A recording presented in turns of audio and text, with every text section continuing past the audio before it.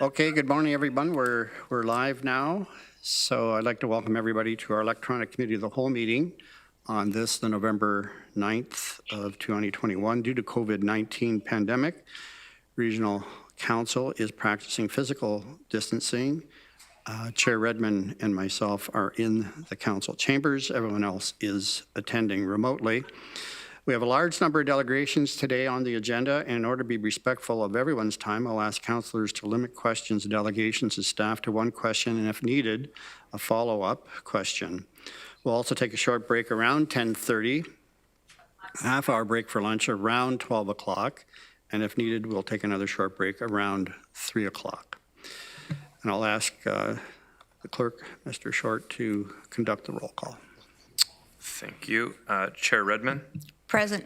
Councillor Armstrong. Present. Councillor Clark. Councillor Erb. Present. Councillor Foxton. Present. Councillor Galloway. Present. Councillor Harris. Councillor Jaworski. Here. Councillor Jowett. Here. Councillor Kiefer. Present. Councillor McGarry. Councillor Nowak. Councillor Shantz. Here. Councillor Strickland. Okay. Councillor Verbanovic. Here. And we have regrets from Councillor Lawrence. Clerk, I must have missed that one, but I'm here. Yeah, we got it. And I think Councillor Strickland is now with us. Okay. Okay, I'd like to acknowledge that the land on which we gather virtually today is the traditional territory of the Haudenosaunee and Anishinaabe and neutral people. We acknowledge the enduring presence of the Indigenous people with whom we share this land today, their achievements and their contributions to our community.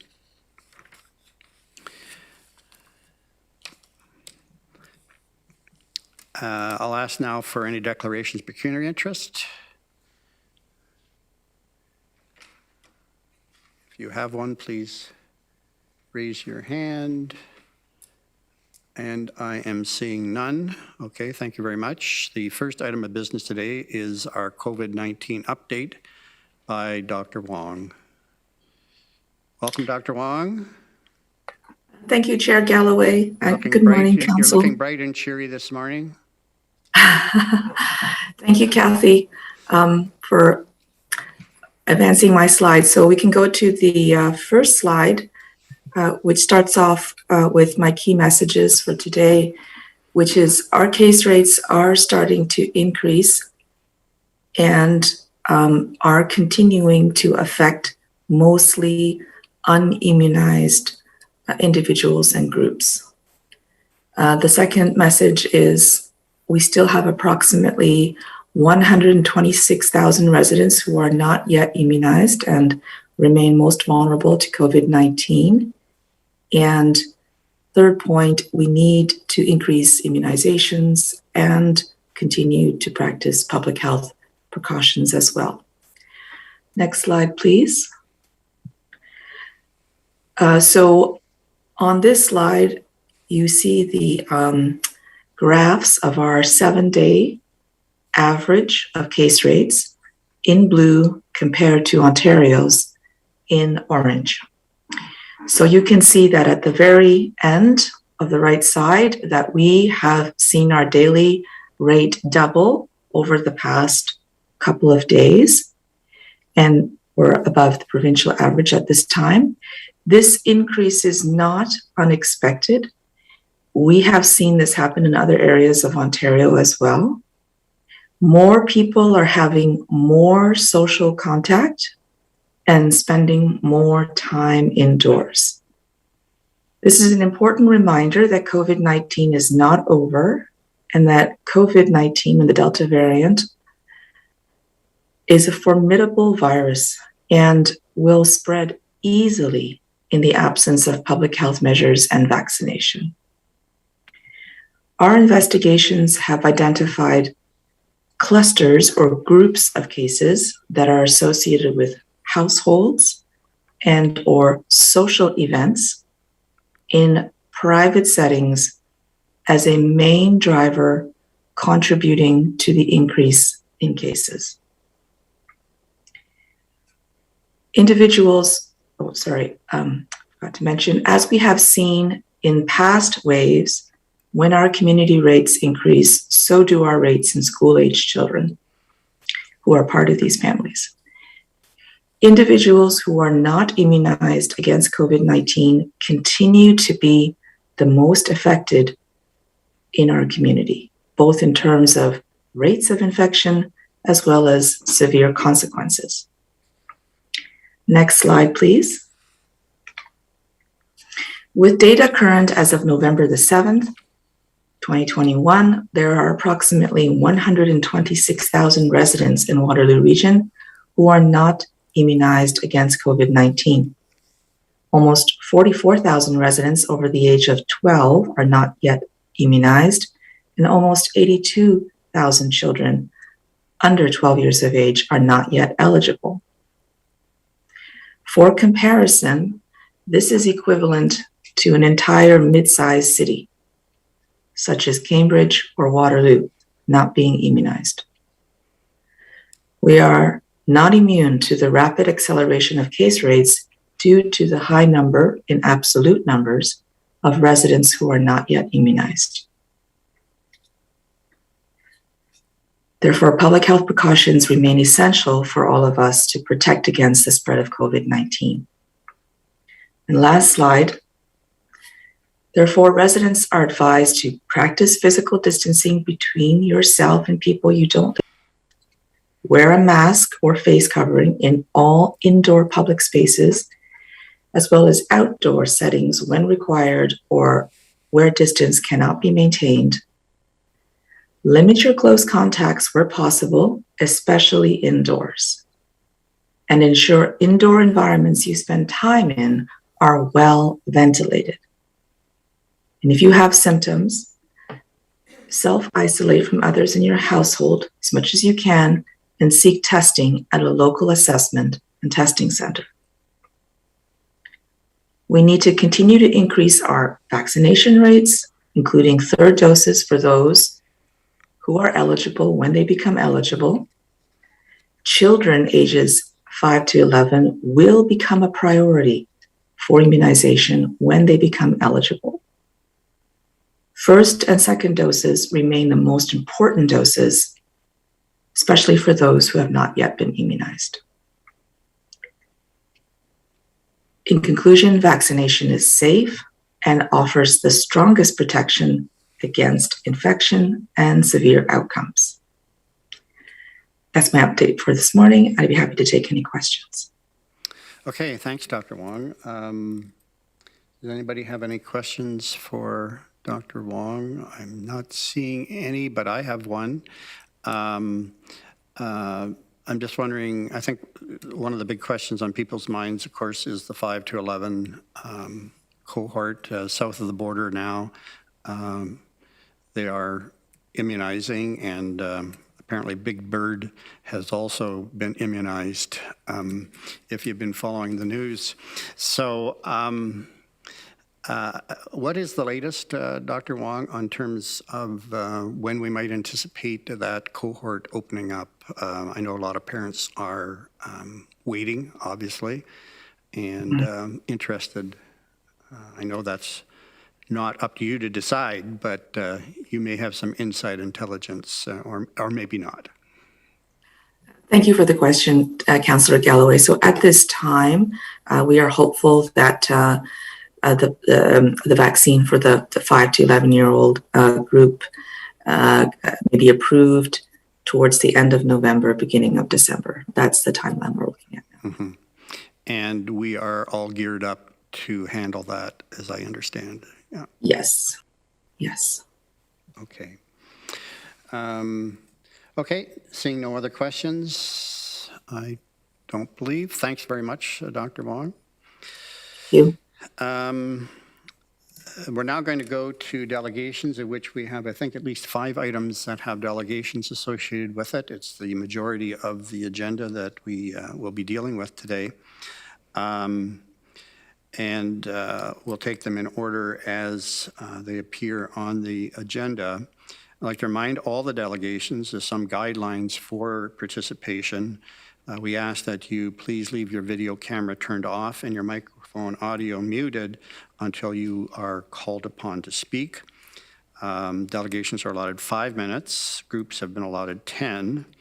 There is a timer which will appear to council and participates in the council chamber window, and I'll try to provide a 1-minute reminder when time is nearing completion.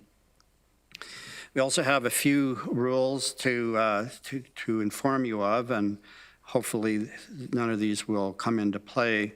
But it will result in the immediate removal from the meeting. That is if there's any interruption of councillor, staff, or other delegations, any derogatory comments, turning your camera on at inappropriate times, and certainly no hate speech or defamatory comments, which of course we don't anticipate, but we want to remind everybody about. So the first item that we're going to deal with is a presentation from Wellbeing Waterloo Region. And we have Paige Monck-Whipp and Cait Glasson. Welcome, Paige and Cait. There they are. And so you are presenting as a group, so you have 10 minutes. Good morning. Thanks, everyone. So Cait and I are here today to provide an update on Wellbeing Waterloo Region. And I'll just share my screen here.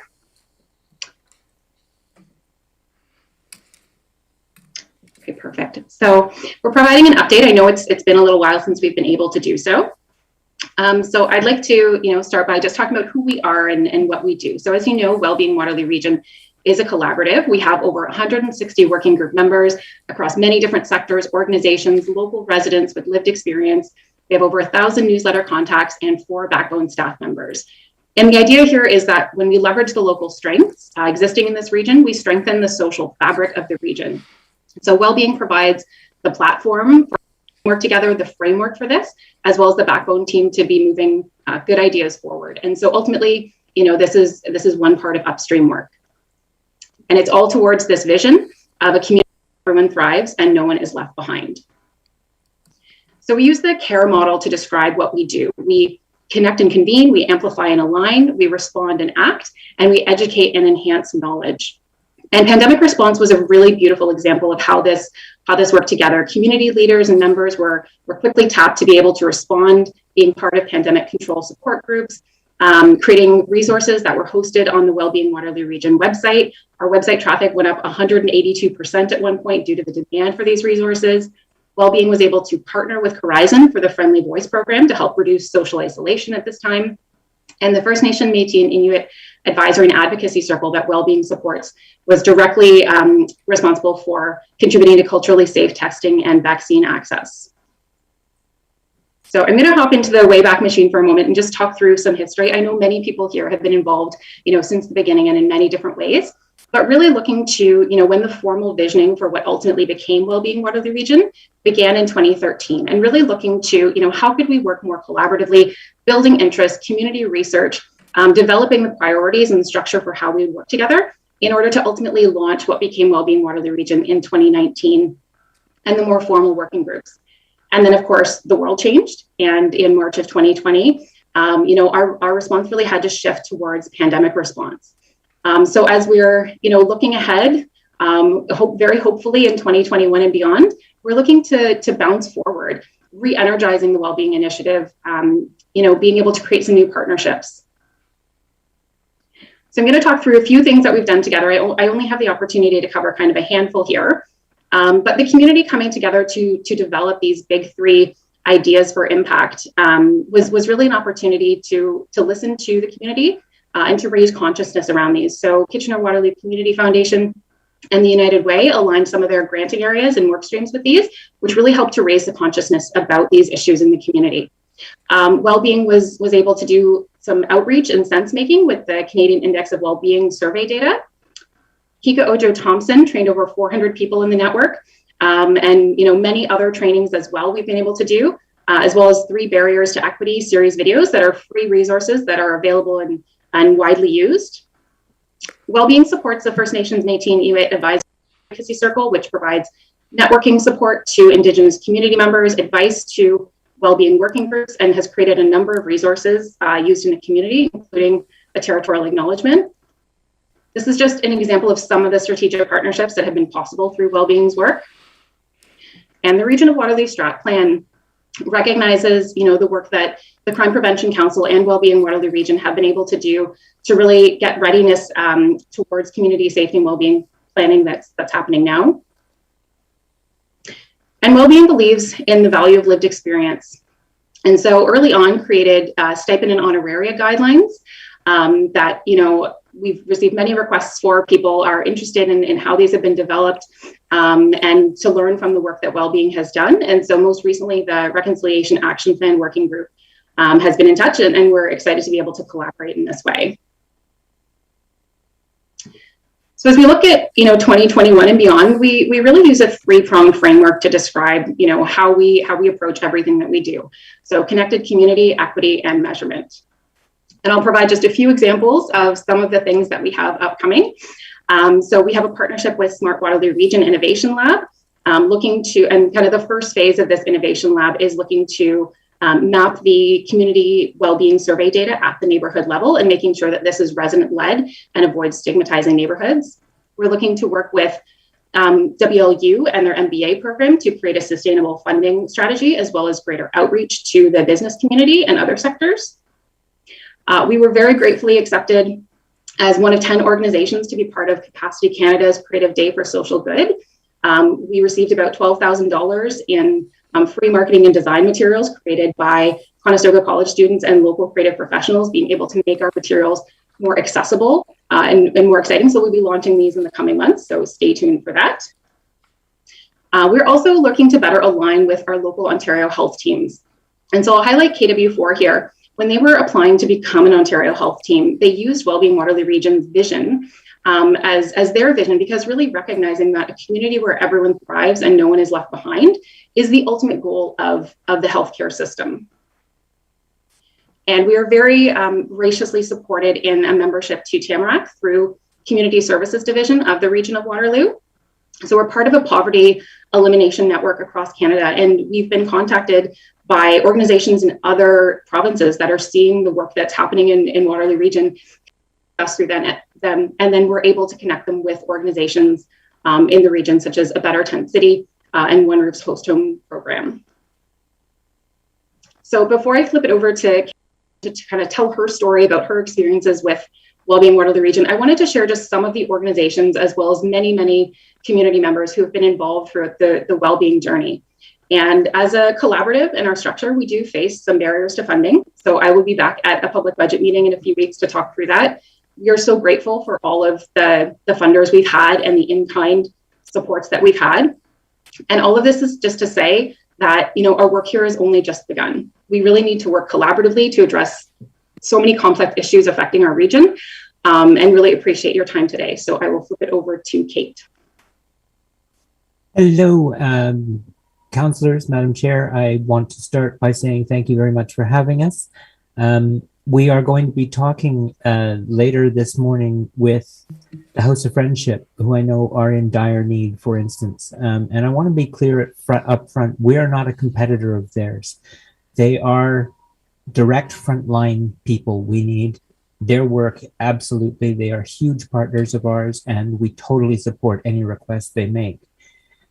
What we try and do is upstream diversion. If we can, our thinking is that if we can find a way to precariously house people better, then they're not likely to end up unhoused and end up needing the frontline services that are so costly. So we're hoping that there's a multiplier effect on putting money into our pockets at this point, because it's allowing us to do, as I say, upstream diversion. I want to talk briefly about the pandemic response. I was part of the psychosocial supports group. We developed a couple of really interesting resources, one about grief, which has been widely downloaded and has been very well received. We have amazing partners like Leadership Waterloo Region, who've been just really helpful to us in helping so many things. We have a collaborative flat structure, which we have designed in keeping with our commitments to decolonization and indigenization. And the connections that we make have strengthened Spectrum, which is the organization I represent, enormously over the years that I've been involved. We've been, for instance, just one tiny little thing, we were able to make connections during the pandemic that allowed us to get telephones out to isolated members of our community who didn't have any way of otherwise connecting to the internet. So they were able to maintain contact with members of our community, keep themselves from being completely isolated, and all of that because of the connections we made through the Connectors Hub. I think the last thing that I'll mention is that the work that I see us doing is uplifting voices that are otherwise not heard. I'm on the committee as a volunteer. I'm a volunteer at Spectrum. I'm a volunteer on the committee. So as all the time that I've given has been unpaid. However, we have that stipend system that Paige mentioned, and that makes a huge difference because it means that my time gets valued like the people who are there as part of their jobs. And that means that voices are being heard that are not traditionally heard in our community. And that's the difference we're trying to make. Paige? Thank you so much, Cait. I know we're out of time, so just really appreciate this and grateful to be able to provide this update today. Okay, thanks very much, Paige and Cait. That was right on time and on point, of course. So I'll ask if anyone has any questions of Paige and Cait. And Councillor Verbanovich. Thanks very much, Chair Galloway, and thanks, Paige and Cait, to both of you for coming in today and sharing this update. I think the work that you're doing is really important for our community. In fact, arguably throughout the pandemic, it's demonstrated to us that it's even more important than ever. And in particular, Cait, I want to thank you for recognizing the importance, on our advisory committees and others around looking at a stipend for volunteers. And it's always a balancing act because we want to encourage volunteerism throughout the community as a way of giving back, but at the same time, it's really important if we want to get, professional expertise and make voices of all our residents are being heard in an equitable manner, that we're evening things out, as you've indicated, between those who are there professionally and those who are bringing lived experience and whose input is equally important. So thank you for emphasizing that. Okay. Thank you very much.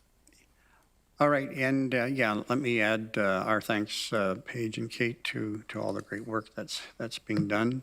I don't have any further questions, so we'll carry on now with the next item of our agenda, which is the report PDL CPL 2142, the conversion of one-way to two-way operations on Regional Road 24, which is Water Street North between Ainslie and Simcoe in the city of Cambridge. There's a staff report that is recommending the change that I believe is being requested by the delegations. So we'll go to the two delegations now, Mackenzie, Meek, and Rebecca Kerr. Welcome. Hi, thank you. I'm just going to share my screen.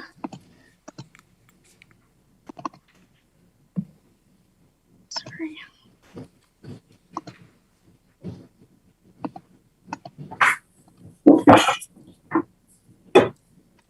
Awesome. So thank you everyone for giving us the time today to make this delegation. My name is Mackenzie Meek and I am the planner and project manager at Pearl Hospitality. And also joining me is Rebecca Kerr, Vice President at MTE, and we are coming to Regional Council today to request that a portion of Water Street North be converted from one-way to two-way. So this slide right here shows the context of the site, including the portion of Water Street North in Galt that's being requested to be extended to two-way traffic. Currently, the grand condominiums that you'll see at the top right of your screen do not have northbound road access into their building. Instead, there's an easement over the 130 Water Street North property, which is the future site of the Cambridge Mill Hotel and Condominium. So in order for them to gain proper access to their building, the northbound lane along Water Street would need to be extended. And ever since the grand condominiums were constructed and that easement over the 130 North property was put in place, it was always the intention that the northbound lane would be extended eventually. And myself with MTE and regional staff have been working over the last several years to come up with a functional design that would allow it to happen. So I'm going to hand it over to Rita for the next slide, just to kind of walk through what that reconfiguration to 2-lane traffic would look like. Thanks, Mackenzie. Yeah, we've been working with various groups in the region over the past 6 years actually on this to kind of get the right configuration in. What some of the big groups we've been working with, mostly corridor planning, design and construction, and also operations. So everyone having a good kick at this and making sure we had the right configuration, especially since we're proposing to put back a little section of road from Water to Ainslie that was previously taken out a number of years ago. So some of the key things just for this sort of reconstruction that we wanted to include was not creating a dead-end situation. That was kind of a key thing for operations and snow removal. And then also thinking about other trucks or even passenger vehicles that get up there and making sure that they had a way to get out without having to cross onto private property. So therein lies the reason for having the little connection, one-way connection, slip-off lane, I guess, right turn lane from Water onto Ainslie and reinstating that. The other thing that we wanted to include here through consultation with the region groups was some pedestrian crossings of this. I'm sure most of you know this section of Water Street can be pretty crazy at times with traffic. So trying to make things safer for pedestrians to cross it. So we are proposing Refuse Island, for a mid-block between Simcoe and Ainslie. And then also another pedestrian crossing just in this is the one southbound Water Street slip-off lane. They're just north of this or south of the split. So kind of trying to keep those things in mind. One of the reasons why, like all the work right now that we're currently showing, aside from the 2 lanes just north of the split, all that is contained within the current road carriage, so between curbs, and that, so no road widenings are required. And then the only other thing that we're looking at is obviously adjusting the line painting and proper signage and stuff. So yeah, it's been a long time coming, but hopefully this is it. Thanks. Thanks, Rebecca. And I just want to say it's important to note that until we can complete this road work to the northbound lane, we cannot proceed with the Cambridge Mill Hotel and condominium development, which is shown on your screen.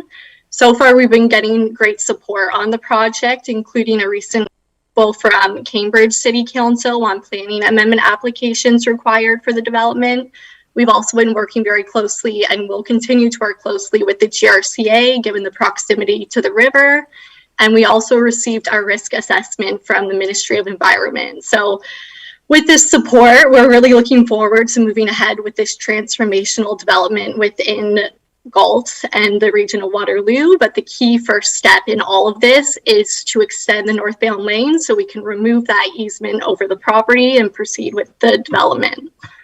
So finally, I just wanted to conclude with a few of the key benefits that we see coming from the proposed Cambridge Mill Hotel and residence. The development includes 250 new residential units and 150 new hotel suites. So that's a given amount of housing being created in the Galt downtown core. And we're also looking at doing a wide range of different housing units for all types of families. We're also looking at revitalizing underutilized spaces within the area. So working with the city, the Conservation Authority, and possibly the region on upgrading some of the public realm features within the site and around the site, including the waterfront trail. We are estimating over $4 million in annual property tax revenue for the region and the city from this project. We are proposing new tourism options, hotel and housing along the future Ion route in Cambridge. It's going to be a significant amount of retail space along the Grand River, including a spa and restaurant. The site has actually been vacant for over 100 years due to the contamination on the site. So in proceeding with this development, we're revitalizing an underutilized brownfield property within the region. The project will include improvements to the road infrastructure, which is what we're bringing forward today, to give the Waterscape residents proper road access to their buildings when going in the northbound direction. And we also anticipate significant employment growth with the project, including 215 short-term jobs and 300 long-term positions. So we really see a lot of benefits to the region from this project, and we're really looking forward to moving ahead with the project. But again, the key first step in all of this is that northbound lane extension and some road work. So Rebecca and I are happy to answer any questions. Thank you. Thank you very much, Mackenzie and Rebecca, and Councillor Foxton. Thank you. And through you, Chair Galloway. As you're well aware, it's a hugely busy intersection that you're doing. Now, I saw, are you allowing left turns onto Ainslie Street? Right turns onto Ainslie Street at the end?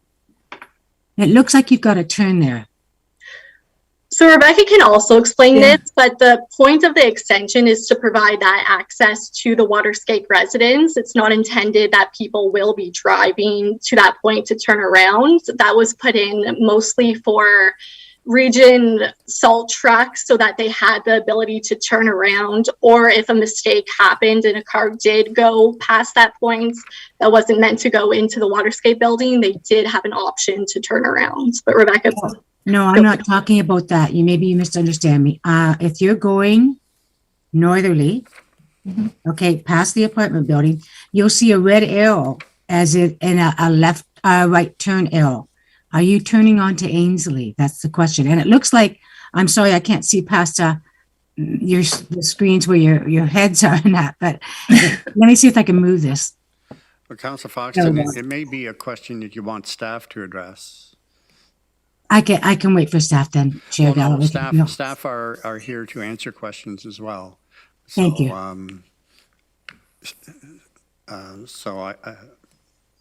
Anyways, go ahead, Mackenzie, if you have a response, and then staff can respond as well. I think I might understand. So you're talking about heading southbound on Water, correct? North. Yes, that's correct. No, you're going north. Northbound on Water. So yeah, so if you're going northbound on Water, there is a right turn potential, like there's a little right turn lane to bring you in and around to Ainslie. So that's to prevent a dead end. Mackenzie, excuse me, Mackenzie, do you have a cursor that you can? Yeah, can you see that? Yeah, yes. There we go. Thank you. Yeah. So that's effectively a right turn lane. Yes. So it's just to avoid a dead end situation. If we didn't have that, say for instance, like a regional snow clearing vehicle would have to turn around and have to do a 3-point turn. We don't want them to have to do that. So this allows them to turn around. At the end of Water Street, just before Simcoe Street, those same signs will still exist that are there now for travel on northbound on Ainslie. Like you have to turn onto Simcoe and then turn onto Ainslie or to continue heading north. That's and it's just wanted to be clear. That's all. So right now, as you come down Ainslie, and either you're going to veer onto Water or you're going to stay on Ainslie, there is that Cambridge section. Is that going to be removed? It looks like you're removing it to create the right turn. Is that correct? So the Cambridge staff are aware of this concept, and we have been having discussions with them. We've had some preliminary discussions on possibly upgrading the gateway feature there, but they are aware of it and we'll continue to work with them on it. Okay, thank you. The other thing is the pedestrian walk on Water Street, and maybe this is a staff one, will it be a signalized pedestrian walk? Because it does get so busy coming down off of Ainslie. Is there any staff that could respond to that? Is Richard Ferrant or Cheryl McMurcy on the call?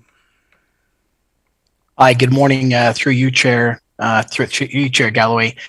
No, I do not believe that the pedestrian count would be high enough to warrant for it to be signalized. I think at this point, it would just be the pedestrian crossing over Water Street. You're probably correct. The pedestrian traffic is not great along that way. So, okay, thank you very much. Okay, seeing no other questions, I just wanted to Rebecca and Mackenzie, you're in favor of the staff recommendation, I take it? Yeah. Okay, so can I have someone to move the recommendation, Councillor Kiefer, and second the Councillor Harris? And I'll ask you now to vote using your icons. Seems to me this section of road has been two-way, one-way, two-way, one-way over the years, kind of like Charles Street in Kitchener. So that is carried. Thank you very much, Rebecca and Mackenzie, for coming. That's been approved and to be ratified at the council meeting. Okay, so our agenda would have us having a break at this particular point in time, but we are well ahead of schedule, and that's not a bad thing. And so apparently all our delegations and staff on the next item are in the waiting room. So I am going to suggest that we go to the next item, 5.3, the McQueen Shaver Boulevard matter. Staff have a short presentation, and then we have 6 delegations, and then any ensuing discussion, I think, will be done by 10:30, hopefully, which is the scheduled break time. So, Mr. Bauer and Mr. Vandekeer, you are going to give a short presentation on the matter, and then we have the delegations to hear from. Thank you, Chair Galloway. Is clerks going to share the presentation, or shall I share it?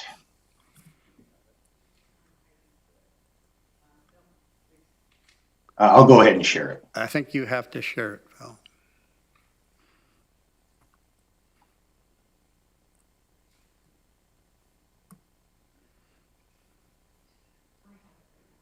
Okay, Jessica now has it, so let's have Jessica do it. Oh, sorry. All right, thank you very much. Everybody can see that? No.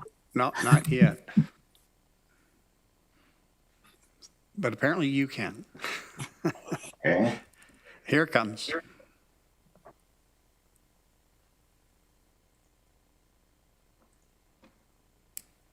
There it is. Okay, go ahead, Phil. All right, thank you. So I assume that Jessica's controlling the slideshow now? I believe so, yeah. You can tell her when to change, yeah. I will.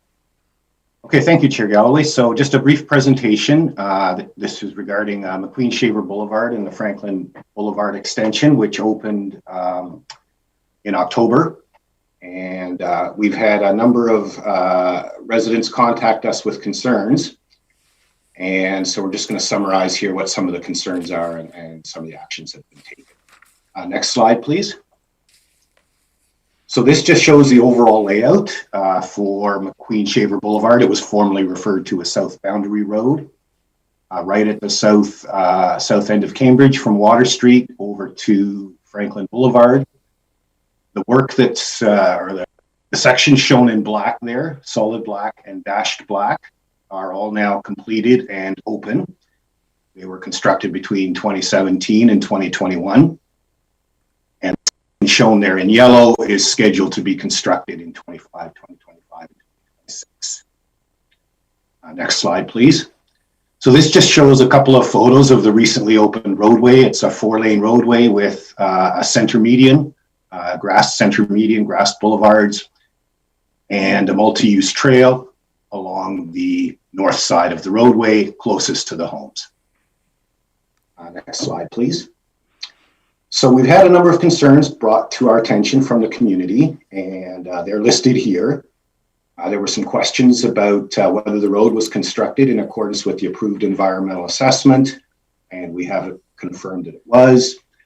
We've had questions about the noise assessments that were conducted, and we have confirmed that they also were conducted in accordance with region policy. I'll give a little bit more information about that. We've had questions about illumination, which was shown in the EA, and the road does include center median lighting. We've had questions about vehicle emissions. We've had questions about speeding and stunt driving, and Waterloo Regional Police Services have conducted enforcement on the roadway. And then there's also questions about an upcoming truck diversion study. So we'll share a little bit of information about the plans for that moving forward. Next slide, please. So this is a photo that shows the roadway, McQueen-Shaver Boulevard under construction. And you can see from the photo that this is a pretty dramatic change from what the residents in this area were long accustomed to. This is looking westward towards the Grand River and Water Street. And so on the right-hand side is the north side of the road. Those are all existing residents that were there for quite some time, long time before the road was built. On the left is a farm field. That's the south side, and that's what the residents were accustomed to for a long time before this road was constructed. So it is a very dramatic change from what was there previously. The road obviously carries vehicles, generates noise, it's illuminated, and so it's certainly quite understandable that that the residents are having to deal with a significant change here. Next slide, please. So just a little bit of a summary of the environmental assessment. It was completed in 2011 and subsequently approved by the MOE, now the MECP, in 2012. Construction started in 2017, and the first section from Water to Franklin opened in October. We have confirmed that the road was constructed in accordance with the approved environmental assessment. This includes the alignment of the roadway, the positioning of the roadway, the elevation of the roadway, and the maximum gradient or slope. There is a hill that the road goes up there is 6%. And as mentioned, phase 2 is planned for 2026. Next slide, please. So one of the most significant concerns or frequent concerns we've heard in questions has to do with the noise assessment. And the EA in 2011 concluded that no new noise walls were warranted along McQueen-Shaver Boulevard. We have rerun and rechecked those noise models from 2011, and we've put in the actual as constructed conditions. So the original model was done on some preliminary designs for McQueen-Shaver Boulevard, and we've used actual as constructed measurements now. So we've confirmed that the maximum gradient at 6% hasn't changed. We have put in actual distances from the backyards of homes, the outdoor living areas, actual elevation information, and we've confirmed that no new noise walls are warranted along McQueen-Shaver Boulevard. Again, it's important to note that all of these models are done based on traffic forecasts to 2031, so 10 years from now. So it's based on a future volume of traffic predicted. It's also important to note that a lot of questions were raised about some of the values used for the noise model. So a lot of questions were asked about the background noise level that we used. And the background level used is 55 decibels, and the threshold for a noise wall is 60 decibels. That's the lowest threshold for a noise wall in the noise policy. So the noise walls would not be warranted at any level below 60 decibels. And as long as the background noise level is 55 or less, that doesn't change. So the background level really doesn't influence the assessment in this case. On the Franklin Boulevard extension that ties into South Boundary Road, the homes were generally set back by the developers to avoid the need for noise walls. developers had the option of constructing noise walls or setting the homes back, and they generally elected when they built the homes to set them back. When the region built the extension of Franklin Boulevard in 2017 and 2018, we rechecked the noise modeling results. We found that one property that's side lotted was not set back far enough. And so we did construct a noise wall on that property, adjacent to that property. And we are now checking all of the noise modeling results on the Franklin extension once again to confirm the results. Next slide, please. So this is just a very brief overview of what goes into the noise modeling. We use the Stamson model, and down the left side of the screen, you see all the inputs there, the distance from the roadway to the outdoor living areas of homes, posted speed limits, traffic volumes. All of those things have been double checked and rerun in the model to confirm that noise walls are not warranted. Next slide, please.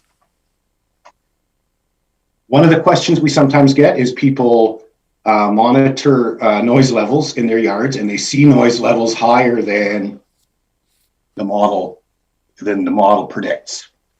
And that's explained through the difference between a peak noise reading and an average noise level. So the model we use, Stamson, calculates a daily average volume noise level. And so it is definitely possible to have peaks above 60 decibels. And that's what's shown in the blue lines there. So at certain times, higher volumes of vehicles, louder vehicles can generate peaks. But the model predicts an average level. That's the green line shown on that figure. And that's what the noise wall warrants are based on. So if the noise levels are calculated to be less than 60 decibels, then a noise wall is not warranted. Next slide, please. We've had a few other questions. We've had some questions about the Franklin Boulevard extension, specifically the intersection with Carpenter Road. It is currently now set up as with stop signs on Carpenter and no stop signs on Franklin Boulevard. That is how it was contemplated during the environmental assessment. There is a pedestrian refuge island provided there to assist with pedestrian crossings. And Franklin Boulevard extension was constructed in an interim condition for 2 lanes. The traffic volumes there do not warrant 4 lanes yet and may not warrant 4 lanes for quite some time. But it would be widened to 4 lanes at some point in the future if the traffic volumes warrant that. We've had some questions about providing pullover spaces for police enforcement. That is not something that is needed or provided on regional roads. We understand the police have conducted enforcement there and have had no difficulties doing so. We've also had some questions about noise warning clauses, and all of the homes that back onto McQueen-Shaver Boulevard and the Franklin Boulevard extension have noise warning clauses on title. That was a condition of the development approvals. Those clauses would have been placed on title before the homes were first sold. We've confirmed that they are registered. We are not planning to change those, add any new warning clauses or anything like that.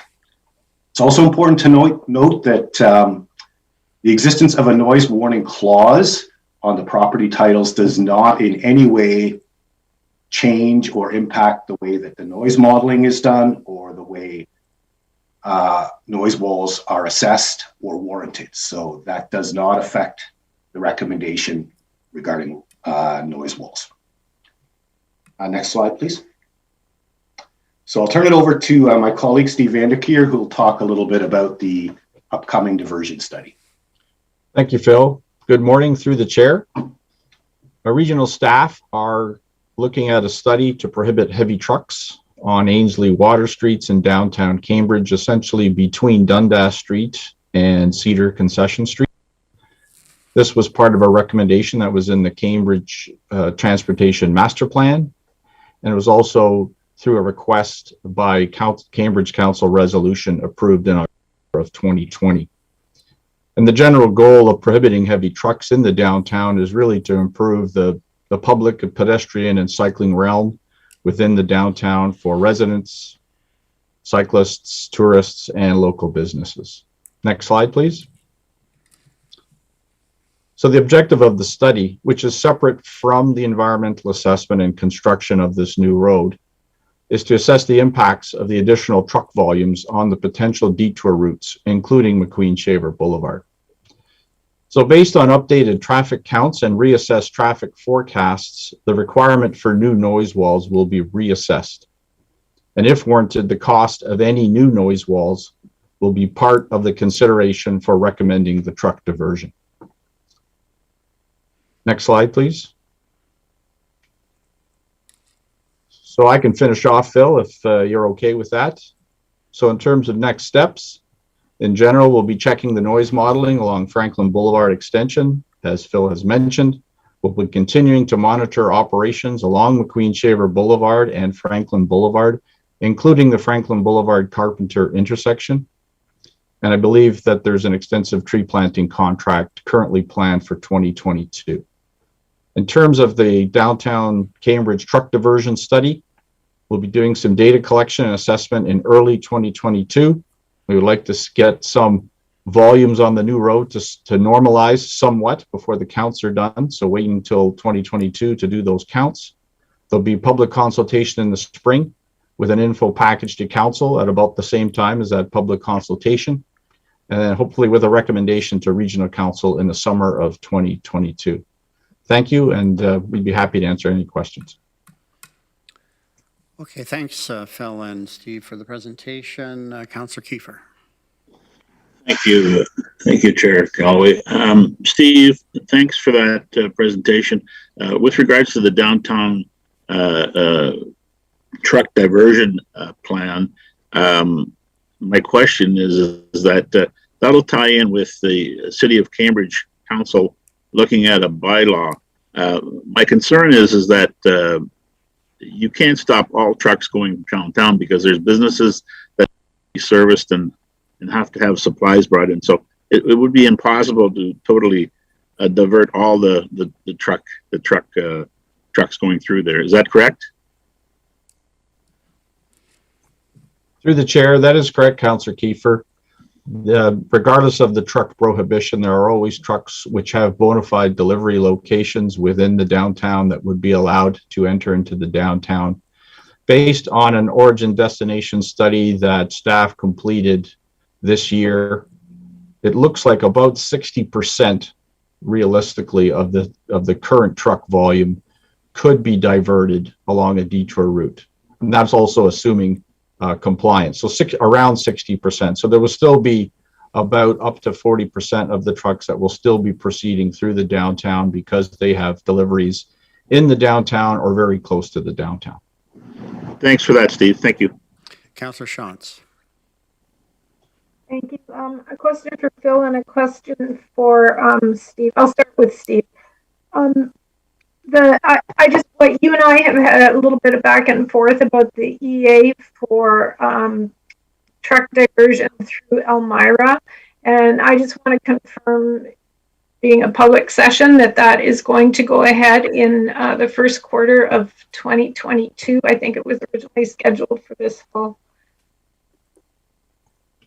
Through the chair, I think we'd have to check on the timing of starting that study. I think it is planned to start in 2022, but we'll definitely get back to you and confirm on that. Okay, it's been delayed a couple of times. My question for Phil is about the modeling. Do we ever consider more than just the average noise level? Have we ever considered those peaks? And do we ever go and actually measure on site whether the model plays out true? Thank you. Through Chair Galloway, I think perhaps Steve is better positioned to answer that question. I know they have done some studies. Maybe I'll ask Steve to respond. Through the chair to Councillor Schatz. Yes, in fact, I believe it was in the early 2000s, the region conducted a study. A consultant, they set up actual noise receivers adjacent to a regional road and measured noise over a period of many days, actually measured the noise from traffic and averaged that out. And then through the Stamson model, calculated what that average noise level would be. And we found that the differences between the actual and the measured were quite small. And so it was good confirmation that use of the model is actually very representative of average noise levels. To consider anything other than average would be very problematic because, as you well know, a single truck or a motorcycle going by can cause a very high short-term peak.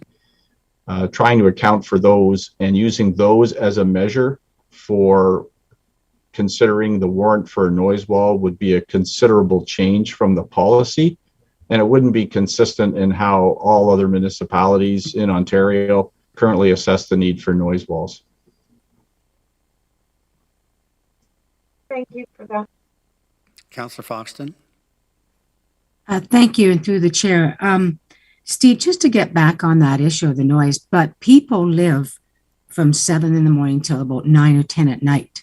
Your noise study does an average, including the times that they're asleep, and also people putting children to sleep. And you, if I understood you right, you said that the study was done in the early 2000s, before the road was constructed, and then you did sort of a guesstimate of what it would be like in the future, and not an actual. Is that incorrect? Am I assuming the wrong thing? Through the chair to Councillor Foxton, the study I talked about was a generic study to assess the effectiveness of the Stamson model. It wasn't specific to the McQueen-Shaver Boulevard project. But during the EA for McQueen-Shaver Boulevard, which was completed in 2011, there was a noise study done. And noise assessments are always done using a 10-year forecast. So of course, if a road doesn't exist, there's no baseline traffic. So it's based on staff's best guesses in modeling what we think the traffic volumes will be 10 years after the road is opened. On other projects where there's an existing road, we look at the base volumes and then predict what those volumes would be 10 years into the future, and then use that, because the higher volumes of traffic are going to generate a higher average noise volume. So to use a 10-year forecast than it is to use an existing volume, because if you just use existing volumes, in most cases, you'll never get it close to meeting the warrants for a noise wall. So you always want to look forward.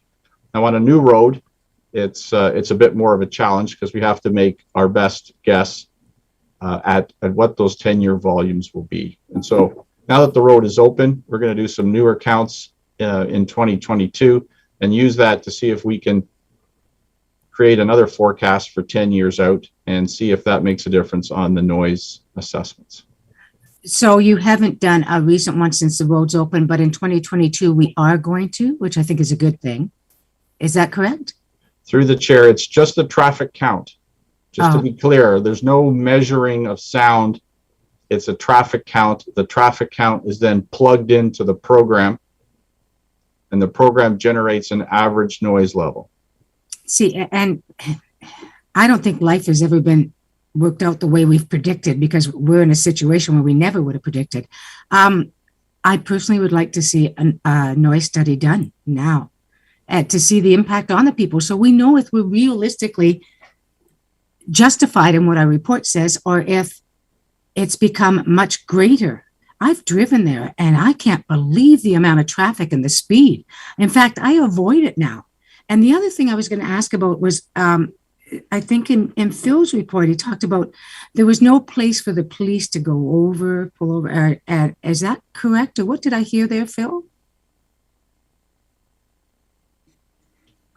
I can answer that. Chair Galloway.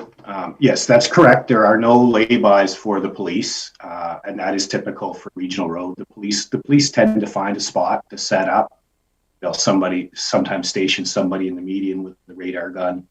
But they have done enforcement there. They haven't indicated to us that they've had any difficulties or problems conducting enforcement there. Phil, you keep going out. I didn't hear what you said. So they have done enforcement there. And was there I have to tell you, they did enforcement on one of our roads and they were shocked at the speeds and the counts. So they were dealing with that. So did they find it not to be too bad when they did enforcement there? No, they, through you, Chair Galloway, they had no difficulty setting up to do the enforcement. My understanding is they did issue a number of tickets for speeding and stunt driving, perhaps a dozen or more during the time they were set up. This was in July. I don't have the exact figures, but I understand there were a number of tickets issued. Thank you, because you addressed my concerns. The police can set up there, and there's an issue regarding speeding. I don't know where there isn't an issue regarding speeding. I would like to see a noise study done, and I'm going to request that. I'm not sure whether the rest of council would agree with me, but I wouldn't mind seeing a noise study done. Thank you. Okay, we will now go to I don't think I have any more questions from council, so we'll go to the delegations. And we have 5 delegations, and the first of those is Michelle Noble. Welcome, Michelle. You can turn your camera on, and there you are. Welcome. Hey, thank you. I missed the first bit of that, so I hope I'm not repeating. So my name is Michelle Noble. I live on Birkinshaw Road, and my home backs onto the new Boulevard. I'm one of the homeowners, I admit, who knew that a road was going to be built prior to purchasing my home.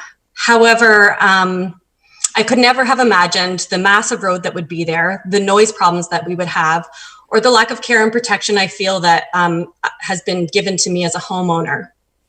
Prior to buying, our builder stated that we would have sound walls in place. And many people I spoke with up on Yeeman and Bailey who back onto Franklin were also told by their builders that they would have sound walls. However, they were left with a chain link fence, and I have partial chain link and a partial wood fence. I believe that the region failed to do their job in holding builders accountable to providing proper sound attenuation. I have a noise clause attached to my home that is applied to homes when provincial objective of 55 decibels cannot be achieved. When this occurs, according to the EA, the region's own policy of noise and ministry guidelines, builders are supposed to put in proper noise attenuation both inside and outside of the home. However, my builder has not, and I feel that the region has failed into ensuring that builders do this and equip homes who are going to be living along this 4-lane road. For example, I do have a sound wall in my bedroom, but what is the point without soundproof windows? I have a chain link fence on part of my yard and a bit of wood fence that doesn't block any noise. I know a few people on Bailey actually were provided with soundproof windows, but nothing else. Builders knew that they had to put in some sound mitigation. They seem to do a very hodgepodge job and were inconsistent. And I would actually request that the region go back and check on builders and the job that they did and that should have done. The transportation department also states that all of our resident concerns have been addressed, but we actually don't feel that they have. They have never even addressed the basic question of, based on the region's own noise policy, a noise study is redone every 5 years. Another example is they state that no direct light trespasses onto private property. But this just isn't true, talking to many members in the community. And I know that you've received many emails from residents stating this. We also do not understand the claim by the region that they followed the EA in regards to lighting, when throughout the EA it states multiple times that light would only be at intersections. A big issue that seems to trickle down throughout this whole road is that although the Ministry of the Environment and Ministry of Transportation differentiate land use between rural, suburban, and urban when setting noise limits and requirements for noise mitigation, the region of Waterloo does not. The ambient noise level used for this road was that of an urban or downtown area. And we actually calculated our noise levels as much less than the 55 decibel ambient noise they set. We have a sound meter and we calculated our average at 43. Overall, the region's noise policy seems to be incomplete and seems to be designed to benefit the region and not protect people. We heard many times from members of the region they understand we've gone from farmland to road, but this doesn't seem to be accounted for in the noise study or the lighting or design of the road. 3 concerns Four concerns that we have today are ongoing speed. We know this is an issue and you've already brought this up. We were told that we would be on the police STEP program, but we have actually contacted the police and they told us they actually don't have much time to invest resources here. Another red flag, which I already heard you talk about, is the lack of police pullovers.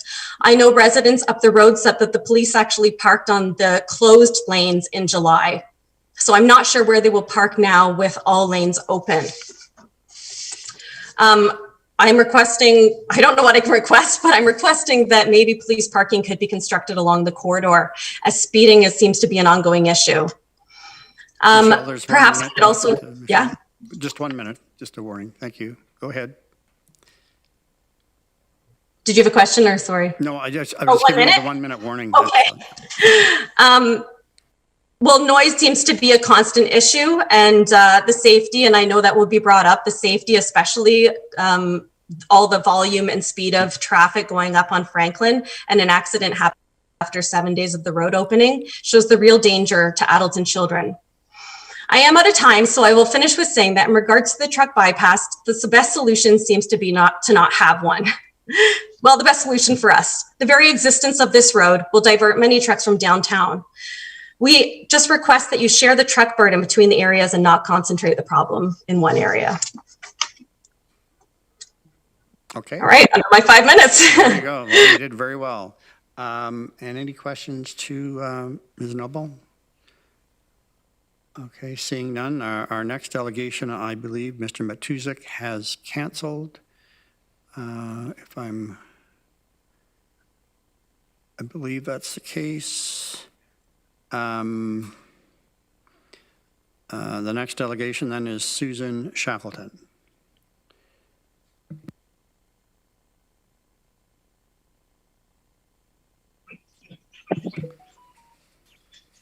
Okay, can you see me? We can, Susan, yes. Okay, and you can hear me? And we can hear you. All right. Yes. Go ahead. I'm out in my backyard. I'm hoping that you'll be able to possibly hear what's going on behind me and that kind of thing. I also ask that councilors please let me get through my questions before asking any or before answering them, since I only have 5 minutes. So my first question is, why did the region not do a second EA study in 2016 when the 2011 EA study expired, according to their own policy, as well as the MOE? And I think one of the councillors did come up, mention something about that. Why did the region's transportation department use erroneous parameters in regards to the noise study? Michelle touched on this. We are suburban, not urban, and the road is in a rural area. Yet the study used the decibel level of 55, which is for urban. And on October 5th, 2021, I sent an attachment about how noise levels affect health, lessening life expectancy, and there was quite a few, there was one, I guess, from Mr. Bush. Number 3, why did the region's transportation department deviate so much from the EA study, such as the topography, which is much higher in all areas from the RWDI noise study? I also sent a copy of an email the same date, excuse me, from Mr. Doman, who told me, was dated September 9th, 2018, that the roadway would be 1 meter below my yard, and it is actually 3 meters above my yard. The lighting is also different from what the EA study showed as well. Why did the region leave out the homes along Langlaw Drive in the air quality study? And why was the air quality study not done for these and the other homes along the corridor?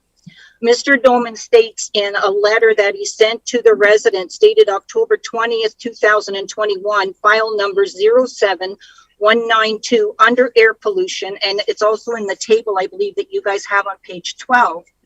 It's air pollution number 2A. It says that the McQueen-Shaver Boulevard and Franklin Boulevard extensions meet all provincial environmental guidelines. But this is pertaining in the EA study to wildlife and vegetation. The homes where people live was excluded and was not in that study. Yes, overall congestion and queuing in the, queuing of the roads will lessen the air pollution and will happen for the roads that will not have the trucks traveling down them or the cars, but it will increase exponentially the air quality and air pollution on the McQueen-Shaver Boulevard and for those living within 100 meters of that roadway. And that's where we are, because the 4 lanes definitely are within 100 meters of our backyards. My email to all of the councillors dated October 5th had a lot of attachments detailing studies done. And one was from the Public Health of Ontario called TRAP, which is the Traffic Related Air Pollution. There was one from the Climate and Clean Air Coalition, one from the World Health Organization, Air Quality News, and I could have sent many, many more. These all show that major roadways built within 100 to 300 meters of residential areas have a very significant effect on the people living in these areas, and it can lessen lives expectancy by up to 10 years. And pollution from trucks is 4 times greater than that of cars. My next question is in the same letter from Mr. Doman, number 3C. It says, the region is coordinating with the Waterloo Regional Police Services to enforcement upon full service opening. Well, I spoke to Officer Harnack of Waterloo Regional Police Services on October 27th, 2020. He said, we are aware of the situation and zone officers have zone boards in their vehicles, and we will try to monitor and be visible, but we only have 12 cars in Cambridge, and unfortunately other issues will take priority. Also in the same letter, under number 5D, it says there, the region is currently considering a possible truck diversion for downtown Galt, and this would direct trucks onto McQueen-Shaver Boulevard and the Franklin Boulevard extension. As part of the review for a possible truck diversion, the noise study for McQueen-Shaver Boulevard and Franklin Boulevard extension would be redone using updated forecasts for truck volumes with and without a potential truck diversion in place. You all knew that this was supposed to be a truck diversion way back when. So I don't know why this study is just being done now. And also number 6C says if noise walls on McQueen-Shaver Boulevard and Franklin Boulevard extension become warranted as a result of the possible truck diversion, then this change, as well as the cost of constructing noise walls, would be a consideration in approving a truck diversion. Again, I say you knew that it was going to be that. Also, the region. Could you wrap up, Susan, please? Okay. You talk about being the roads are similar. Other roads are similar in the area, and I would like you to please name these roads, because I think if you go and check the roads that are similar to the one behind us, I would say 99% of them have attenuation for sound and pollution. Thank you for letting me speak. Okay, thanks very much, Susan. Any questions? I'm seeing none, but Susan posed a series of questions, and I'm wondering if staff could take the time, not now, but to respond to Susan's questions so that she gets the answers to those. Okay, thank you very much. The next delegation is Oscar Viana. Oscar, there you are. Hi. Hello. There you are. Welcome. Thank you. I'm just going to share my screen here. Go ahead. Can you see? Yes. Okay, great. Thanks. I think that the majority of my grievances and the grievances of the community around me have already been shared by those that came before me. But I'm here to speak really about this truck bylaw diversion through McQueen-Shaver Boulevard.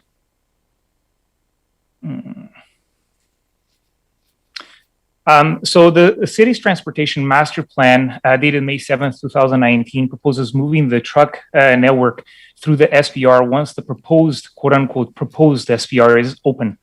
The reality is that the SPR is not yet open. It results currently at a dead end on Franklin Extension, and it will remain this way for at least 5 years.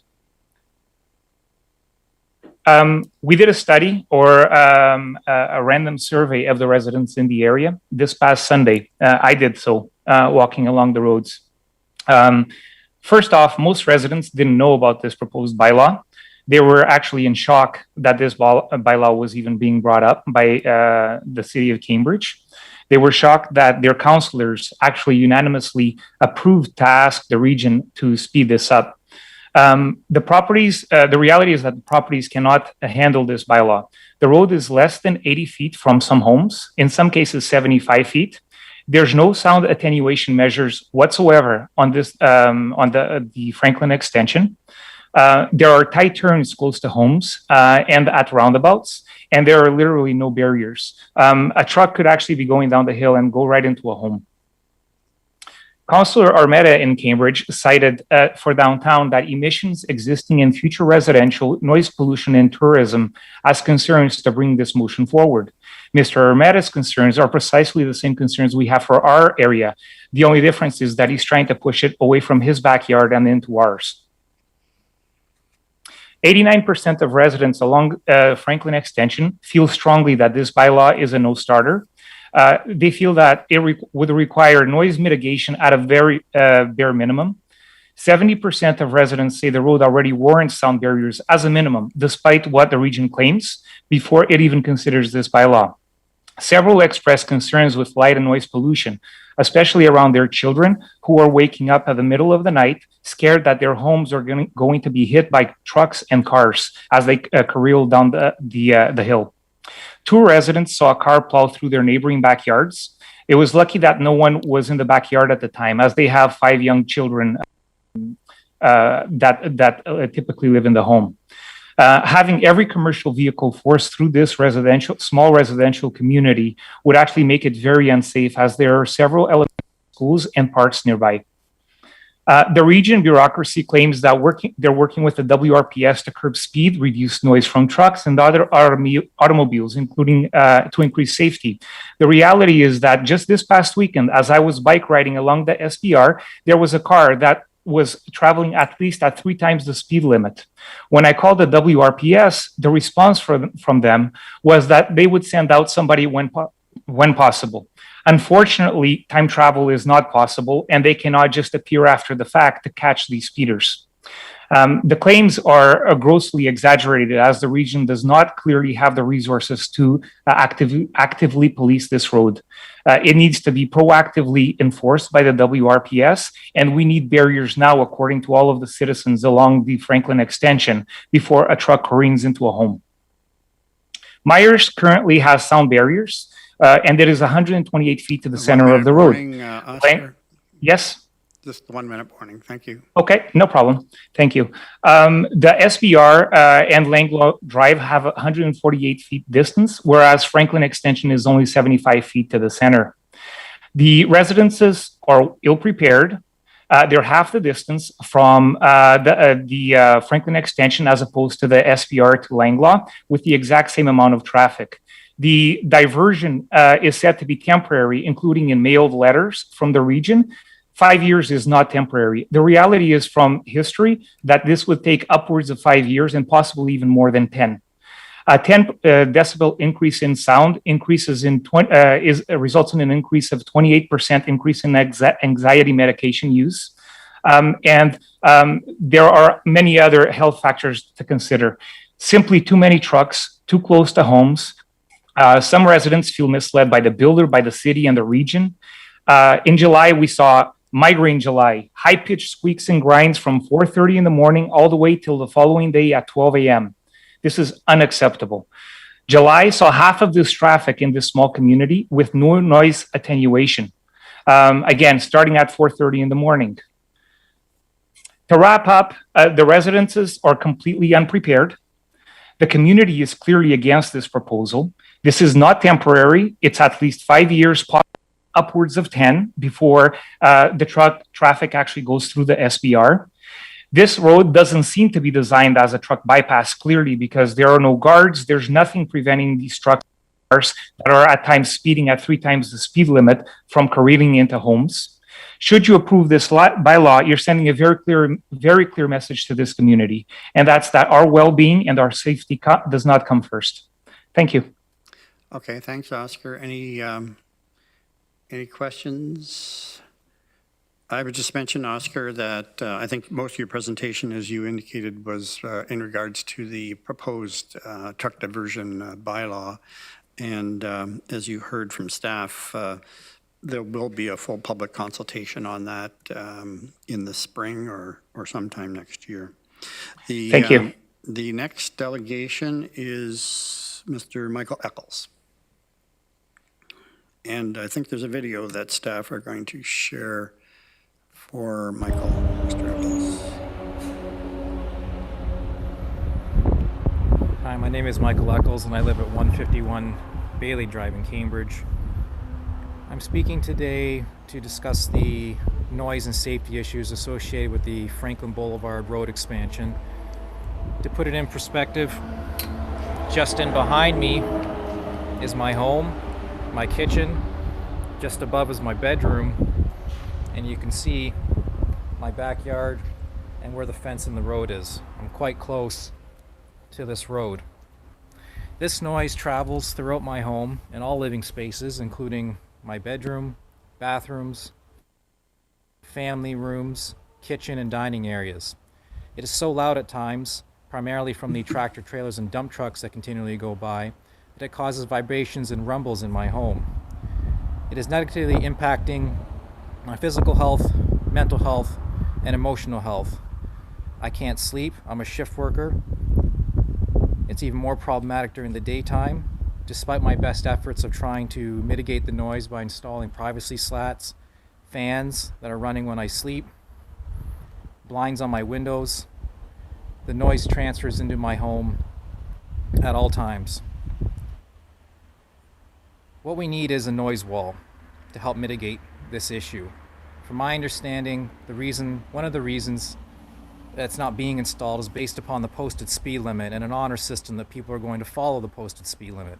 I've been driving on Franklin Boulevard for 20 years. People do not go 60 kilometers an hour. The flow of traffic is regularly and conservatively looking at 70 kilometers to 75 kilometers an hour, and much higher at times. That should be taken into account in determining whether or not we need a noise wall. What you're hearing today in the video is only a small municipal amount of how loud this noise actually is, and I would invite any of you hearing this today to come to my home. I'll invite you into my backyard or into my home. You can see how loud it is and hear it for yourself. I'm finding it difficult to function in my own life, to be a father to 2 young children, a husband to a wife, and to also have the energy to be able to be a productive member of society and go to my job. After a 12-hour shift, I don't even want to come home anymore because I cannot de-stress because I'm so frustrated with the amount of noise in my home. Another important aspect, if not more important than the noise issue, is the safety aspect of it. It's already been observed that stunt driving is problematic on this road, and the solution to this problem is to have the police mitigate this issue entirely. The police do not have the resources to be able to be at this road 24 hours a day, 7 days a week, to catch drivers who are speeding and driving recklessly. Yesterday, there was a major motor vehicle collision at Franklin and Carpenter, which was a near miss, could have been a fatality. The passenger side door was completely crumbled with the airbag deployed. The individual who was hit believed the vehicle was traveling well in excess of 75 to 80 kilometers an hour. If you had a passenger at that time, and I've sent some of you photos of that incident, there surely would have been a major injury, if not fatality. The removal of the stop signs was reckless. It is next to a green space frequented by children in all seasons throughout the year, from tobogganing to sports activities. Someone is going to get killed if something isn't done. We cannot just throw this problem on the police's shoulders and expect it to go away. We need further mitigation efforts. Reinstalling those stop signs, speed bumps, some sort of radar, just 3 examples that I can provide that would help assist this problem in addition to the police resources. I'm hoping someone hearing this today has a bit of empathy and humanity to be able to hear the pleas of myself and the other neighbors in this area who currently live here and in future generations to come, to do what is right and reasonable, put in a noise wall, not pass a bylaw that would increase the problem further by having all trucks routed through this area, and to also put in further safety measures before someone gets killed, especially a child. Thank you for your time today. Okay, we'd like to thank Mr. Eccles for submitting that. He's not with us virtually, so we can't ask any questions of him, but we appreciate his contribution. The next delegation is Mr. Jeff McQueen. Mr. McQueen. Oh, hello, can you hear me? Yes. Perfect. I'm just going to attempt to share my screen here if I could.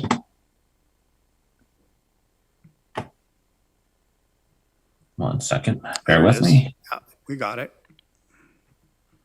Perfect. Thank you. Oh, sorry. I'm going to jump right in here. Part B of the region's policy, section 5.3, disqualifies the current sound study that's being used for the MSP. It states that if construction doesn't begin within the first 5 years of the project, that a new sound study must be completed. We can see here the cover page for the sound study that was completed and is part of the original EA. It was done in 2011. Phase 1 of the construction project was started in around 2017. So that's greater than the 5 years that's specified in our region's policy. The region's transportation department did redo portions of the study, but they used old data from the original one. And they presented it, I believe, to council, calling it's the Sampson model. They presented it on the 6th of this year. When they reran this model, though, they relied on using old, outdated inputs from the original EA. As you can see below, they also acknowledged that in the previous study, they made some errors as far as road receptor elevations were not included in the calculations. This is one of the other areas that we have identified that weren't necessarily accounted for in the original sound study, and that's topography types. The sound study lists topography types as 1, which means it's a straight line. The noise is a straight line from the source. Oh, apologize, let me jump back here. Straight line from the source to the receiver. That's not the case for the majority of McQueen-Shaver Boulevard. The majority is type 3A, whereas the road is elevated well above the receivers. We can see here, this is from the region's rerun of the Sampson model, where they took the original data and plugged it in again to say that they were still underneath the 60 decibel limit. However, we can see that they only corrected for the gradient and they didn't make any of the other corrections. So we know that the distance to receiver was incorrect in the original study, and we know that the topography listed is not a flat or gentle slope as specified here. By stating this, they also take credit for the ground softness, which gives a 5 decibel credit to the system that they're using. This is a picture from my backyard. Does this look like a gentle slope to anybody? This road is at least 12 to 15 feet above the ground level in my backyard, and you can see how close that car is.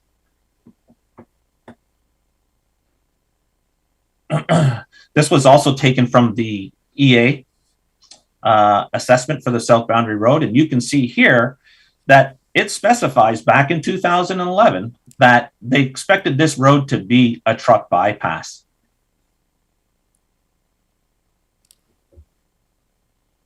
This is the, on the left is the EA documentation, and you can see where it says the 55 and the 59 are the 2 decibel readings that they're using, right?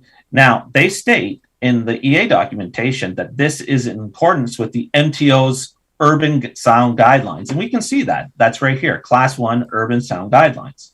However, they ignore suburban and they ignore rural. And we can see Class 1 and Class 2 as it relates to these 2 things, right? Class 2 is clearly the definition that the EA study uses for their sound study. They even list these times. However, they took Class 1 as the 55 decibel instead of the 50. It should be noted, if they used the 50, sound mitigation would have been required. So they claim that the road is urban, but it's clearly suburban. However, the region's own documentation lists this area, this is where the road is, as it went through a farmer's field, was listed as rural and is still listed as rural in your own documentation. The region's responses to all our concerns around air pollution are listed here. Roadway meets provincial environmental guidelines. Roadway isn't expected to generate any significant air pollution, and reducing overall congestion will result in less air pollution. Note that the region's responses don't reference the EA as a supporting document when making these claims.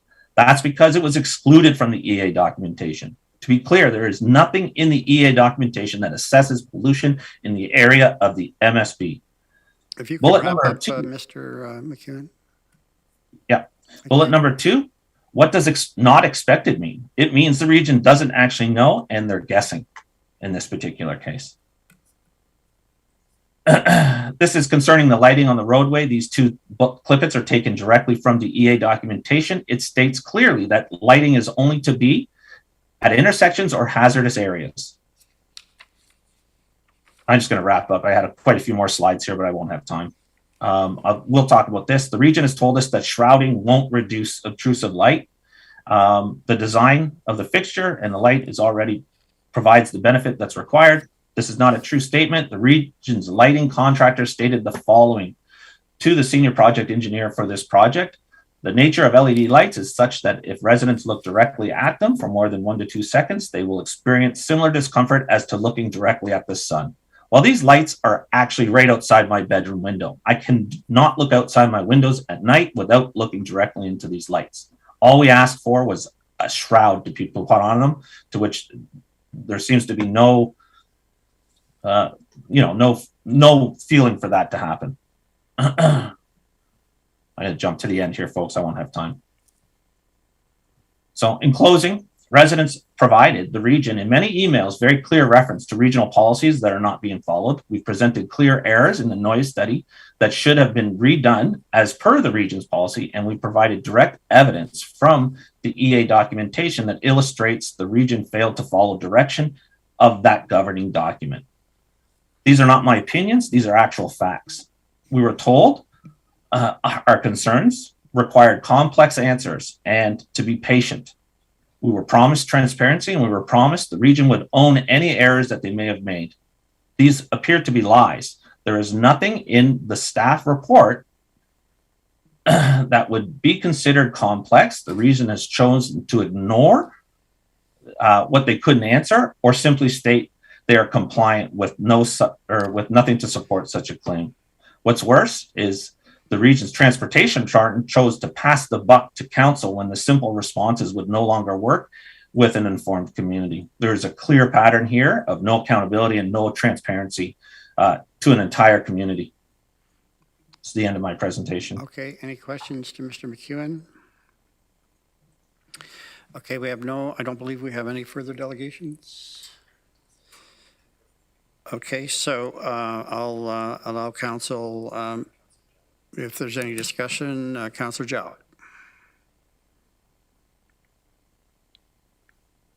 Thanks, Chair Galloway. And I understand that this particular upgrade has been, I guess it's a capital upgrade for a very long time. But it does sound like I'd like to see us look at some more upgraded studies and even maybe some cost-benefit analysis for the noise attunement and the light shrouding. Is that something we can ask staff to bring back? It's here now, but it's clearly causing some anxiety. So is there a way we could just get the cost-benefit analysis? Mr. Schmidt. Through you, Chair Galloway. So we will be redoing the noise study. All of the work on noise that's being done is being done in accordance with the policy that Regional Council approved.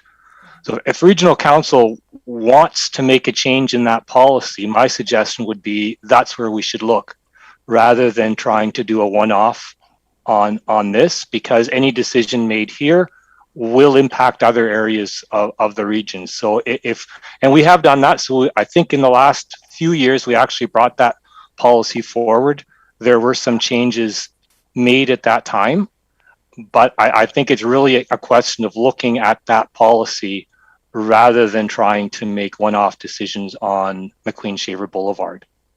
Oh, I so appreciate that, Thomas. I do remember you bringing this up before. And of course, we really don't want to start setting precedents that can become costly.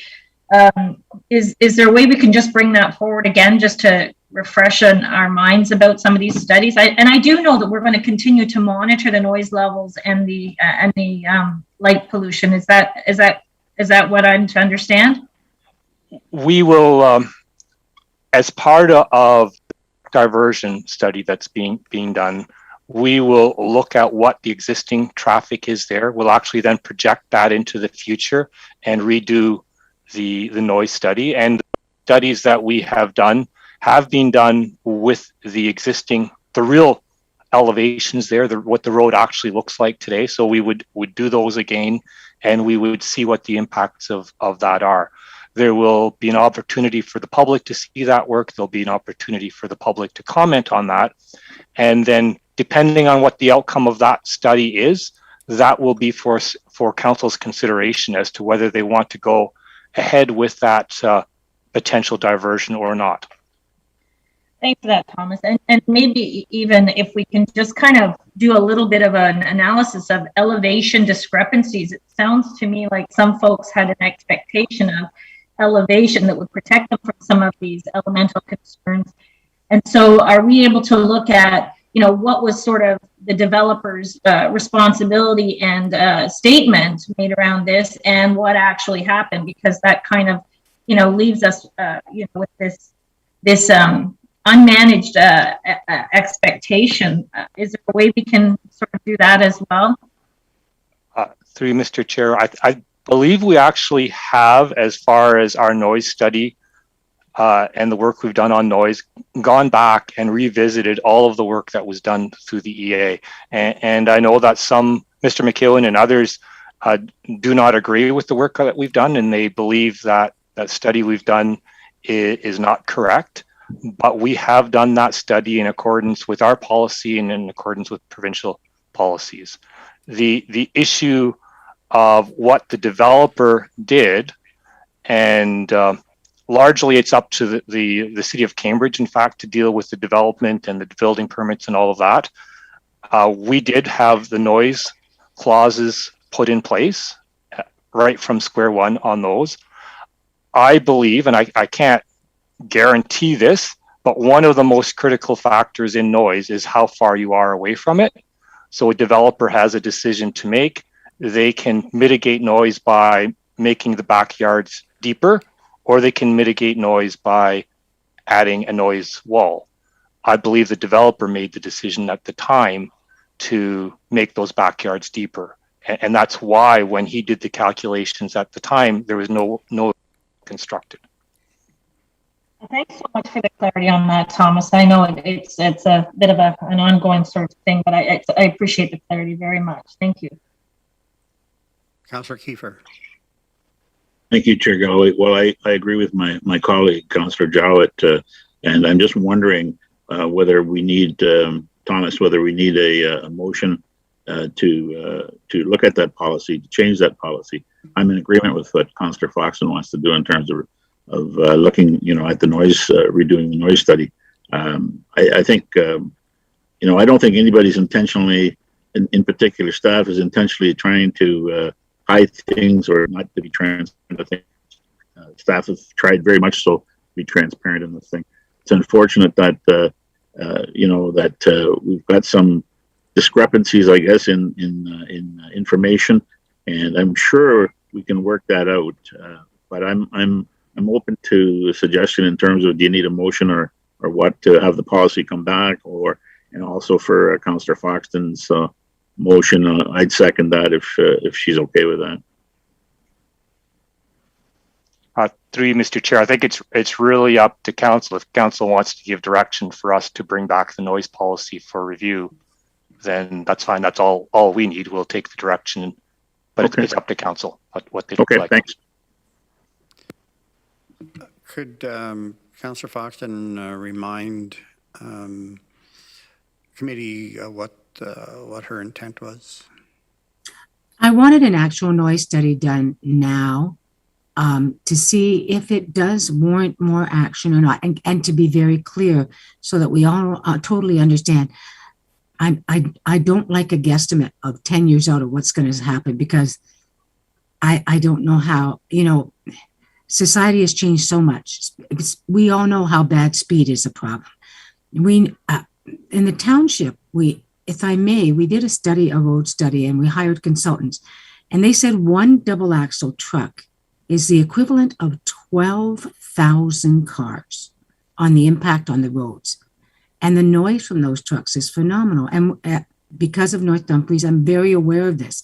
A lot of those trucks are going to be aggregate trucks going that way, because they do go over the footbridge and follow on down that way. And so I really think we really have to truthfully have the noise study done again, even just to justify what you're saying, that you were correct and your predictions were correct. So that was what I was hoping to ask for. I would wonder if I could suggest that rather than having a motion today to do something specific like that, that we would ask staff to do a report on what's being discussed, and then we can make a more informed decision on going forward. It seems to me, and I've been around a while, every time we have one of these noise wall issues, we say we're going to revisit the policy, and no doubt the policy needs to be revisited from time to time. But doing a specific study for each and every, like actual study, as opposed to the modeling, using the Stamson model, is I'm not sure. I mean, I think that's something that we need to have more information on, and need to have a clearer debate on. So I'm wondering if you would be satisfied, Councillor Foxton, with that. Chair Galloway, with the deepest of respect, I don't think it deals with the issue. I truly don't.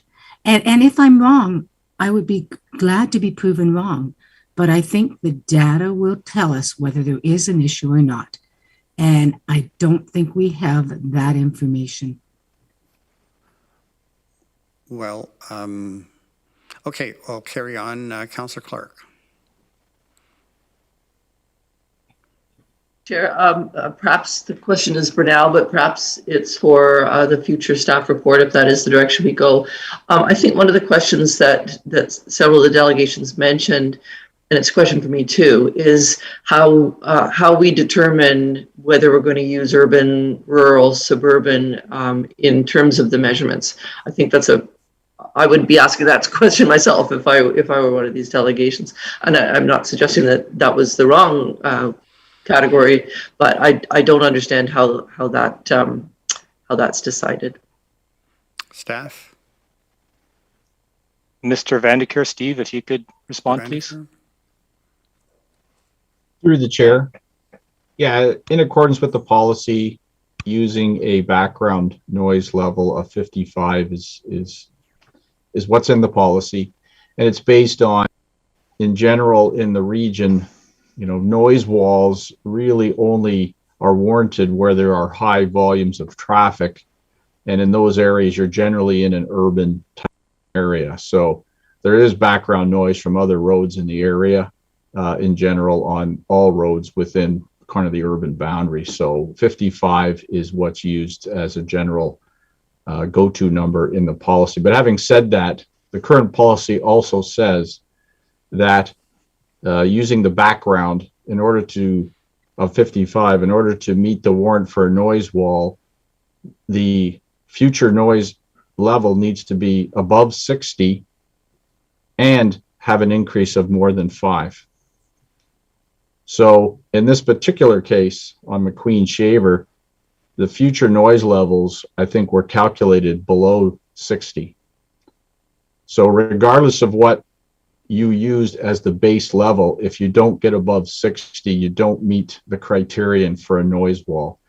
The absolute noise level would have to be 65 in order to meet the warrant for a noise wall. So the first criterion is a 5 increase and you have to be above 60. So in this case, the homes along McQueen Shaver, the calculations don't show that they would be above 60. I think they were below 60 actually. So regardless of what number you use, whether it was 55, 50, or 45, you still don't have the future noise level above 60. So it wouldn't have made a difference in this particular case. But it is something that staff can consider if we're asked to bring forward a review of the noise policy in the future. We can have a look to see if there may be some cases where it is better to use the suburban level of 50. Rural would apply mostly in a completely rural environment where it would be rural possibly on all sides of the development. But that's something that staff could look at as part of a future review of the noise policy. Thank you. Mr. Schmidt, do you want to jump in? Through you, Mr. Chair, it was actually on the previous suggestion that we go and do a actual physical study, which we could do. I would have to figure out what the cost of that is and likely come back. But I think before we did that, I think we would like to explain better, whether that's in a report or another time, the actual physics of noise propagation. Mr. Vandekerr mentioned that we essentially did that type of study in the early 2000s to try and compare the model to what we actually saw. We would see no different results now. Essentially, the reason that you get pretty good correlation between the model and actual real life is that noise propagation in reality is relatively simple. It's not hugely complex or complicated. So if you put close to the right numbers into the model, you're going to get close to the actual numbers that you're getting out in the field, which is exactly what we're seeing, and which is why we don't go out and do real sampling out there. The other big factor that we do use in the model to be conservative is we don't use the information for traffic today. We use the information for traffic 10 years from today. And that is so that we're actually using higher volumes that are being experienced today. So I think before we went down the route of doing a actual study of getting out there and doing actual monitoring, I would suggest that we need to bring a report back to explain better how the model and how the work that we've done in the past works. I mean, we can do that in conjunction. If council wants to go back and take a look at the policy, we can do that in conjunction with that, or we can do a separate report to provide that update. But I wouldn't recommend just going out and doing it, because I think the information says we will see that the actual information closely matches with the model. Councillor Jowett. Thanks, Chair Galloway. And I want to say that we shouldn't underestimate the talent and skill and strength of skill that our education department has. And I understand that we have it down to a bit of a science now by way of these programs. I think where I'm really headed here is, I mean, a little bit outside of our purview. I mean, there's the urban versus rural, but there's also this developer accountability factor that I think is there. And, you know, when it comes to the elevation, and I think, Thomas, if there's a way for us to investigate some of those other associated, I feel like there's a accumulation of things that have happened that have landed us here that aren't necessarily what we have done. And so can we have those other elements, you know, maybe just discussed, like the elevation, like the, you know, like the clause that was put in there. I mean, we've all heard horror stories about buyer beware, and I thought we were getting better, you know, as a society with that, but I don't understand the disconnect maybe in this particular case. And I know this expansion has been on the books for a long time, but it sort of sat on hold for a long time. So maybe that tenure in there created that sort of that gestation, kind of created that ambiguity that plays a role in this as well. Can we add some of that sort of maybe anecdotal or whatever information to it as well? Through you, Mr. Chair, I think we can probably talk to the City of Cambridge and see what happened during the development and building permit process there. I'm not sure how much that will tell us, but we can ask those questions. I think that would be a good idea to get that information as well as part of the report that you're suggesting, Mr. Schmidt. Sure. Chair Redmond. And sorry, Chair Redmond. Thank you, Chair Galloway. I think maybe we're all coming to the same conclusion. I think if we're staff, we're able to clarify who does what, the developer, whoever built the houses, as well as real estate, and maybe recourse, if there is any, for the residents. I understand that this has been on the books for a long time, but it feels like the context maybe has shifted now that it's reality. So I think that might be good information if we could provide that clarity. I don't think it all rests with us, but I think the homeowners would be interested in having that clarification. So do we have some direction or some consensus that we're going to ask staff to do that report in a timely fashion so that we can deal with that? I'm seeing a lot of nods, so okay, we'll go ahead and in that regard. I did just want to make a few comments myself. I'm wondering, and maybe this is to Mr. Bauer, and these are minor issues, I realize, but sometimes they can be helpful. Are there any air brake signs on the section of roadway at all, and can we install them? I'm not sure that air brakes is one of the big factors, but we do often post do not use air brakes on some of our regional roads that go through urban areas. And maybe they're already installed. I just wanted to ask if they're not installed, could we install them? That's a small measure, I realize, but one that might be helpful, at least on an event by event basis. And the second item I wanted to mention is the lighting shroud. It seems like a reasonable request. I don't know if what problems that may or may not create. I know we have shrouded lights previously in certain circumstances.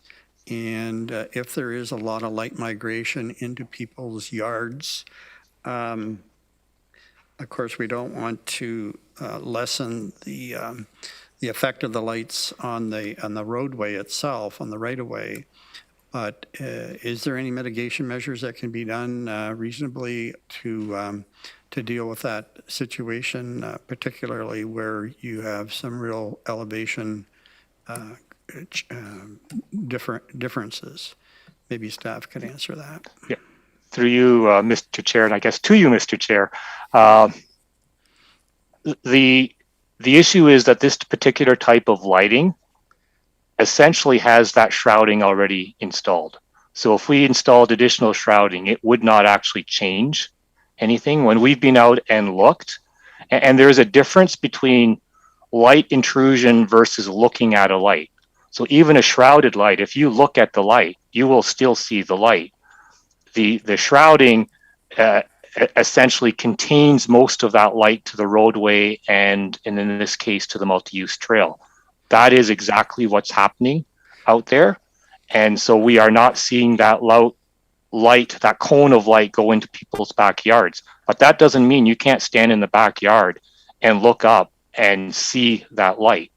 In the longer term, we are planting trees. I don't want to hold this up as a hope, but we are planting some trees. It will take quite a while. That may have some help, but largely it's not that we aren't willing to put in shrouding. It's just those lights already have it installed and it really won't make a difference. Okay, well, maybe that could be part of the report as well, if I could ask for that. Okay, and the last comment I wanted to make is that quite a number of years ago, Jane Brewer and myself were the two council representatives on the Cambridge Area Route Study project, which we spent well over $1 million on that particular study. And I think that was before the turn of the century. And the South Boundary Road, of course, was one of the key findings in that Cambridge Area Route Study. Aptly, the acronym of the Cambridge Area Route Study is CARS. So, and so the South Boundary Road has been contemplated as a truck bypass for a long, long time, and it's not a surprise that the city of Cambridge is wanting it to be put into effect. We're kind of being set up here, I suppose, for a major disagreement with neighbors, and I'm just flagging that for people in terms of the public consultation that's going to take place, the recommendation from the city of Cambridge that has been passed unanimously. It's just kind of like fair warning to I suppose the community as well as to council that this will be an issue that will be let's just say interesting to deal with a lot of history. And a lot of background. Okay, so I want to thank all the delegations and staff for and committee for a good debate on this particular matter. And we will now take a 15-minute break, and we'll be back at 12 minutes after 11 o'clock. And then we have some more delegations to deal with. See you then.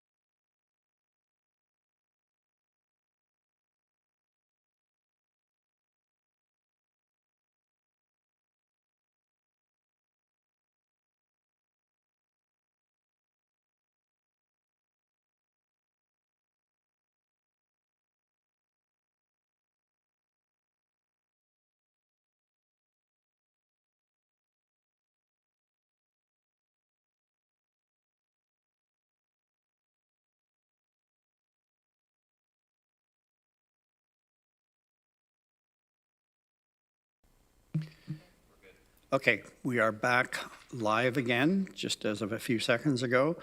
So just looking at the agenda and trying to manage things, we were planning for another break at noon at 12 o'clock. That's only 45 minutes from now.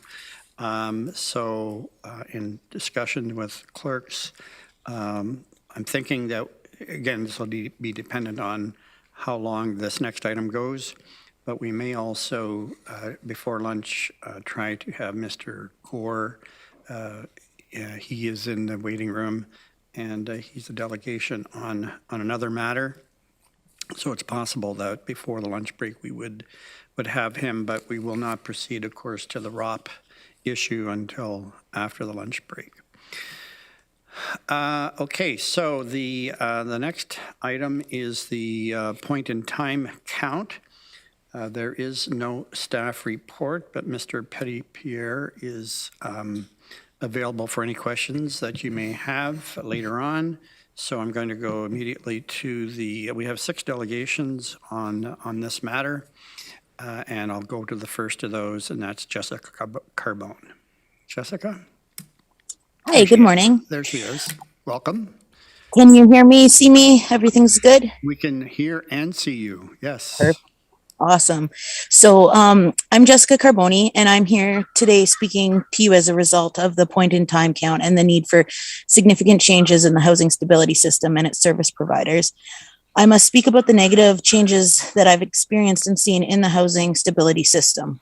I'm here today because I'm no longer dependent on Lutherwood Housing for my housing stability, and I feel safe to speak about the trauma that my family and others have gone through with Lutherwood Housing since they became the housing service provider in Waterloo region in 2018. I want to share with you the lack of accountability, policies, complaint process, and oversight that the service providers responsible for the most vulnerable people and families and singles in the region has and the effects that Housing First has had on people I love. I'll start with my own journey. I became homelessness at 14, chronically homeless until I was 23, and my one roof worker, Pam Riano, and I say her name because she changed my life, told me that I had a rental supplement because the housing service called HAWS, and now it's called Paths to Home. So because of that, I stayed stably housed until 2018 when Lutherwood became the housing service provider for the region of Waterloo. In October 2018, I was evicted for the $800 in arrears I owed my landlord. I was reaching out for help from Lutherwood, and I had a worker who was very helpful for about a month until the day of my landlord-tenant board hearing when she emailed me in the morning and told me I was being switched to families and transitions. She was my ride to the hearing. Needless to say, the landlord-tenant board ruled in my landlord's favor.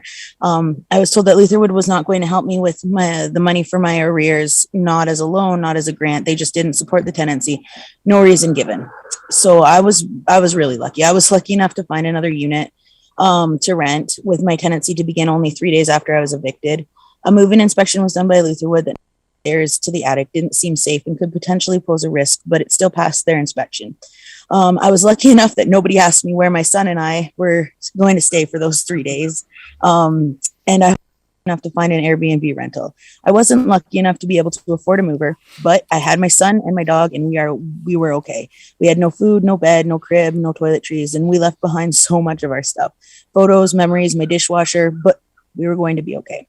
So we moved into our new place in early 2019, I had a really hard time with that transition. And so in early 2019, I was diagnosed with panic attacks, panic disorder, agoraphobia, and adjustment disorder, which is comparable to a less severe form of PTSD, specifically from the trauma I went through with my eviction and losing all my stuff. It was around that time that I requested my file from Lutherwood Housing so I could understand why it was passed off to 3 home-based support workers, 3 housing liaison, and 4 supervisors, and still no one could tell me why I wasn't supported in any way, shape, or form during the worst time of my life. When I received my file, I learned that Lutherwood had arranged and paid for a company to throw out everything I owned, everything that I wasn't given my legal access to our whole life. Lutherwood had paid somebody $900 to throw it all out, and they ordered it during the time that I still legally had access. I should have still legally had access to my stuff. When I learned that, it sent me over the edge. I just wanted answers. I went through their complaints process, and I was accompanied by another young woman who lost her housing because Lutherwood had lost her file, and that's their phrasing, not mine. Lost her file and therefore stopped paying her rental supplement portion of Hawes and ignored her calls and questions. They told her she was no longer eligible for a rent supplement because she had been evicted, and even though she was currently homeless, she had not been homeless for at least 6 months, so she was no longer eligible for supports. Together, she and I went through the complaints process, which, regardless of what their website says, was us meeting with the higher ups from Lutherwood Housing, being told all sorts of different things, new policies every time we met with them. We actually recorded a meeting where they told us that they didn't take any files from other agencies and files were lost in the transition. And that was the last meeting we were allowed to bring our phones into. Eventually, we gave up with the Lutherwood complaint process and appealed to the Privacy Commissioner of Canada and the Executive Director of Lutherwood. It was at this point that the Privacy and Risk Management Officer of Lutherwood told us that Lutherwood was no longer discussing past events with us, and they would respond to the direction from the Privacy Commissioner. When we finally heard back from the Privacy Commissioner, we were told that they don't actually oversee not-for-profits such as Lutherwood. I was beside myself. I mean, my son and I, but this other woman, she lost everything she owned. She was in her final semester of college when she lost her housing, and Lutherwood wouldn't even give her a reason that made any sense or was within any of the Hawes and Paths to Home protocols that we were allowed to see. Her placement, she began using again, she sold her body, and she tried to kill herself twice in the months after she lost her housing. I needed people to hear her story, and I needed those people to help. So in April 2019, I signed up to speak at a council meeting. The day the agenda went out, I received a call from a higher up in housing at the region of Waterloo, and she wanted to meet with me the next day. When I went to her meeting, she said, "What is it that, for this story, we're calling her Jane because she doesn't want me to use her name. So what is it that Jane wants?" And I said she wants her Hawes back, and the woman from the region said, "Okay, she can have her Hawes back." And I said, "She can?" And she said, "Yes, because I have the ability to make that happen." And just like that, Jane was assigned a worker. She was given her rent supplement back. She was going to start her recovery from homelessness again. As long as we didn't ask any questions or want any accountability and we just shut up, everything was going to be fine. And it was. The last SPDAT I had done was in 2017 by the working center. I had an in-home visit when I first moved to my apartment, but then I wasn't allowed to talk to anybody but the program manager at Lutherwood, and she only came to visit me in my home once in the 2.5 years that I lived there. Then I was offered the Canadian Ontario housing benefit in February of this year and rent evicted in August of this year because it turns out that the stairs to the attic really were unsafe and my landlord was issued a work order by bylaw. But now my son and I live somewhere that is safe and we're not dependent on Lutherwood to pay for it. The next story I wanted to share with you is a story that hasn't ended yet. And it's about Jessica, you're well past the 5 minutes. I'm so sorry. I'm sorry. No, but if there's something you wanted to say as a wrap up, please do go ahead and do that.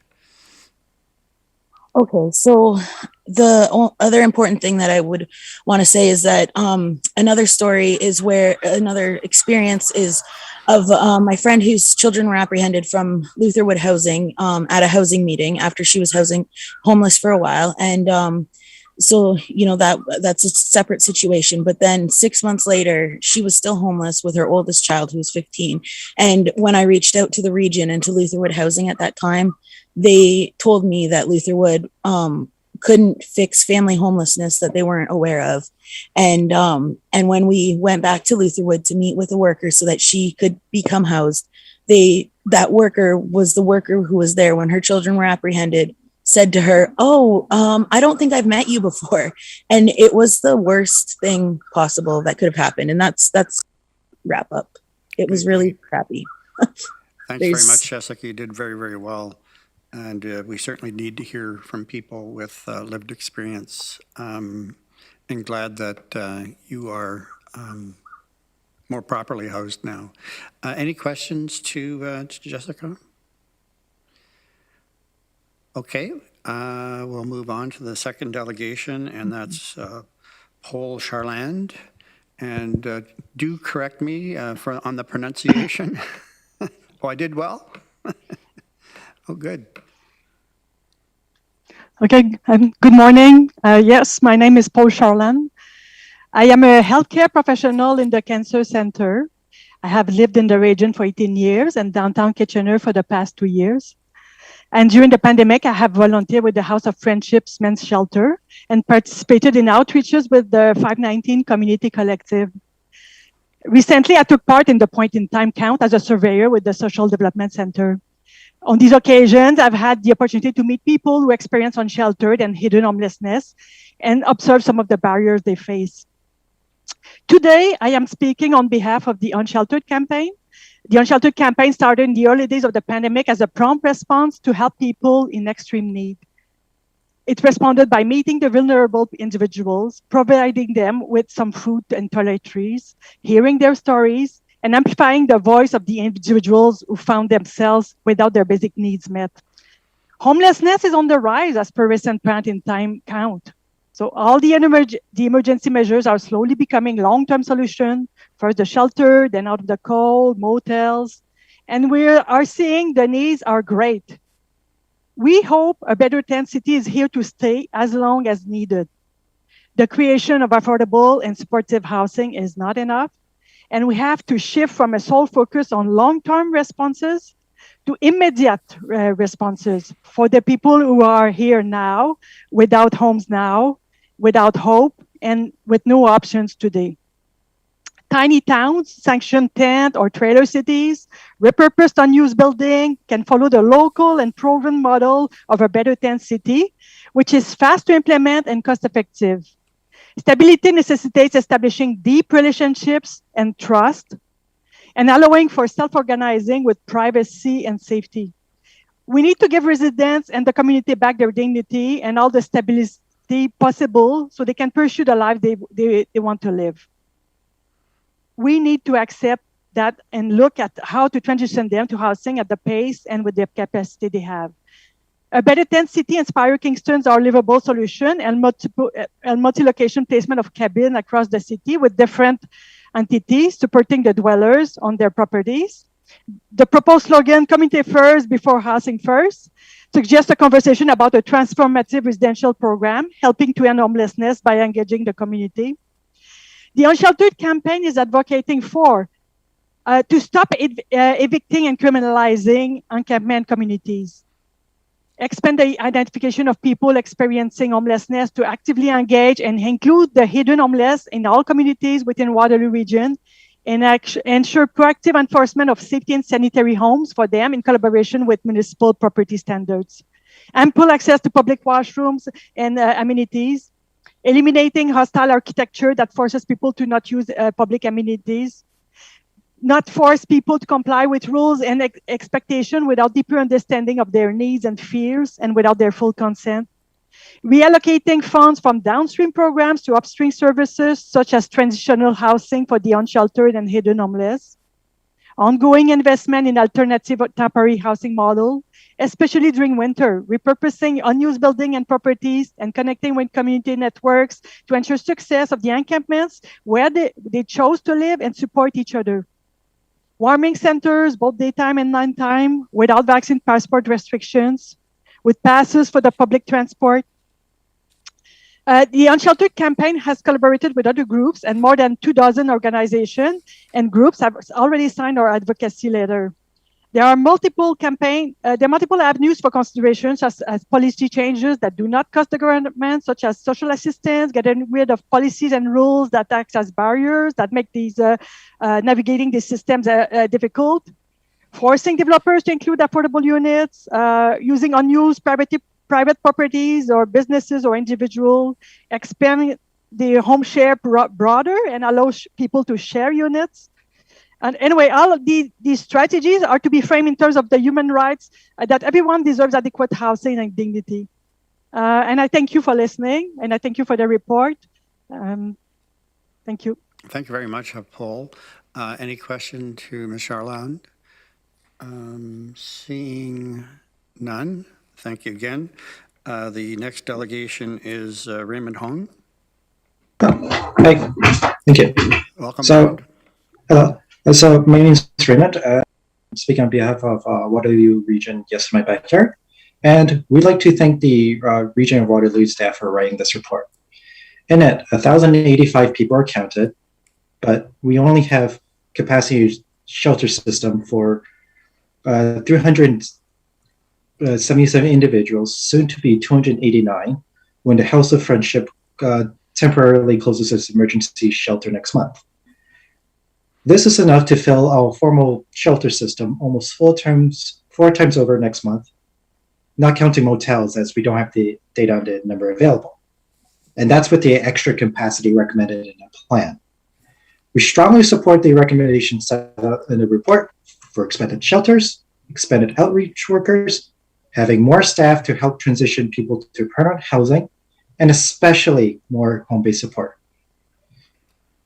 However, there's a few things I'd like to add to the recommendation. The first is for the region to formally allow encampments to discourage local municipalities for forcing people off encampments.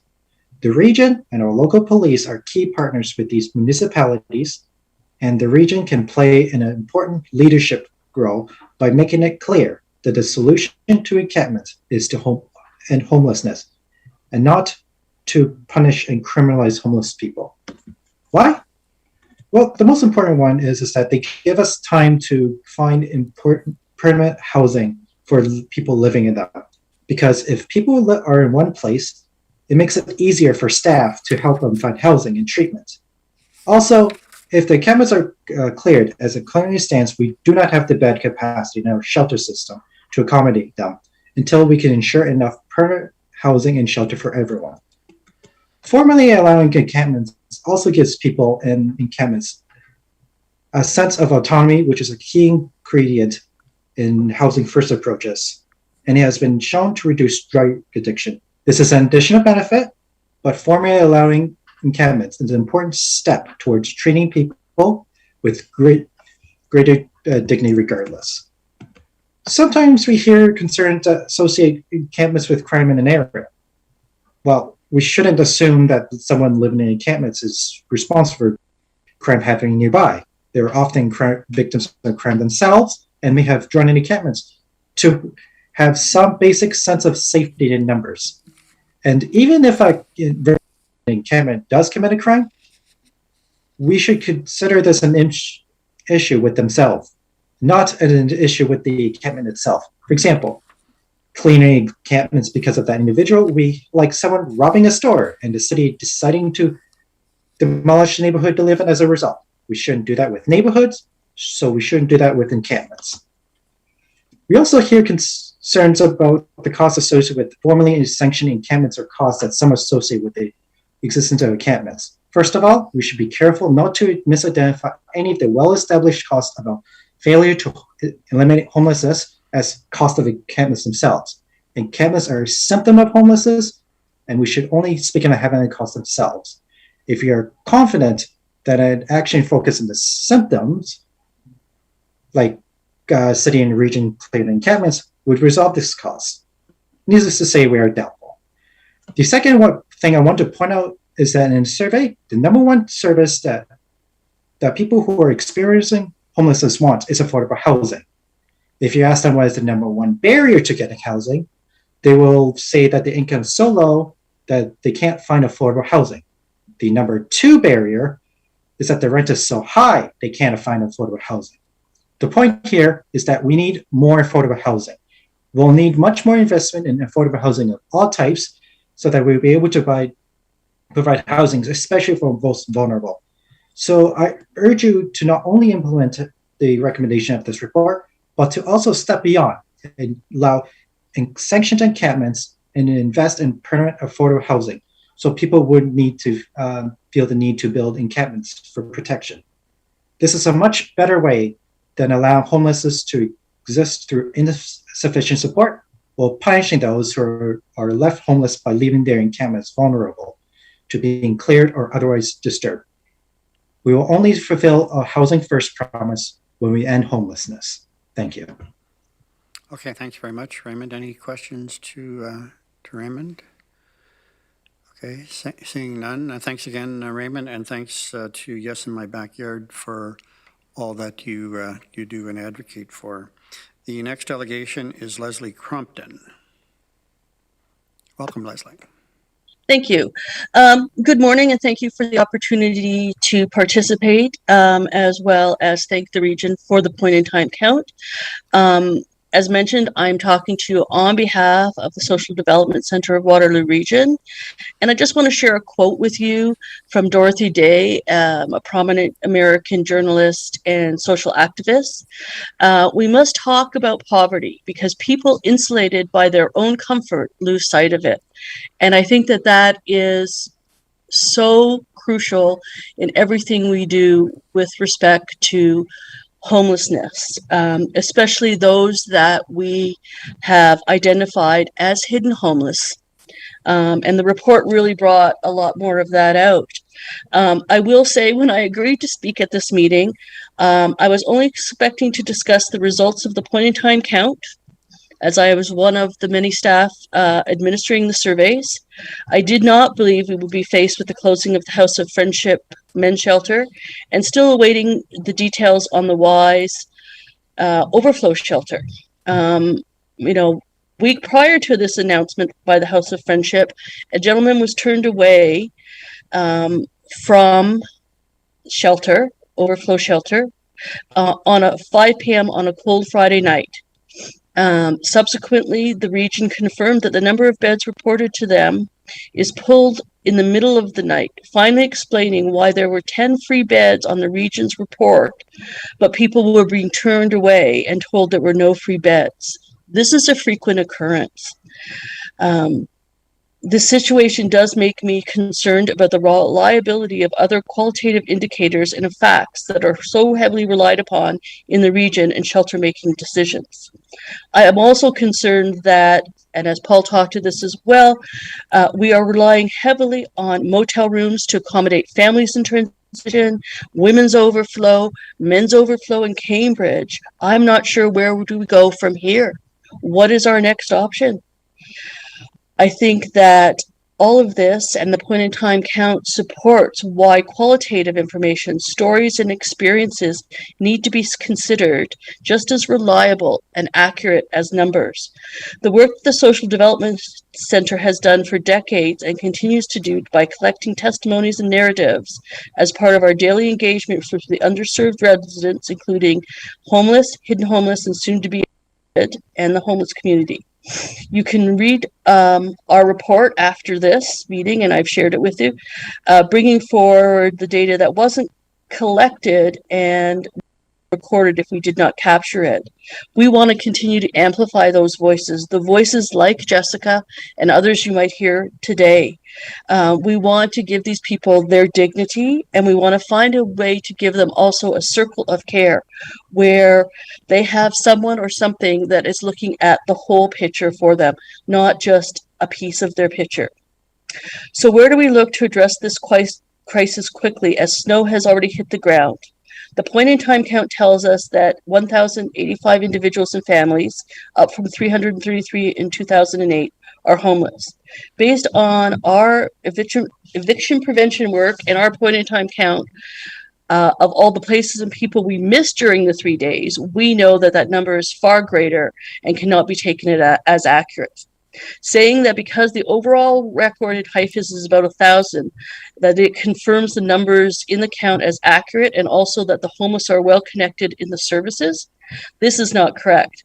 The people that were in the surveys were surveyed anonymously, so we cannot assume that they are the people in HIFIS, nor can we assume that they are connected with the service. If anything, the narratives that we have collected during that time and afterwards identifies a serious disconnect between the homeless and the services.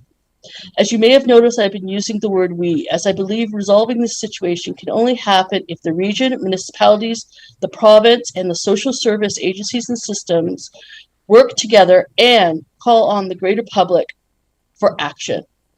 I have reviewed the regional staff recommendations. The key words are reaffirm, continue to review, invite municipal staff, further analysis. These are not the words of immediate action that we need today. It is time for quick action and bold, assertive recommendations. Further analysis means further numbers of homeless evicted as we generate more data supporting what we already know. We have shared our innovative ideas, such as a Better 10 City, as well as those of other communities such as Kingston and Halifax, yet the region continues to go down the same path as when the COVID started. Yes, we can do it together, but with creative and less costly solutions, such as a Better 10 City, where the community and its resources, including public land, funding, properties, are all considered part of the solution. Definitely support all that Paul talked about. In terms of the Section A recommendations, which are all the budgetary ones, and I won't read them to you because I won't have enough time, but at a minimum, you're going to have to double the budget. With 75 men from the House of Friendship not having shelter, that uses up all our... Okay, sorry, thank you. Yep.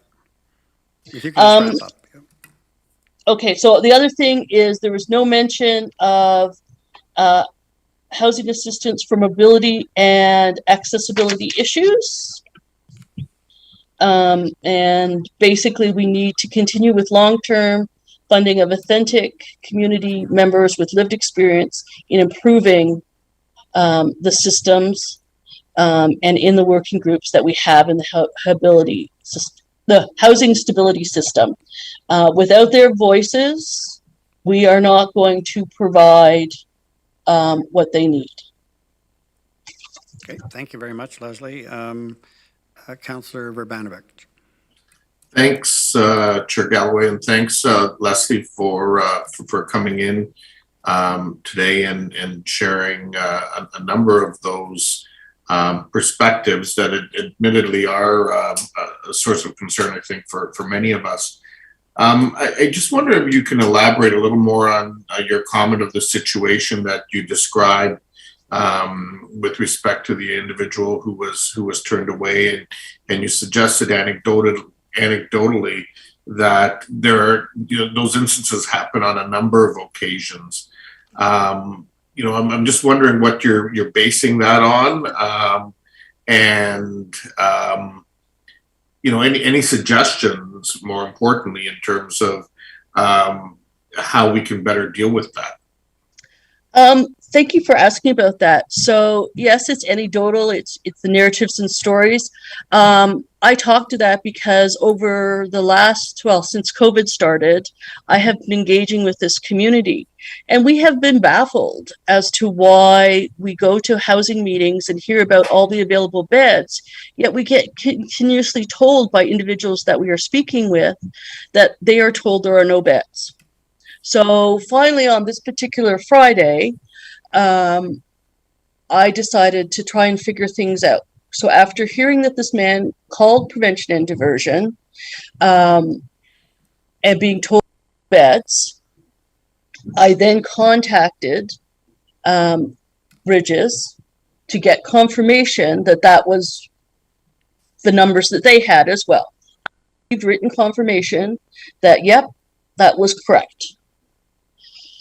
I then proceeded to talk to the region about how do you pull your numbers.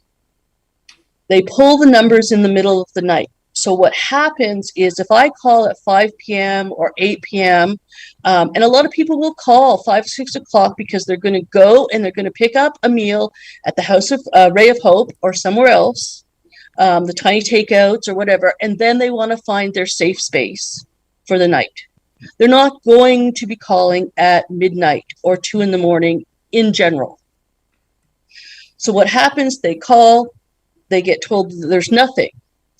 Beds are set aside. So if you were in the night before, generally your bed is considered yours until you don't show up, which is why running the report in the middle of the night just gives you an indicator if people didn't show up, but there's no reporting on the number of times P&D turns people away. And it does happen. Was in a recent meeting where a young woman from P&D was there, and she essentially confirmed it and was very confused about the information that the region was saying in terms of numbers of beds and what her and her team were saying to people. And so that's what that it's based on. One of the things is really, trying to track some different information. And I would say that is really a piece of any of the services that you're providing. How many people are turned away? We don't know that.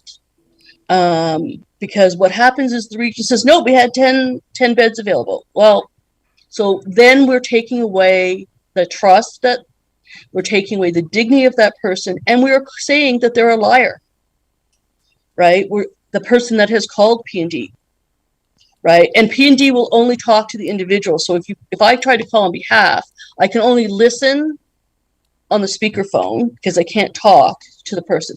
But when the person is told, sorry, Region said you could have had a bed, and they're saying no, P&D told me not. You know, I was involved with, you know, I can you know, sit here and give you case after case after case.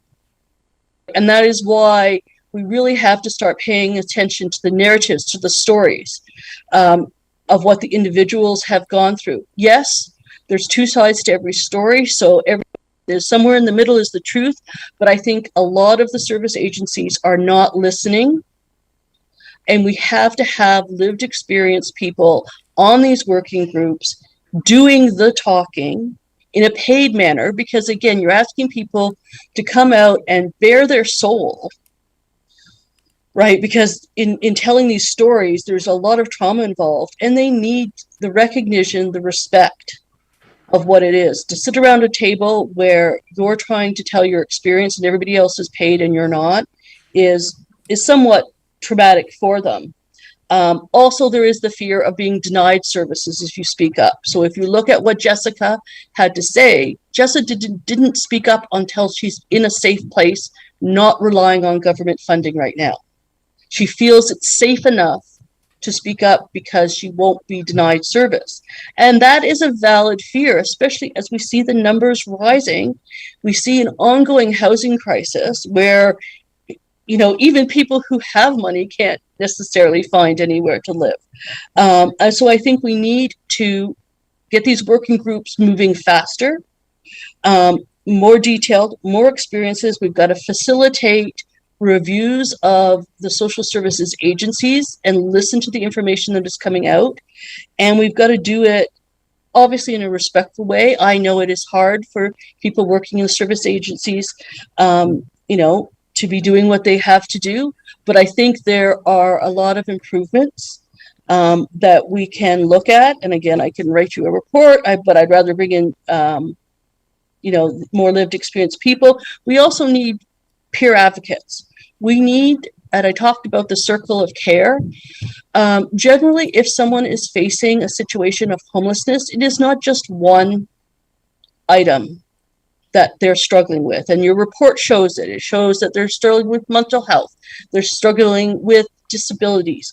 They're struggling with addictions. They're struggling with domestic violence. They need a circle of care. They need multiple people on their team. They need a team that is coordinated and coordinating amongst themselves to be able to help them.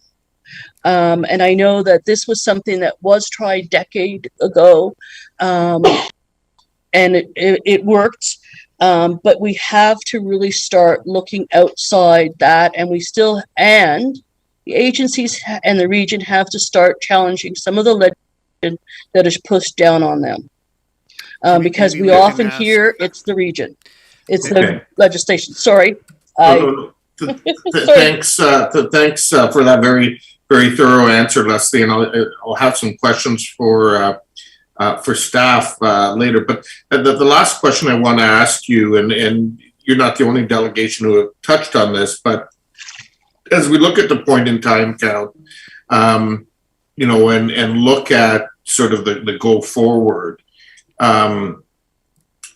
you know, is there a strong feeling that, you know, one of the things that we need to consider is, yes, there are certainly, you know, aspects of the current system that have worked well, and that we need to continue and keep building on those.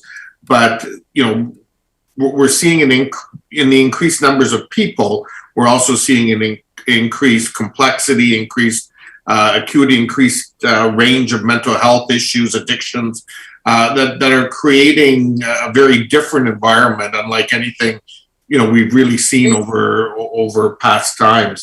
And that we in fact need to, you know, be open to exploring whether it's things like, you know, a better tent city or other similar kinds of solutions that are out of that traditional box, but are part of what's necessary to serve these residents today.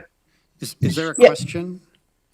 Yeah, that's the question, Chair Galloway. Okay. Yes, I think that we need to explore all the different options. We've talked about, for some encampments, with supports going out to them works for a while they get the supports, because there is a sense of community there. A Better Tent City, again, it's evolving, and as it evolves, they've learned and they've shared with other cities, and that's why other cities are coming up with concepts very similar to A Better Tent City. They have a roadmap now of learnings from A Better Tent City. So, the region and especially the city of Kitchener, for which I'm thankful, have done some heavy lifting for the rest of the country. We need to keep being innovative. Home sharing is another great idea, because we have a lot of people in that situation and they just need to feel comfortable. We also have to stop thinking about homeless as our drug addicts, because that's how we see them. That's how they're talked about.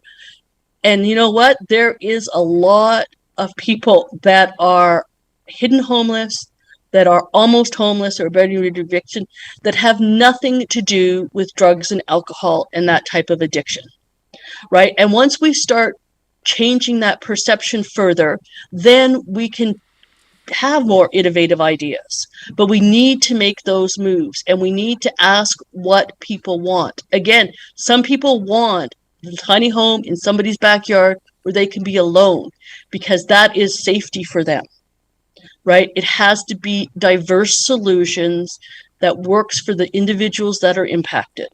Great. Thank you very much for your answers and for the advocacy and other work that your organization are doing.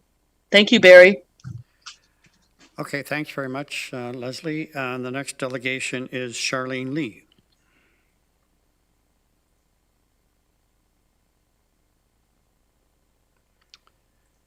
Charlene, is Charlene with us? She is in the waiting room.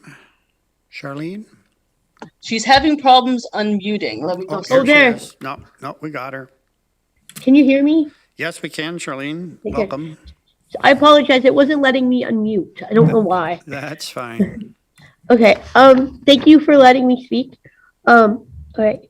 So there are so many reasons that this community has fallen into a place of fear and hate. There are so many untold answers because each question gets passed from one person to another person.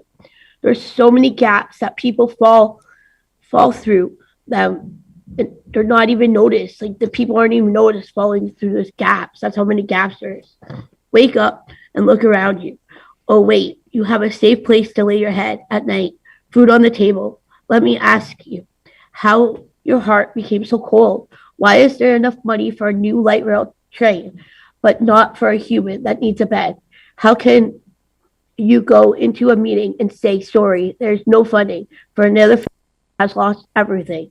Tell me why staff are burning out and frustrated, why there's so much turnover, and you wonder why and you wonder where the trust was. We are tired of telling our stories because you say we are going to make a difference, but nothing ever gets done. So this is how I feel. We are not a number. We are not your enemies. We are not taking it anymore. We have feelings and emotion. We bleed and we love. We show respect. We should get respected. So step up and help side by side with us, not in front of us, not behind us, but beside us. Stop breaking promises and keep it real. Together we can build a city that works together and runs together. Okay, so just look in a mirror and ask yourself, did you do everything you could today to help somebody? I bet the answer would be no. Well, the answer for me is always yes. I do my best every day to help someone. As a person who has been homeless and now a part of a program that helps the homeless, I have seen and heard so much. I don't even know where to start. When you are talking with someone who is living on the streets, you feel the pain. You know what they're talking about, and you're right beside them. You walk beside them. You feel everything that you went through. You feel it all over again, and it's just really hard. Like, it's hard. And I've been a part of the homeless group for over 10 years, so I've told my story probably about 1,000 times. And it doesn't get easier telling my story, but I just feel like from 10 years ago, starting my journey, it hasn't changed anything. Nothing's changed. It's the same thing. That's all I have to say. Thank you. Okay. Thank you very much, Charlene. Any questions to Charlene? Okay, seeing none.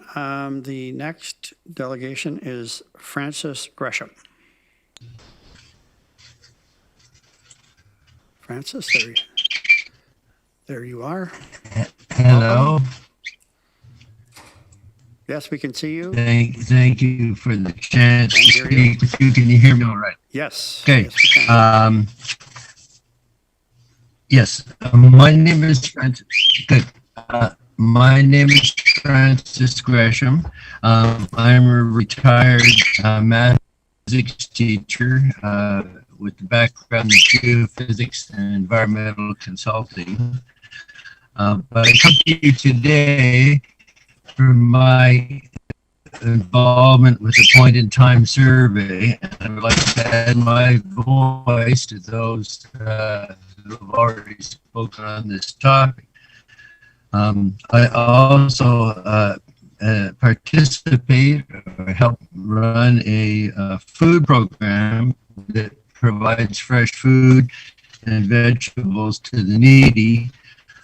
This is one of several programs in our area that you probably know about. Finally, I have friends in this community, and I care about them, and I know you do too. So, because time is limited, I'll give you a quick pitch. What I would like to do is install and site 24 cabins on a property owned by the region. I'll give it to you directly at the corner of Weaver and Victoria. That would be properly constituted and would have the same appearance as the fine job that's already been done on Gockel Street. I know you have walked by that area and seen the cabins, bright, clean, cheerful.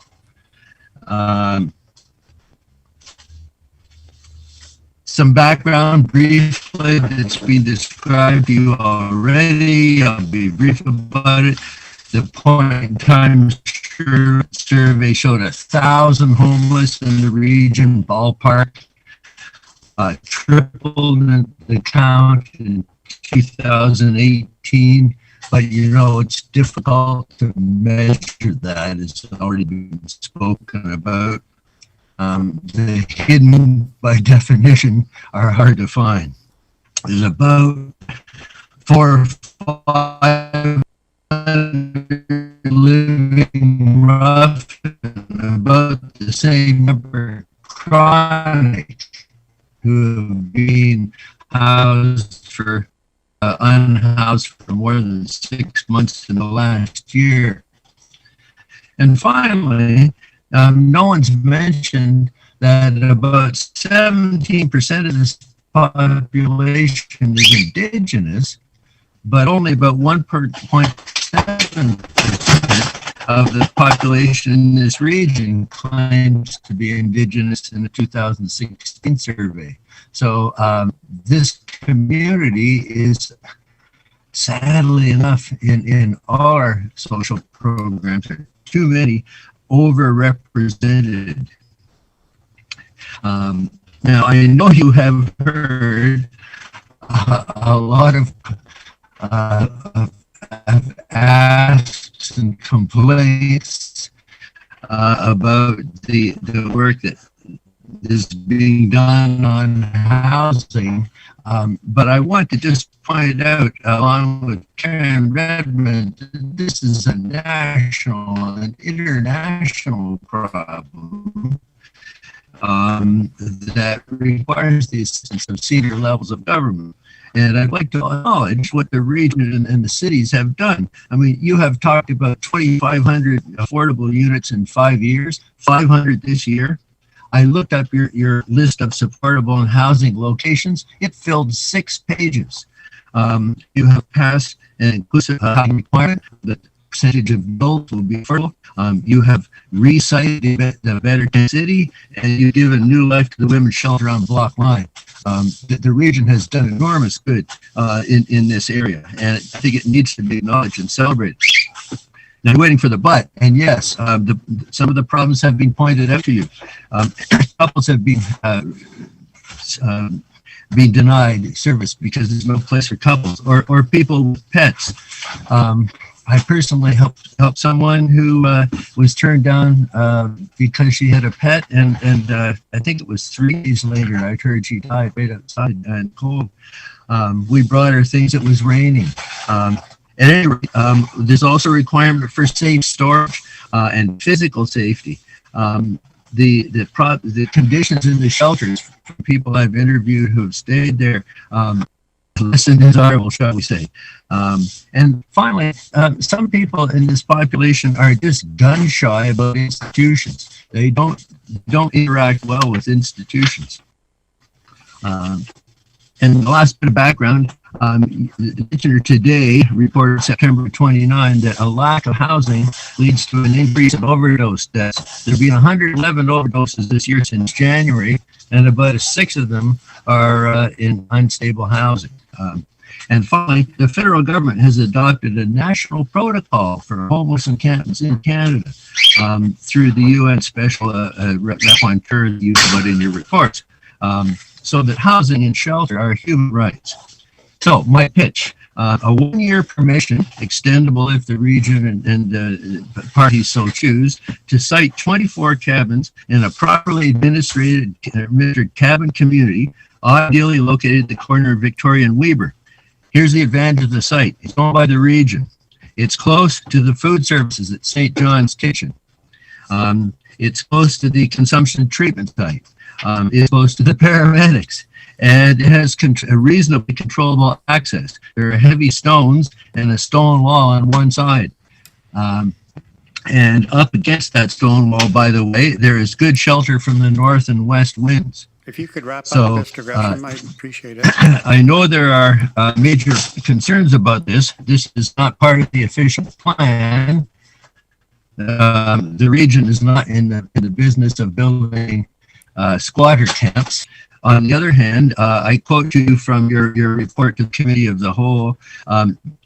This community-led spirit has allowed a Better Tent City to achieve self-identified goals and operating principles for residents and leadership, which could not have been achieved within the region's emergency shelter system, right? It's outside the system. And if you're trying to deal with people outside the system who think outside the system, that's the kind of approach you need. I know there are also concerns about funding and responsibility. I'm estimating about $50,000 to $70,000 of capital costs and ongoing sanitation, electricity, and some site supervision, which is, I know, a concern. But again, to wrap up briefly, the Better Tent City, to quote from your report again, has been able to operate and expand relatively autonomously with minimal funding and support from the region and municipalities. So the region has an opportunity to show Ontario and even national and international audiences what it can accomplish as a community working together. We have become well known as a community for technical innovation, and we can become just as well known as a community for social innovation. Now, so I'm asking, I will consult with members of the advisory committee and report to the region's housing and homeless committee in the next few weeks and ask for your recommendations. Thank you very much. Okay, thank you, Mr. Gresham. Councillor Clark. Thanks, I'm Mr. Galloway. done. Just a couple of real quick questions for Mr. Gresham, and thanks for the acknowledgement. I think that I know, and I think everybody on the screen does know how I hard see the either region. stunned silence or a bad electronic connection. Can other people hear me? Yeah, we can hear you, Councillor Clark. Mr. Gresham, can you hear Councillor Clark? I get no response. Or myself? I'll try to be concise. Mr. Gresham, are you connected? Yes. Are you able to hear? Have I lost you? Am I done? No, I can see you. If you can hear us. Okay, well. Are you, when you talk about the 24 cabins, are you Just hang on, envisioning? Councillor Clark, I'm not sure think Mr. we lost Gresham is connected. What happened Mr. Gresham, can to you the hear audio? us? What happened? It's up. I don't believe that he can. Mr. Gresham, can you give me a thumbs up if you hear us? See, I can't hear anybody. No. Hear anybody. No one's saying anything. The whole thing went south. Have you lost the whole connection? Probably. He can't hear us, but we can see him and we can hear him. Can you wrap up? Because I read. I'll leave my questions in case he resumes. Yeah, if we can Just a reconnect with minute, Mr. I Gresham, we'll come back to him. Although he was the last delegation. So we will now go to discussion. There is a recommendation, a rather extensive recommendation. And we could have some, Mr. Petitpierre is here to answer any questions. Yes, now I can. Thank you. So you can hear now? Yes. Okay, Councillor Clark. Thank you. Mr. Gresham, I was just wanting I to am. know. I am, yes. Thank you. You can hear us, Mr. Gresham?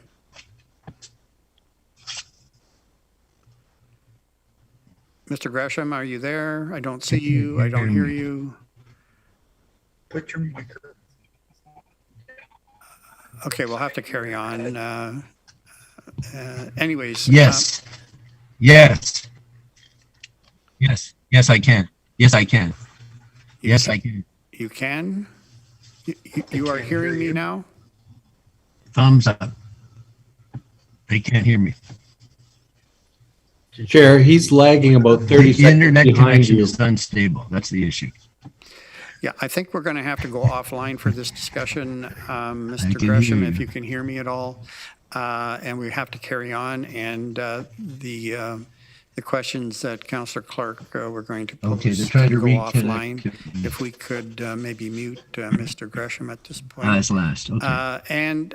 And then Mr. Petitpierre is here to answer any questions before we deal with the recommendation. Okay, we'll go to the recommendation then. And Councillor Erb, you're going to move the recommendations? I'm happy to do so. And a seconder, Councillor Clark. Okay, I'll call the question then, and you can go ahead and use your icons to vote. Mr. Jaworski, sorry, Councillor Jaworski, go ahead.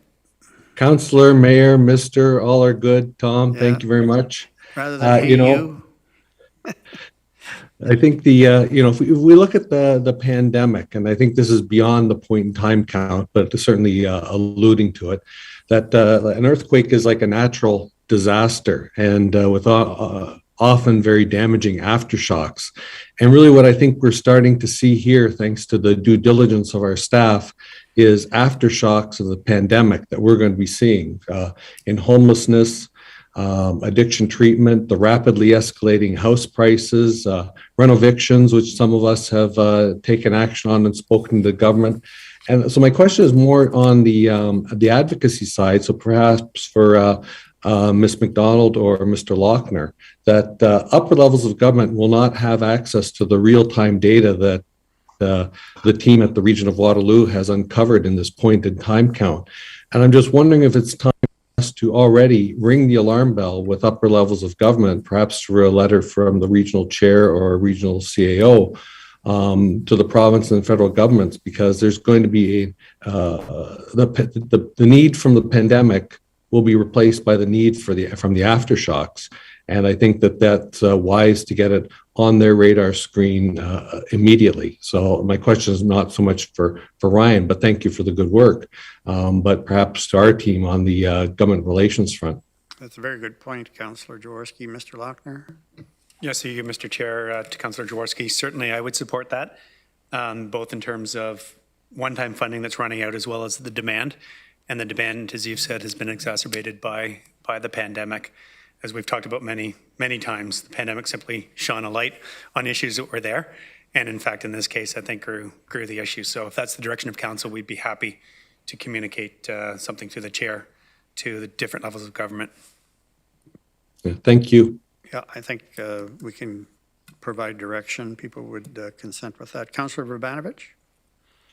Thanks, Chair Galloway, and thanks, Councillor Jaworski, for raising that point. I mean, I know it is one that all of us have been, in different ways raising this issue in our advocacy with the government, and both provincially and federally, and it's something that I think added advocacy now with this new information will certainly be important and helpful. I guess my question on the point in time count and the presentations from some of the delegations today has to do with the issue of how we're handling the flow of people in the evenings, and this notion that there are times when people are anecdotally at least from a resident point of view not being served, and I'm wondering if staff could comment on that from the presentation, and how the process works and how that in fact could happen. Mr. Petitpierre? Sure. Thanks for the question, Councillor Vrbanovich, and through you, Mr. Chair. I was intrigued by that comment as well, and I'll speak to a high level on how the system works. And then I would ask Mr. McAvoy to maybe elaborate a little bit more, given his detailed knowledge of it. The way that the system currently works is largely through our housing helplines that coordinate, somebody calls in, they need a shelter space. Depending on their demographic and where they are and what their situation is, they would be directed to one of our shelters. The shelters on their end, as somebody checks into a bed, are updating their data around capacity, which dynamically the housing helplines has access to. So they're able to see at any point in time, based on what the shelters are telling them, where a space may be available.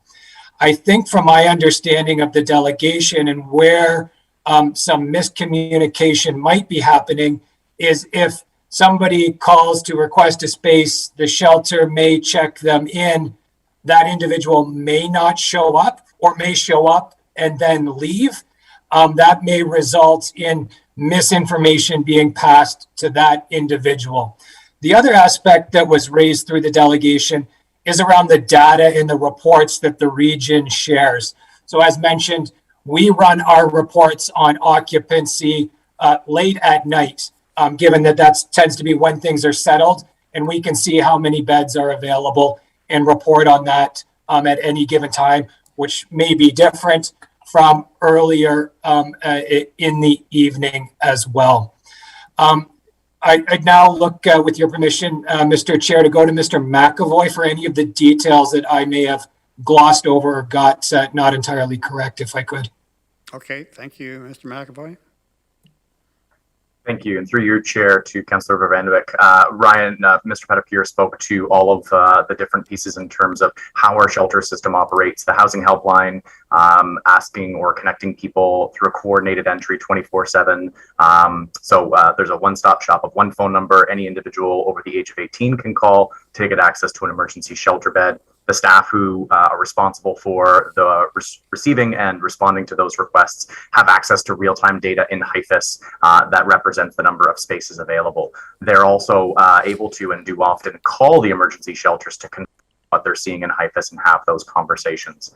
What we also know, and Mr. Petitpier spoke to this, is that the number of spaces available in a shelter are dynamic. Right now, the way our system operates is that if somebody leaves emergency shelter in the morning, their space is held for the remainder of the day. If they don't return to that shelter bed, that space is then available for another individual later in the day or early in the evening to access that spot. That's the way our shelter system and community providers have set up our system. If there is a desire to change that so that if an individual leaves in the morning and they need to come back and it's a first serve first basis at the end of the day or as beds fill up, we are open to exploring that. We would want to do that in conjunction with community partners as they are the experts who are delivering services on the ground. The other piece that I'll speak to is that we've had a significant challenge throughout the pandemic in finding and securing both temporary and permanent physical building locations for emergency shelters. The YMCA A.R. Kaufman shelter operating at the beginning of the pandemic, then transitioning to the Ray of Hope, House of Friendship shifting from Charles Street over to the Radisson, to the Inn of Waterloo, to the city of Guelph and region of Wellington, county of Wellington. It has been a real challenge, and that has represented space challenges across the system. We also have a number of individuals who are being supported by street outreach in various motel rooms throughout the region, and some of those motels are filling up as well. So what you see in terms of the point in time count is a reflection of the need in our community and some of the challenges that we've experienced in collaboration with our partners. I hope that helps. Oh, no, absolutely. I mean, those have both been thorough answers. I guess, it would sound like there would be some value in sitting down with the Social Development Council, who, certainly is doing a lot of work with these residents in our community who need the most assistance, and, trying to see if we can work through some of these, identified challenges in terms of when people call in and, and how the system is working, to see if we can better address and minimize the risk of anyone, truly finding themselves, not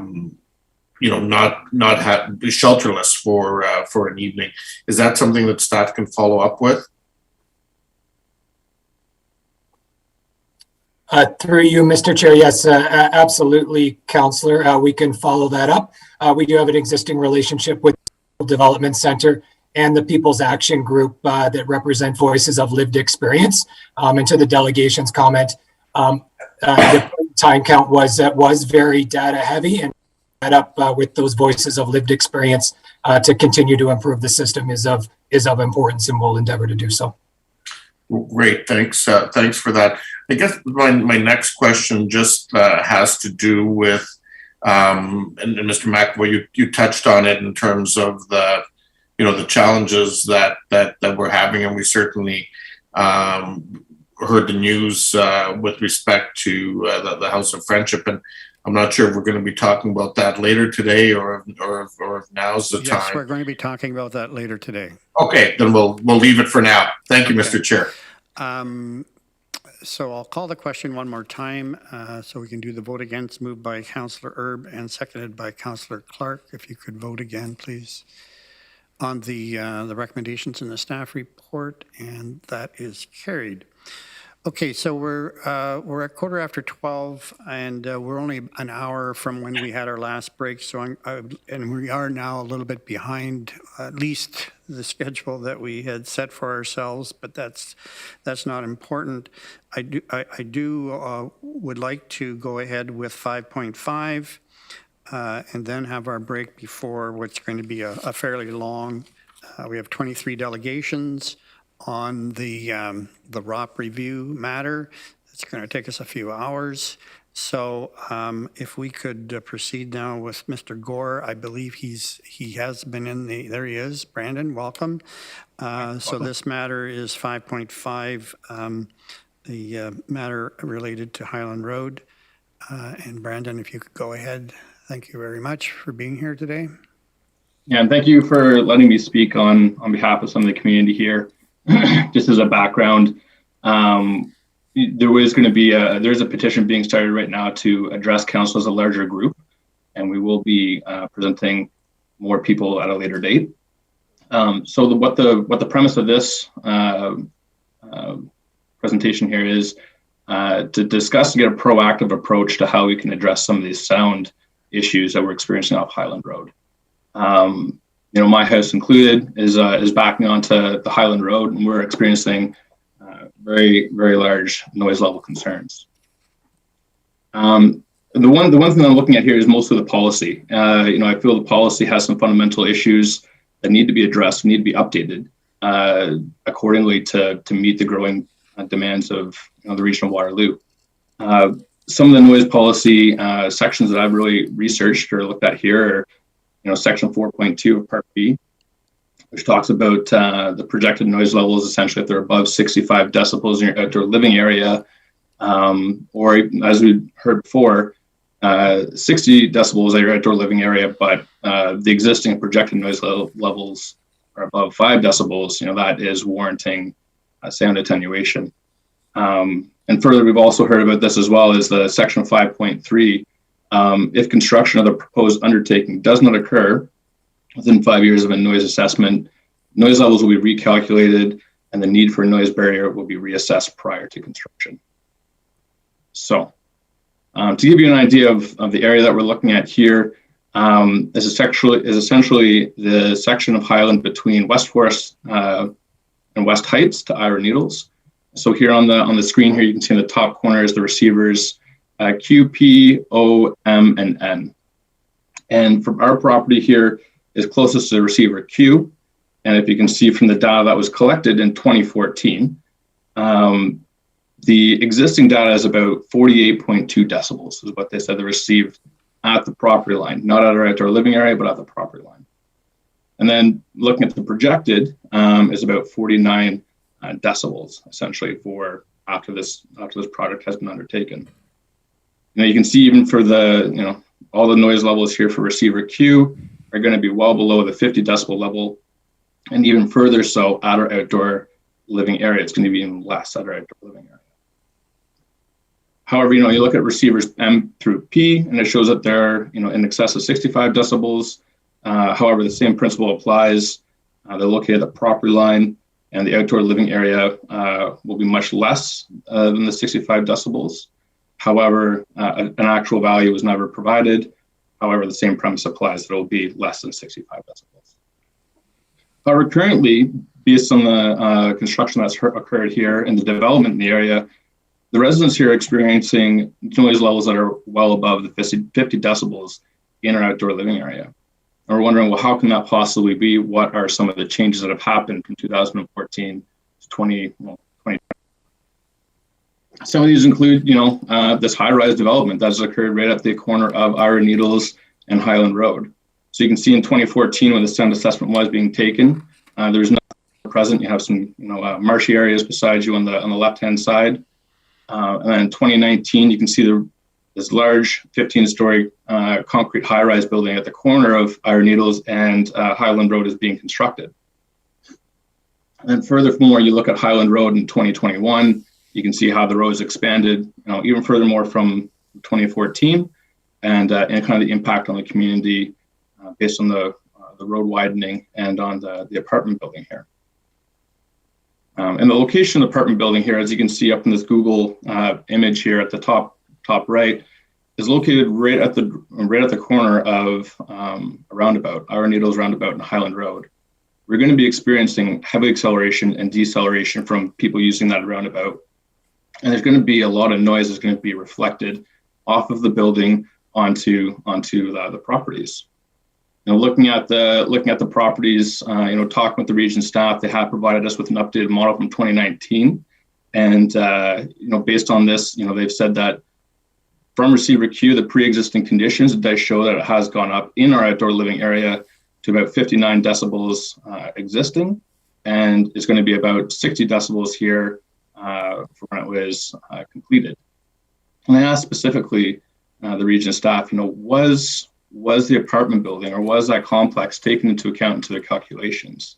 And they said that no, it wasn't. It was not included in the sound calculation data. So they were using the 2014 data that was collected to provide this 2019 pre-existing models and the 2032 future conditions as well. But again, did not address the apartment building and its effects on the surrounding area. So many questions I have for the policy, and it sounds like we've updated that or discussed it in earlier delegations. You know, how does the regional noise policy account for development? You know, is this accounted from that section 5.3 where it says that has to be reassessed? Is that sufficient then to address things such as high-rise buildings or dense developments that are being constructed after the noise assessment is done? You know, why is there a high-rise constructed on a major corridor next to an existing residential community? You know, obviously you're going to get a lot of noise reflection off that high-rise building. And if it is needed, that yes, you know, corridor planning and zoning, they should work together to address how each other actually impacts the existing community. I think right now, currently, it's corridor planning at how their project impacts the community, and zoning is looking at something completely different. And they're not really working together to see the overall impacts both their projects are having on an existing community. So again, does it make sense to have major corridors through these residential areas? Potentially. But if it does need to be done, I think the policy should be updated to look at maybe having a letter of credit provided by the developers should a sound attenuation be required in the future. So if a sound study like this does need to be reviewed, that there is funds available for the region to use. Brandon, could I ask you to wrap up, please? Yes, for sure. Yeah, so I believe that this is a great opportunity for the region to review and update their noise policy to see how development really impacts noise to a community, especially off of high-rise developments, to make sure that the noise policy accurately addresses some of these issues. I think that, you know, this isn't going to be the only case in the region of Waterloo where you're going to see reflectivity off of high-rise developments. And again, this is a growing community, and the policy needs to be updated, I believe. So my request to the committee is to make a motion that one, you know, reviewing the corridor practices and the impacts on single or multi-unit residential properties to see how that if it should be put through residential areas or through commercial areas, more industrial areas, and kind of limit that to residential areas or remove it from residential areas, or update and improve the regional noise policy to incorporate the impacts of developments on the existing communities. This is included in high-rise buildings and structures that will be, no doubt, continue to be developed throughout the region. So thank you. I know it was a little bit past my time, but thank you for your time. And I'll leave it to the region now to make the next steps. Okay, thanks very much, Brandon. And any questions to Mr. Gore? What I might suggest is we've already asked staff earlier today to have a report on another situation, but it's kind of a general policies as well. And I'm wondering if we could add to that request some of the things that Mr. Gore has mentioned. Particularly, I'm interested in, not today, but in that report, the reflection matter from a high-rise building that may create some anomalies that may or may not have been, it appears maybe it wasn't accounted for. Mr. Schmidt, is that acceptable? Yes, through Mr. Chair, we can look at the reflective matters. The first question that he has, that Mr. Gore had, I can answer that. I think largely that work is done through our transportation master planning and then through the individual environmental assessments for each road. So that is really the process where we're determined where road corridors are and then how those roads are constructed. Okay, well, that could be included in the report as well then. Any other questions to Mr. Gore or to staff on this? So if it's okay with everyone, we'll ask staff to add the concerns and questions of Mr. Gore to ask staff, include that in their the report that we asked for earlier today. Okay. All right, then we will now take a break, and it is about 27 minutes past 12, so we'll reconvene just prior to 1 o'clock, and we'll do the ROP review matter. That's going to take us a little while, and even after that, we have further delegations on another matter. So we'll see you back here just prior to 1 o'clock. Thank you.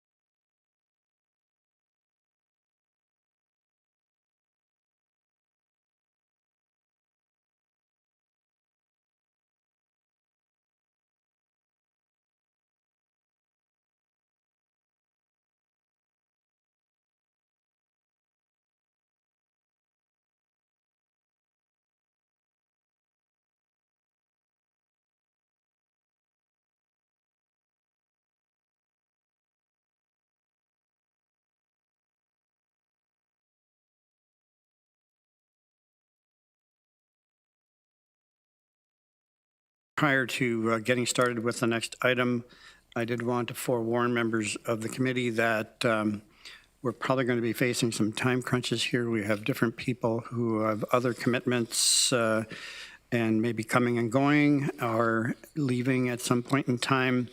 But it would appear that just by a quick look at the rest of the day, with this particular item taking a number of hours and the rest of the agenda, as well as the special council meeting and then the closed meeting at the end of the day, that we are probably, I'm just estimating, looking at a 6 o'clock estimated conclusion, and that may be too conservative, I don't know. But anyway, we need to manage that as best we can. So I would look to the delegations to be as concise as possible, and to members of the committee as well to be as concise as possible, and to staff when they're doing presentations. So the next item on the agenda is the ROP review update. The recommended preferred growth scenario. Staff are going to do a presentation, and then we have 20-some delegations. And we already have a notice of motion and indications of some other direction to be given. So there no doubt be a fairly robust discussion at the end of this.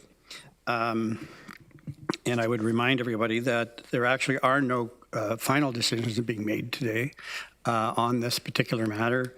This is really for public consumption and public input, and there'll be additional opportunities to provide that input on this particular matter and other matters associated with the ROP review in the coming months, as we work towards potentially an approval of the ROP review update sometime in the summer.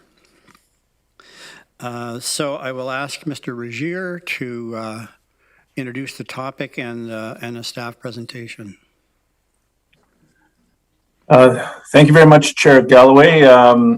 It's a pleasure to present this information to you now for discussion and feedback, and in preparation for a more fulsome conversation about the land needs assessment in December. Earlier this June, the region hosted a public meeting to receive feedback from the community on 3 growth scenarios. These scenarios are related to the land needs assessment component of the regional official plan review process that we're underway. As you will hear more about this afternoon, each scenario tested different assumptions based on the percentage of residential intensification and on the density of future development in our greenfield communities. The choices we make on these assumptions have a significant effect on the region's future land needs, including whether there's a need to expand our urban boundaries.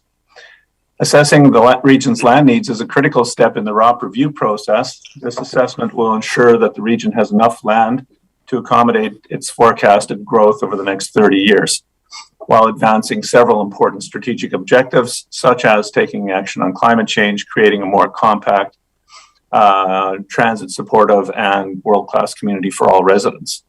Creating a world-class community in this case means continuing to improve how we manage our future growth. It means setting ambitious and realistic intensification targets and building a more walkable, transit supportive community. Since the public meeting last June, staff and its consultation team have carefully been evaluating the 3 alternative growth scenarios. We assessed each scenario using a comprehensive set of criteria, including climate change considerations, to identify a scenario that best meets the needs of regional planning priorities. This evaluation has now been completed, and the report before you summarizes the results of the scenario evaluations. We have received, and I might ask for the slides to advance. We received numerous, a range of perspectives through the consultations to date. We've had extensive conversations with community members through various mechanisms, including online tools and in-person meetings with review committees. Next slide, please. And this slide summarizes some of the extensive conversation to date, including some 3,000 downloads of our key documents and 651 survey respondents. We've had a lot of conversation with our advisory committees involving industry, area municipalities, and the public. I will note that not everyone shares the same growth objectives. Some stakeholders feel that scenario 2, which is identified here as preferred, would expand our urban boundaries too much, and others feel that it would not expand them enough. Scenario 2 does not satisfy everyone, but this process highlights the difficult challenges and trade-offs that we must consider in the planning to accommodate our future growth. Finally, I would like to emphasize that today's report is for information purposes only. It is the beginning of a more fulsome and comprehensive public consultation process that will take place in January and February regarding the upcoming draft land needs assessment and our various policy options for inclusion in the amended regional official plan. So thank you, Chair Galloway. At this point, I'd like to hand it over to John. Thank you, Rod, and Chair Galloway and councillors. Staff would like to start off with a quick refresher on where we are in the ROP review process. So as you can see in this slide, the ROP review is divided into 4 main phases that started in June of 2019. We're currently in phase 3 of the project. This phase is focusing on our growth scenarios and land needs to 2051, which is the topic of today's report. Phase 3 will see the release of the first draft of our land needs assessment report later this year. And among other things, that report will allocate the region's growth forecasts to each of the area municipalities and refine our land needs to 2051. Given the importance of that work, staff will continue working with our local area municipalities and will be initiating additional engagement opportunities with the public and Indigenous communities. The results of phase 3 will be implemented through a proposed amendment to the regional official plan, which is anticipated in phase 4 of the project early next year. Next slide, please.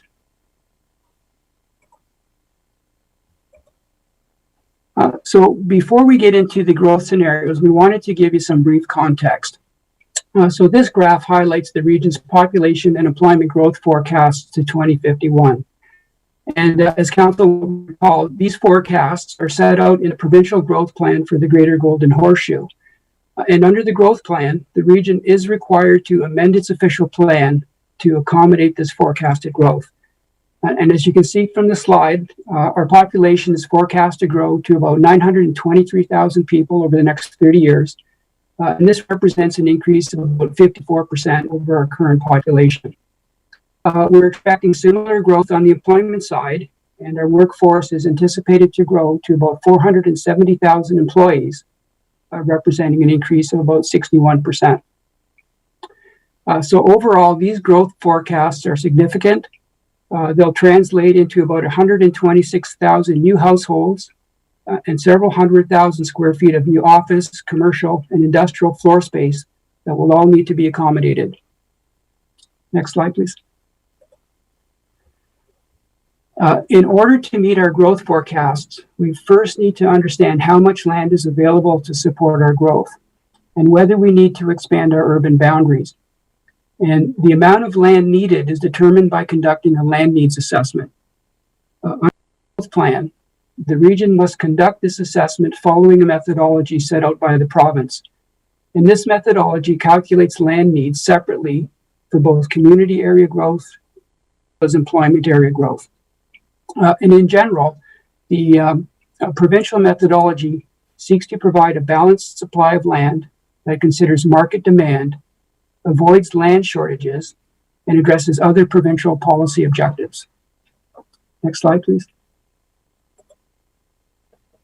The land needs assessment is really influenced by 2 key inputs or variables, including first, the residential intensification target, and this refers to the minimum share or percentage of new housing that is constructed each year within the region's existing built-up areas.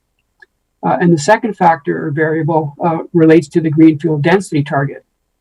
And that refers to the minimum number of people and jobs combined per hectare that must be accommodated in our designated greenfield areas. Next slide, please. So to assess the impact of these two variables on the region's land needs, staff evaluated three alternative growth scenarios as shown in the left-hand column in this slide. And each scenario tested progressively denser development assumptions. And we also identified a base case scenario to serve as a reference point or a benchmark for the other three scenarios. And as you can see in the slide, our base case scenario included an intensification target of 50% and a DGA density target of 60 people and jobs per hectare. In scenario one, we increased the intensification target to 55%, but maintained the DGA density target at 60. And in scenario two, we increased the intensification target to 60%, but maintained the DGA density target at 60 people and jobs per hectare. And then finally, in scenario three, which was our highest density scenario, we kept the intensification target at 60, but increased the DGA density target to 65 people and jobs per hectare.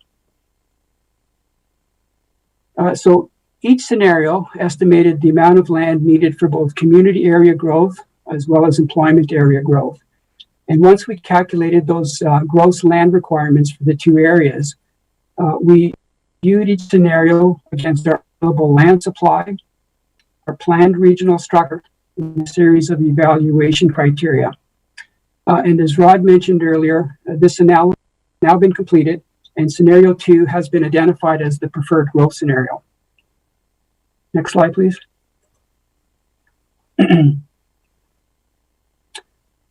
So this slide summarizes the preliminary land needs resulting from each growth scenario.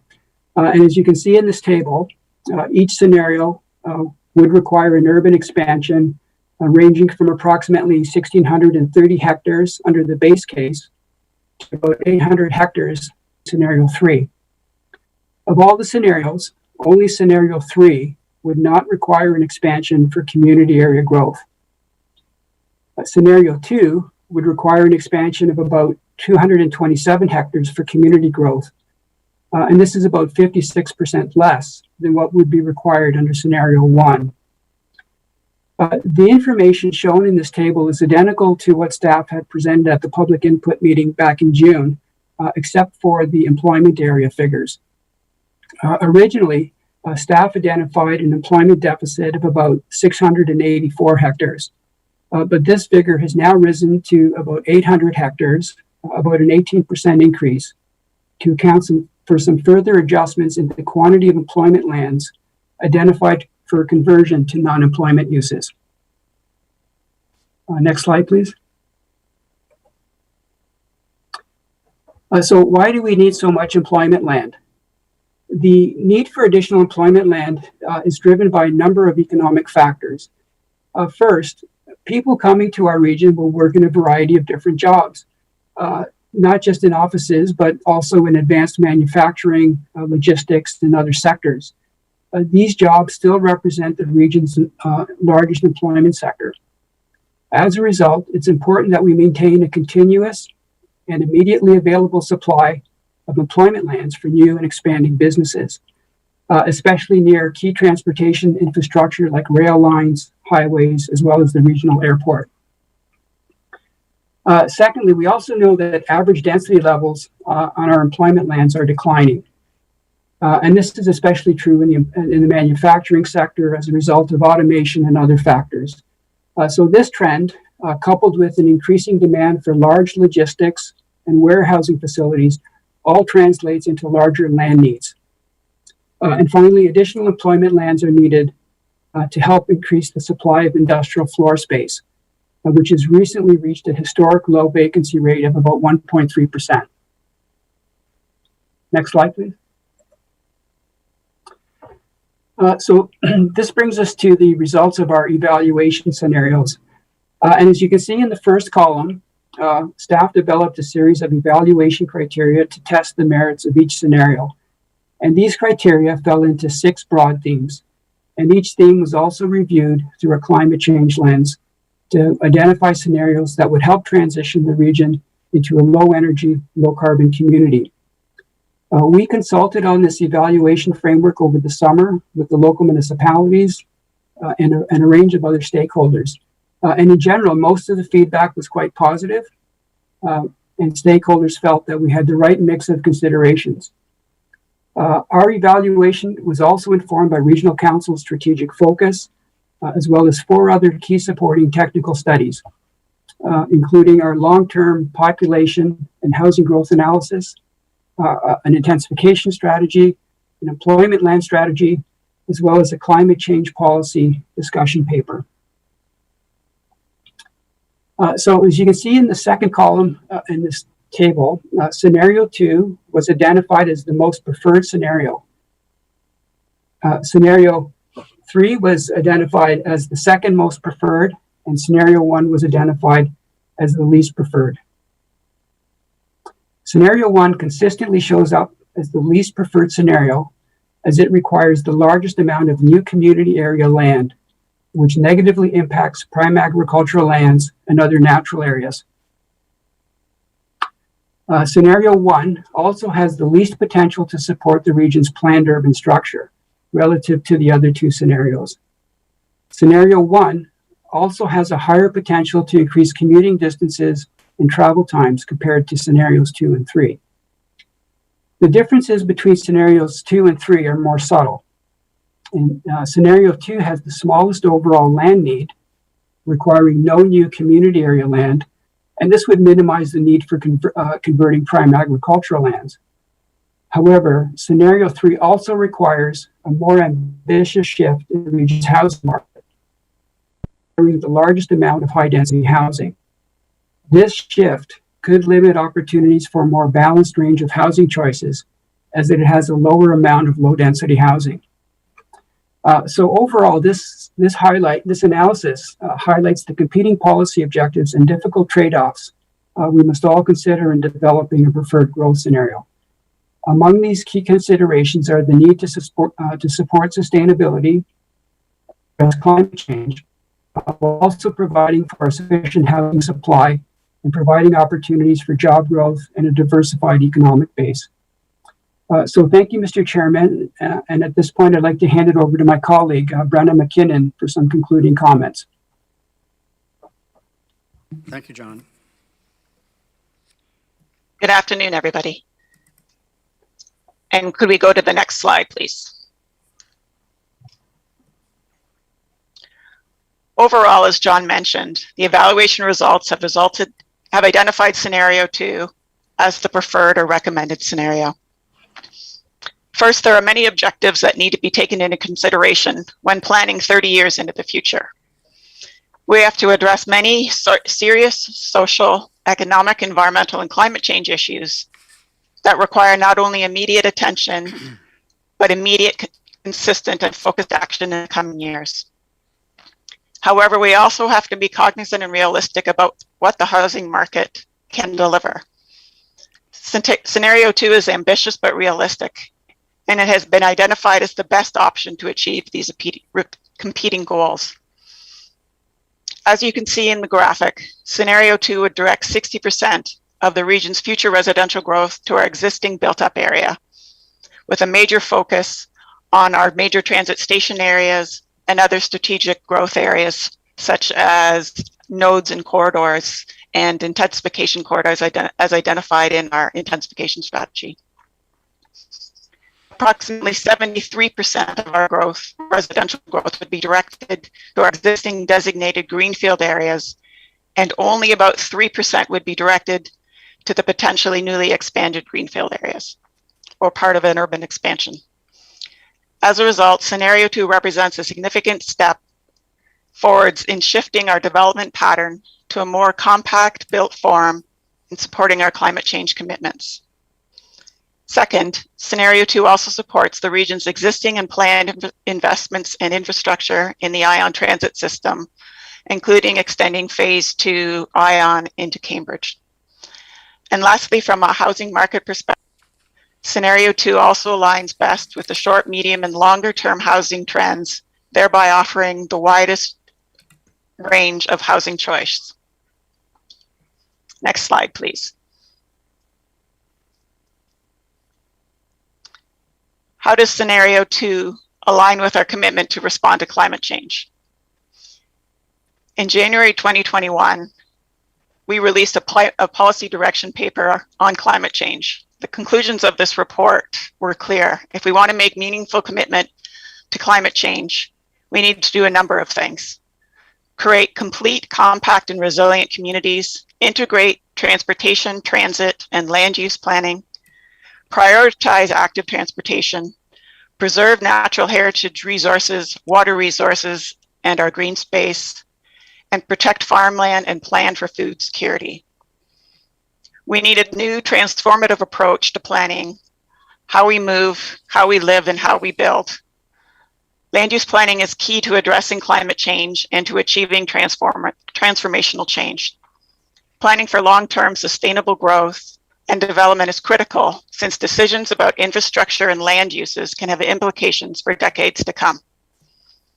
Scenario 2 helps us in accomplishing these objectives by directing a significant amount of growth to the region's existing built-up area, including downtown Cambridge, downtown Kitchener, and uptown Waterloo, and major transit station areas in the ION system. Adding a moderate amount of land to build and complete existing greenfield communities, while at the same time transitioning existing neighborhoods to be more complete. Setting density targets that support the early introduction of transit in new communities is an important opportunity to immediately provide a low carbon transportation option to new residents. New community areas should be 15-minute neighborhoods and should be either large enough to provide the daily needs of its residents or connected to an existing community that does. Finally, as planners, the vision and core principles of the ROP are extremely important to us. They are the foundation for all the work that we are doing. Using land more efficiently and intensively is what a world-class community should be doing. Scenario 2 will help us to protect those particular features and agricultural land that we've worked so hard to enhance and protect over the last number of years. Our regional recharge area, our drinking water, and respect the protected countryside. Next slide, please.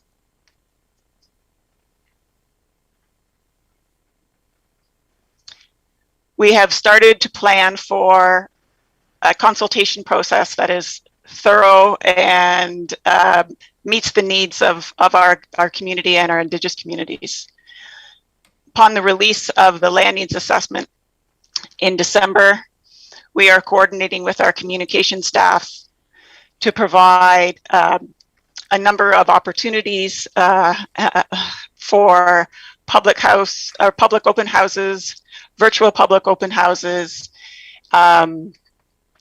using our current Engage system that Rod had mentioned earlier at the introduction that has been well used, additional surveys, and continuing on with our stakeholder committee meetings, our area municipal meetings with staff, meetings with the province, and meetings with the steering committee. Those have already started, and we've initiated discussions with all our area municipalities on a bi-weekly basis moving forward. Next slide. So in conclusion, these are the next steps that we have laid out for the process from now until the conformity deadline at the end of the year. As I said, we're looking to release the land needs assessment in December and begin straight away, starting on January 10th, with a consultation process that plans out a number of events and uses our existing Engage page to get more information out. In the middle of next year, or mid-spring next year, we need to bring a ROP amendment forward that uses the information in the land needs assessment to provide enough information to the province to provide comments prior to a statutory public meeting being required in the time between April and June at this point in time. And looking to bring again a ROP amendment forward for recommendation or for adoption late next year before the conformity deadline of July 1st, 2022. So I expect a lot of information to be coming out over the next number of months. And happy to, from now, that concludes my presentation, and happy to take any questions from council. Okay, thanks very much, Brenna, John, and Rod. Hopefully we can keep the questions limited. We want to get to the delegations. Councillor Verbanovich. Well, thanks, Chair Galloway. I do have a number of questions of staff. I mean, I think some of them are actually going to be relevant because I anticipate there are things that we're going to be hearing about from delegations as well. And just for clarity, number one, staff can remind us, the ROP no longer is appealable to the tribunal. So if you can confirm that, but secondly, my understanding is, I mean, the option is if, and this is why this is so important, is there is always the possibility, like in other jurisdictions, that the province may take action on it if we don't get this right. Is that correct? That's correct. Yes. So the ROP is not appealable by ourselves, being the region as well. So it'll be in the hands of the minister to decide if the process we undertook and the numbers that we have provided meet what they believe should be seen in the region of Waterloo. Okay, thank you. On the land needs assessment, I think all of us, council, the lower tier municipalities, industry, were all expecting that would be completed by now and would have been shared, and there'd be an opportunity for consultation prior to actually getting to this point of a recommendation. That's why, for example, our own council has not taken a position on things yet. What's happened? I mean, how have we gotten to this point that it's not completed, and why the change in terms of the planned order of this?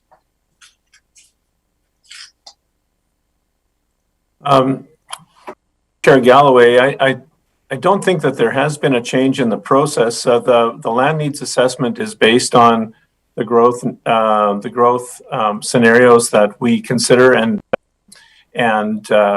make it, ultimately make a recommendation on. The two, as we're working through this process right now, the two will come forward at the same time for consideration by council, and will be given extensive public consultation in January and February. So I think essentially we are at the same place that we had originally anticipated, being the growth scenarios are being brought forward now.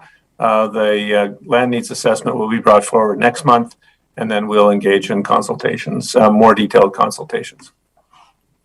So I guess I will just say that is certainly a surprise to me, and I think would be to others on council as well. And I certainly know it is at the lower tiers and in the industry as a whole.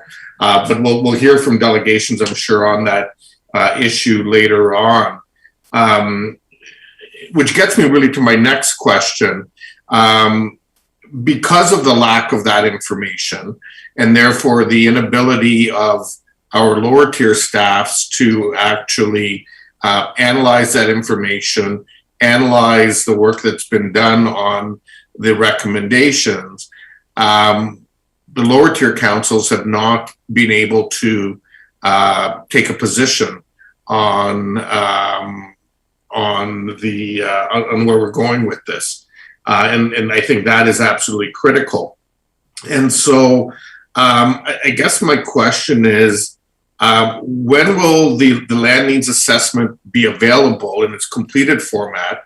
And will there be a period of time after that to dialogue and consult with the lower tier municipalities, the stakeholders, and so on, so that it formulates your final position as from a regional staff point of view, and more importantly, that everybody's had an opportunity to provide, informed, educated, recommendations in their decision making. Yes, through you, Chair Galloway, as was on the presentation, the land needs assessment will be presented to council in the December committee cycle, and the consultation process will take place with area municipalities, with stakeholder organizations, and with the public through January and February.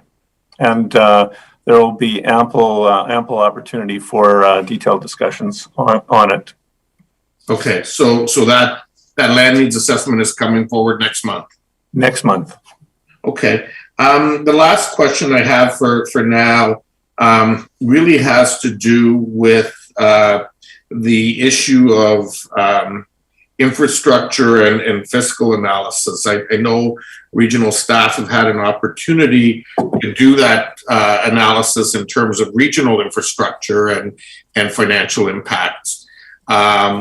But again, without the land needs assessment, without all of the other information, municipalities haven't been able to do that same work on their own to understand, what are all the assumptions regional staff have used, and how that impacts us at the lower tier. So for example, if certain decisions are being made, it could mean, for example, that we're creating situations where stormwater, we need to start building pumping stations for it, as an example. That has huge operational implications and cost implications. And yet, I know that our staff haven't had access to that information yet. Will that information be available, and when? And will we have an opportunity to have that inform the ultimate process before this comes forward? Well, through you, Chair Galloway, my understanding is that there's been an extensive sharing of technical information with area municipal staff. So I'm a little bit surprised to hear what is being said, Councillor Vrbanovich. But I will definitely look into it. Maybe Brenna can clarify for us what information has been shared with the area municipal staff, and particularly with regard to the implications for servicing options. Yes, that's something that we do, Chair Galloway, something that we are working with our consulting team right now, and it's expected that a financial impact analysis will be also available at the time of the land needs assessment. So we're spending time currently with our municipal staff looking at the implications of growth or intensification in each of the municipality and the cost implications for that. Okay, so it sounds like that hasn't happened yet, Mr. Rigueur. So I guess do we have your commitment that your team will be working with our staffs to understand the assumptions, the data, and working to get the necessary information so that we can inform the regional process as well, so regional council can make the best decision possible? Yeah, through you, Chair Galloway, absolutely. But I would like to clarify that I think what Ms. McKinnon had said was that the financial implications analysis by our consulting team isn't yet complete. But my understanding is that we've had extensive conversations about the servicing implications of and the approach that we're taking relative to growth.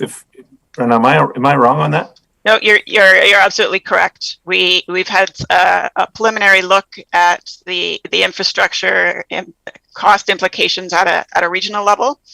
And we'll be fine-tuning that information to bring it down to the local level as well over the next few weeks.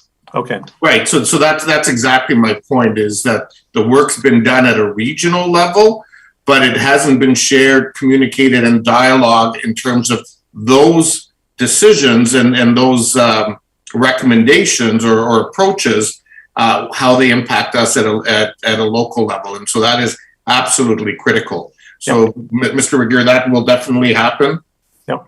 Okay, great. Thank you very much. Councillor Jaworski.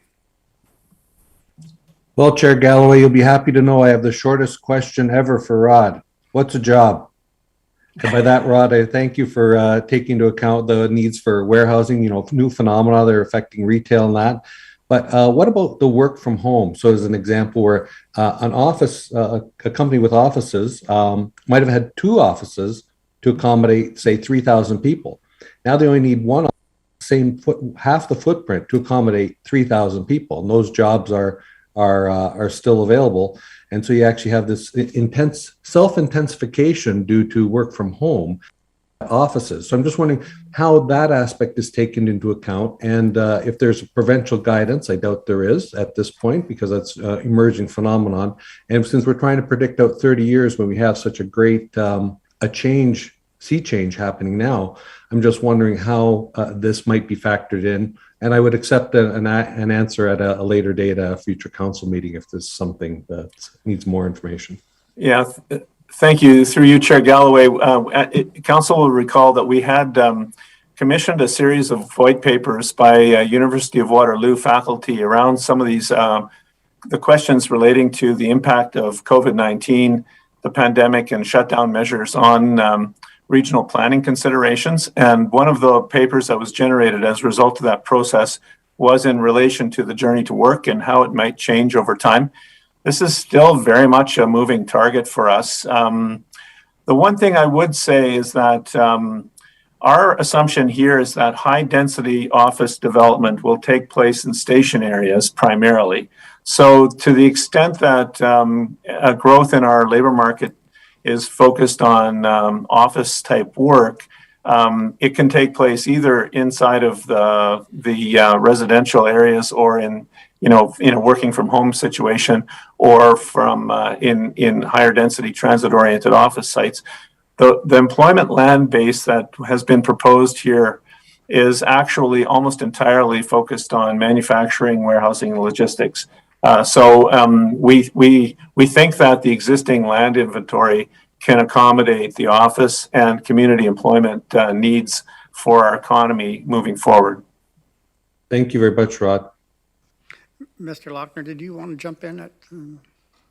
Thank you, Chair Galloway. It was just on Councillor Vanovic's questions, and just to reinforce the commitment. Yes, we will do that. I know with 8 municipalities, it sometimes gets confusing, and we met with the townships at the request of one of the mayors because there was a question as to whether we were actually allocating land at this point or not, and had a great meeting with the CAOs and the planners. We'll do the same with the cities and all the CAOs, and the agreement that we all had was, let's get the planning groups together, let's get the CAOs together, let's deliver some common messaging, both to share with our councils, all 8 councils, as well as our stakeholders. So that commitment will be put in place in the coming days, and hopefully it will address some of the concerns that Councillor Vanovic and others raised. Okay, thank you, Councillor Harris. Thank you, Chair Galloway. I do want to echo, comments made by Councillor Vanovic. Him and I obviously share those same concerns, and I know we're going to want to hear from our delegations today and the public on this important matter. And I guess I would say, Mr. Regier, with all due respect, I would disagree. Perhaps, our own materials indicate that technical analysis is part of phase 2, with the growth scenarios being part of phase 3. So, I think we've made that very public to people, and yet we've not perhaps, I think, done the best of job, with outreach to our stakeholder community. And I know that we'll hear from many of those today, and that's a sentiment that we, in fact, at Council are hearing on a daily basis. And so, Chair, I will have a motion that I would like to table at the end of the delegations or on this particular council agenda matter, and perhaps save some of my other questions to staff until after the delegation speaks. So again, really important process. We've got a finite timeline to get this back and done. And it's so critical as we plan ahead for our community that we engage the public, engage the stakeholder groups, and especially engage those lower tier municipalities that have such a large stake in this process. So I'll leave it at that, and I look forward to hearing from the community. Okay, thank you, Councillor Harris. We'll now go to the delegations, of which we have 21 or 22. And I would just remind some of the delegations that we're not here today to discuss individual expansion requests. We are here today to discuss the growth scenario, the growth scenarios for land need assessments. So we will start then with Mr. David Falletta. David, are you there? There you are. Welcome. Thank you, Chair and members of Council. My name is David Falletta, and I am a registered professional planner with Beltsfields. We're a planning firm that has offices in Hamilton and in the city of Toronto. And we do work across the region. And we were recently retained by Cash Development Partners, Inc., regarding their lands at 1265 and 1299 Waterloo Street in Wilmont. And I submitted, which I hope is in your package, and I'll be briefly speaking to it today. I will not take up a lot of time. I know there's a lot of people that want to speak to this agenda item. So here we go. Again, thank you for the opportunity to review the growth scenario evaluation technical brief, as well as other background studies that were completed as part of the official plan review. I think it's very clear that these studies demonstrate that the region is a dynamic and an exciting place that is very desirable to live, work, and play. The purpose for my delegation today is to congratulate staff and its consulting team on the work it's done as part of the official plan review. We know that there's a heck of a lot of work that has to be done as part of this process, and we know we're kind of sprinting to a deadline. So I do want to speak to a couple of things that were touched on by some of the councillors. We understand that the next step is to release the land needs assessment in accordance with the provincial land needs assessment methodology, and we look forward to participating in that process. And we know it's part of a larger public and stakeholder consultation plan. And we do think it's very important and a key step in terms of establishing where the growth will be allocated amongst the municipalities and how that growth will occur based on sound planning principles and based on the provincial methodology. So again, we look forward to it. We look forward to participating. And, you know, the one, I guess, criticism we do have of the process to date is that the growth scenario evaluation technical brief does identify a preferred growth scenario. And it's our opinion that this recommendation really is premature without the benefit of the land needs assessment. But we understand that from a qualitative perspective, staff have established some key principles related to the technical brief and the growth scenarios. So again, supportive and congratulate staff on all the work that they've done. But again, we do consider the recommendation to be a bit premature without of that study. And then finally, I know we're not looking at individual recommendations for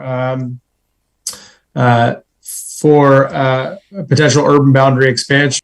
I do want to highlight that we do represent 1265 and 1299 Waterloo Street. And as part of our submission, we have completed a preliminary review. And the reason I'm raising this today is because we do know that things are moving quickly. And we do know that it sounds like by the spring of next year, this council will be making decisions on how and where the region will grow, and specifically on candidate areas for expansion. Staff, based on preliminary submissions on this site, have identified this site as candidate area 31. And we've done a preliminary review. We were recently retained as planning consultants. And I just want to highlight that, in our opinion, it's a very logical urban boundary expansion. It has infrastructure support. And most importantly, it has the ability to make New Hamburg a more complete community. And this, in our opinion, I think it is very important that, the region has taken significant steps in improving its transportation support, identifying an intensification strategy. But we think, as part of these urban boundary expansions, we should also be looking at how we can improve stable neighborhoods, stable communities, and make them more complete and more transit supportive. In terms of next steps, we plan on making a fulsome submission once we've received the LNA, and sort of reviewing this specific site against the provincial policy criteria, as well as the region's evaluation criteria. And like I said, we really do look forward to participating and collaborating with you and staff in this regard. And that's all for my submissions today. And again, we look forward to working with you moving forward. Be happy to answer any questions at this point. Okay, I see no questions. And again, I want to reiterate, I'm not particularly interested in hearing individual expansion requests. And I would make that request of all the delegations that are here representing different property owners. That is not for today. The next delegation is Mr. Paul Britton.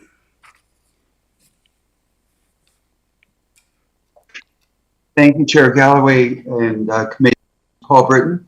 I'm appearing on behalf of Activa with respect to the lands in Southwest Kitchener. I confirm my understanding that this isn't a meeting to discuss where. It's really focused on how to best determine a preferred growth scenario and size of expansion, in my opinion. I'm appearing as a land use planner, and I do have considerable experience with respect to land needs assessment, land budgeting. And you may recall that I collaborated with your staff in the first land budget that was ultimately endorsed by settlement before the OMB. What I can say to you today is, in my opinion, it's totally premature to conclude with respect to a preferred growth scenario. I find that in part the analysis of staff is somewhat academic without knowing the where of an expansion. But most importantly, in terms of growth scenarios, a preferred scenario should be informed by a land needs assessment undertaken in accordance with provincial land use methodology. Needless to say, we are in Waterloo region, the province, and nationally in the midst of a housing crisis. We all see the headlines in terms of over-asking. Homes, for example, single detached on average, go for 120% over-asking of the original price. Multiple offers, queues at sales desks, and disappointment as people are only to find that they don't have the opportunity to acquire the housing that they need. I would submit to you that at the regional level and municipal level, housing supply is at the root of the issue, and housing supply is most influenced by process, and namely the planning process, infrastructure planning, and policy-related considerations. So from a policy point of view, how is the size of an expansion, if warranted, to be determined? So provincial policies require the region to plan for a diverse range and mix of housing options to accommodate people at all stages of life and people with all different household sizes and incomes and related means. Policies direct that the region must complete a land needs assessment to evaluate the size of any required urban expansion in accordance with the land needs assessment, which is being approved by the province. It would be my submission to you and my professional opinion that the growth scenarios that have been advanced by staff's consultant do not respect any of the requirements of the land needs assessment methodology of the province. The objective of the provincial land needs methodology is to ensure sufficient land is available to accommodate all housing market segments, avoid housing shortages, consider market demand to meet the needs of complete communities. Complete communities are sustainable communities. They're not communities whereby people have to drive west in order to satisfy their housing needs, only to drive east in order to come to work and avail themselves of the amenities and services of Waterloo region. The provincial land needs methodology directs that various tasks be completed in a required sequence. And that sequence is really reflected in the information reports that staff have published, which contemplate the ROP will be completed in 4 phases. So with respect to the submissions of staff, we are not yet in phase 3. We have yet to complete phase 2, which includes the requirement to complete a land needs assessment as input to the determination of a preferred growth scenario. The outcome of a land needs assessment is the determination of the amount of land needed to accommodate employment, to accommodate places to play, and to accommodate housing. The size of an expansion should not be an input assumption in determining the growth scenarios. What I suggest is that's really putting the cart before the horse and not following the process identified in regional literature, but importantly, not following the process identified in the provincial land needs assessment methodology. The growth scenarios report was not supported by a robust policy analysis or a land needs assessment. I requested information in advance of the public meeting back in June, such that we could provide meaningful. That information was only made available 1 day before the preferred growth scenarios report, technical evaluation, was released to the public. Needless to say, there has been very limited opportunity to provide meaningful input to such an important deliberation and consideration, which is before Regional Council. Although the staff report is before you for information purposes, the general concern, I think, of a number of delegations, and I'll just wrap it up. I find staff's summary of next steps to be of concern. In my opinion, staff's intent to proceed with a preferred growth strategy in advance of and its input to a land needs assessment avoids complying with the land needs assessment and is reminiscent of the methodology which was rejected by the OMB and importantly is not reflected in the provincial land needs assessment. Our request of you today is to allow for adequate opportunity to provide meaningful input to a land needs assessment which is undertaken in accordance with the provincial land needs assessment methodology before a preferred growth scenario is selected by Regional Council. I'll end my submissions and I appreciate that I'm over time, but I would be pleased to answer any questions. And I thank you for the opportunity. Yes, considerably over time, Mr. Britton. Councillor Harris. Thank you, Chair. I'm envious that Mr. Britton, your chair, reclines. Mine only swivels. So listen, couple quick questions for you, though. There have been, well, obviously, Councillor Urbanovic spoke to the lack of information shared with the stakeholder community. And I know that, we don't have any municipal folks delegating today, but I know our colleagues from those lower tier municipalities can further speak to that. I'd like to ask you a similar question, though, about, I know we've had a June public meeting.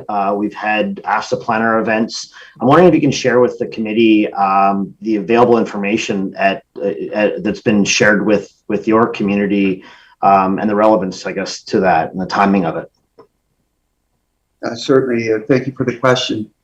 I would confirm that we requested a lot of information in advance of the June 10th, 2021 Public Information Center or information meeting as the basis to provide input. We followed up on that request in June, and at the June public meeting, I confirm that in the absence of available information, difficult if not impossible to provide meaningful input to that process. We have been receiving information in bits and pieces, and I can confirm that all requested information has only recently been made available. And as I noted, that was the day before the report, the staff report, and associated appendix were released to the public for information. So we're now in a position to do the robust analysis that is required, but that robust analysis requires time. We will keep up with the staff process that was outlined in the flow chart by staff, and we intend to provide that input as input to a preferred growth strategy. I know in your presentation you talked about the process, and I did highlight that further to Councillor Vrvanovic's question with regards to phase 2, phase 3. I know in our June meeting, a staff report was prepared for council. It spoke to the fact that we'd likely see that land need assessment by the fall or by the summer. And then this report obviously indicates winter or even as early as 2022. I'm just wondering if you can speak to perhaps the process. You did mention that we're not following the process rather. Do you want to expand on that? Because I know you had to rush through that pretty quickly. Right. Yes. So one only needs to look to page 2 of the technical analysis, which is attached to the staff report. And it confirms that the ROP review would be undertaken in 4 phases. Phase 2, among other matters, includes the completion of a land needs assessment. And phase 3 includes an evaluation and selection of a preferred scenario. So what we find ourselves in today is a situation whereby staff and the consultant have come to a conclusion with respect to a preferred growth scenario in advance of completing the land needs assessment. And as I noted, I think that's somewhat backward, but importantly, not in keeping with the understanding that the broader community would have reached reviewing the documentation that's important, but also it's not in keeping with the land needs assessment methodology. Chair, I've got 2 quick questions, and I know, Mr. Britton, you spoke of the previous ROP. It's in the OMB. Obviously, that's not a path that could go down this time. With regards to the lands need assessment and the input assumptions with regards to density and intensification, I'm not sure if you want to speak to that and how that plays into the growth scenarios potentially. Yes, certainly. In terms of the region's previous land budget methodology, it did use 2 key input assumptions, namely intensification target and a density target. What happens with the land needs assessment that is approved, you start with an evaluation and a projection of housing need by housing type based on propensity. You then review your housing supply by housing type to determine if there's a match or alternatively there's a mismatch and the need for an expansion. So in terms of, I would respectfully disagree with my colleagues that density and intensification targets are an input assumption. They're not. What happens is after you go through the appropriate evaluation, if there's a need to adjust the size of expansion if it's warranted to achieve those minimum targets, then that adjustment occurs at the end of the process. It doesn't occur at the outset of the process. And finally, I know some of us are following what's happening in Hamilton right now, and the province has set out a rigorous, process, on this, ROP that all municipalities are actually dealing with currently. I mean, I'm just wondering if the way we're going about it, conforms with that, or is there any issues or concerns? I think you mentioned that briefly in your presentation, but if you want to expand on that. Yeah, certainly. In my opinion, the approach that is being followed, at least to this point, does not conform with provincial policies, and importantly, does not satisfy the technical rigor required of the provincial land needs assessment. And the other comment I would have is with respect to process. Given the inability to appeal, it becomes all that much more important that there's a fair and open process whereby we're sharing information to reach a Maid and Waterloo region solution, as opposed to potentially having the province step in and intervene in the process. I don't think anyone wants that. And we're certainly, on behalf of Activa, committed to working in collaboration with your staff to reach a conclusion. And I would say with other stakeholders too. You're going to hear from many, many different and diverse stakeholders today. So we're certainly committed to working with the community. Yeah, good. I know we definitely want to have a Maid and Waterloo region solution to this. The last one perhaps went fairly lengthy. And so I know all my other colleagues have questions. So thank you, Mr. Britton. Appreciate your time. Councillor Urbanovich. Thanks, Mr. Chair. Just one quick question, Mr. Britton. On the issue of, you talked about housing supply being at the root of the issue, and in terms of the affordability crisis that you referenced. I'm just wondering if you can speak to the correlation of this decision to that, and more importantly, I know one of the things, you know, we hear from folks who say we should intensify more, you know, in the existing urban built-up area. Then we hear from other folks who say we're already intensifying too much in that area, and in fact, where there is greenfield development proposed, that should happen, but at higher intensification levels than maybe traditionally would have been planned in greenfield. And I guess what I'm particularly interested in is that last notion that we should see higher levels of intensification if and when you know, greenfield development happens.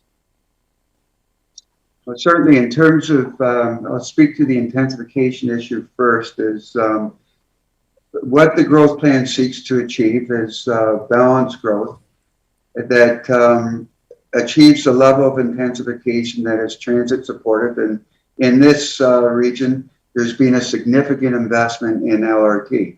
So intensification in appropriate locations to support the downtowns, to support the major transit station areas is entirely appropriate, but in a way that respects the stability of a number of the inner city communities.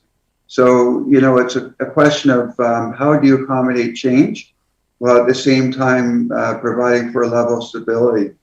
And then to sort of reverse that to the greenfield area, I totally support, as a land use planner, planning communities that provide for a range of unit types so that those that choose to locate in a greenfield area can live and grow and change within the community without having to move out of the community. And then finally, with respect to the linkage between the land needs assessment and housing affordability, is at the root of the land needs assessment is a determination of land that's necessary to accommodate, in this case, the focus seems to be on residential land needs, to address, based on forecasts, the housing needs of people at various stages of their life. So we all know that when you're young, you may want to live in a condo in downtown or uptown or elsewhere. As you develop and build a family, that form of housing may not be appropriate. So the whole approach is to look forward based on age cohorts and changing demographics to project and forecast what housing needs are required by housing type. And if you don't get it right, it will feed into the affordability issue, just generally speaking. And importantly, my observation would be that housing consumption is occurring faster than the replacement of housing supply. So some of the areas, Mayor Urbanovic, that you would be familiar with, for example, the Rosenberg community, it's planned to be transit supportive. There's a transit corridor that runs along Fisher-Hammond Road. That community has been over 25 years in the planning, and it's only now starting to get up and running. So, you know, the process and getting it right with respect to evaluating what lands are required to accommodate forecast growth is so important. And I would note in passing that based on analysis, and we're working with two land economists, Altus and IBI, we've identified that in terms of the growth scenarios report, the report forecasting 24,000 fewer units than the growth forecast that were prepared on behalf of the province. So that discrepancy is significant, and it's something that needs to be worked through in collaboration with staff to understand why. Okay, great. Thank you. Thank you very much. Those are all the questions I have. And Mr. Chair, as you go on to other delegations, I'm wondering if you could just perhaps provide an update to the special council delegations, because I think we're probably 2 or 3 hours away before we can deal with them. And I know that they've just recently joined, so you may want to give them an update. Thank you. A message has already been sent to the delegations. Thank you. Mr. Robert Howe. Good afternoon, Mr. Chairman, members of the committee. Thank you for allowing me to speak to you this afternoon on this very important issue for the region. I represent a number of landowners in Waterloo region, and I have prepared a detailed letter with submissions, and I hope you all have received it. It's on the consent agenda, and attached to that letter is a memorandum prepared by my client's economic consultants, Altus Group, that also provides some detailed technical comments on this matter, and I hope you'll take the opportunity to review those comments. I don't have time to review them in detail this afternoon, but I'm going to try and hit some highlights.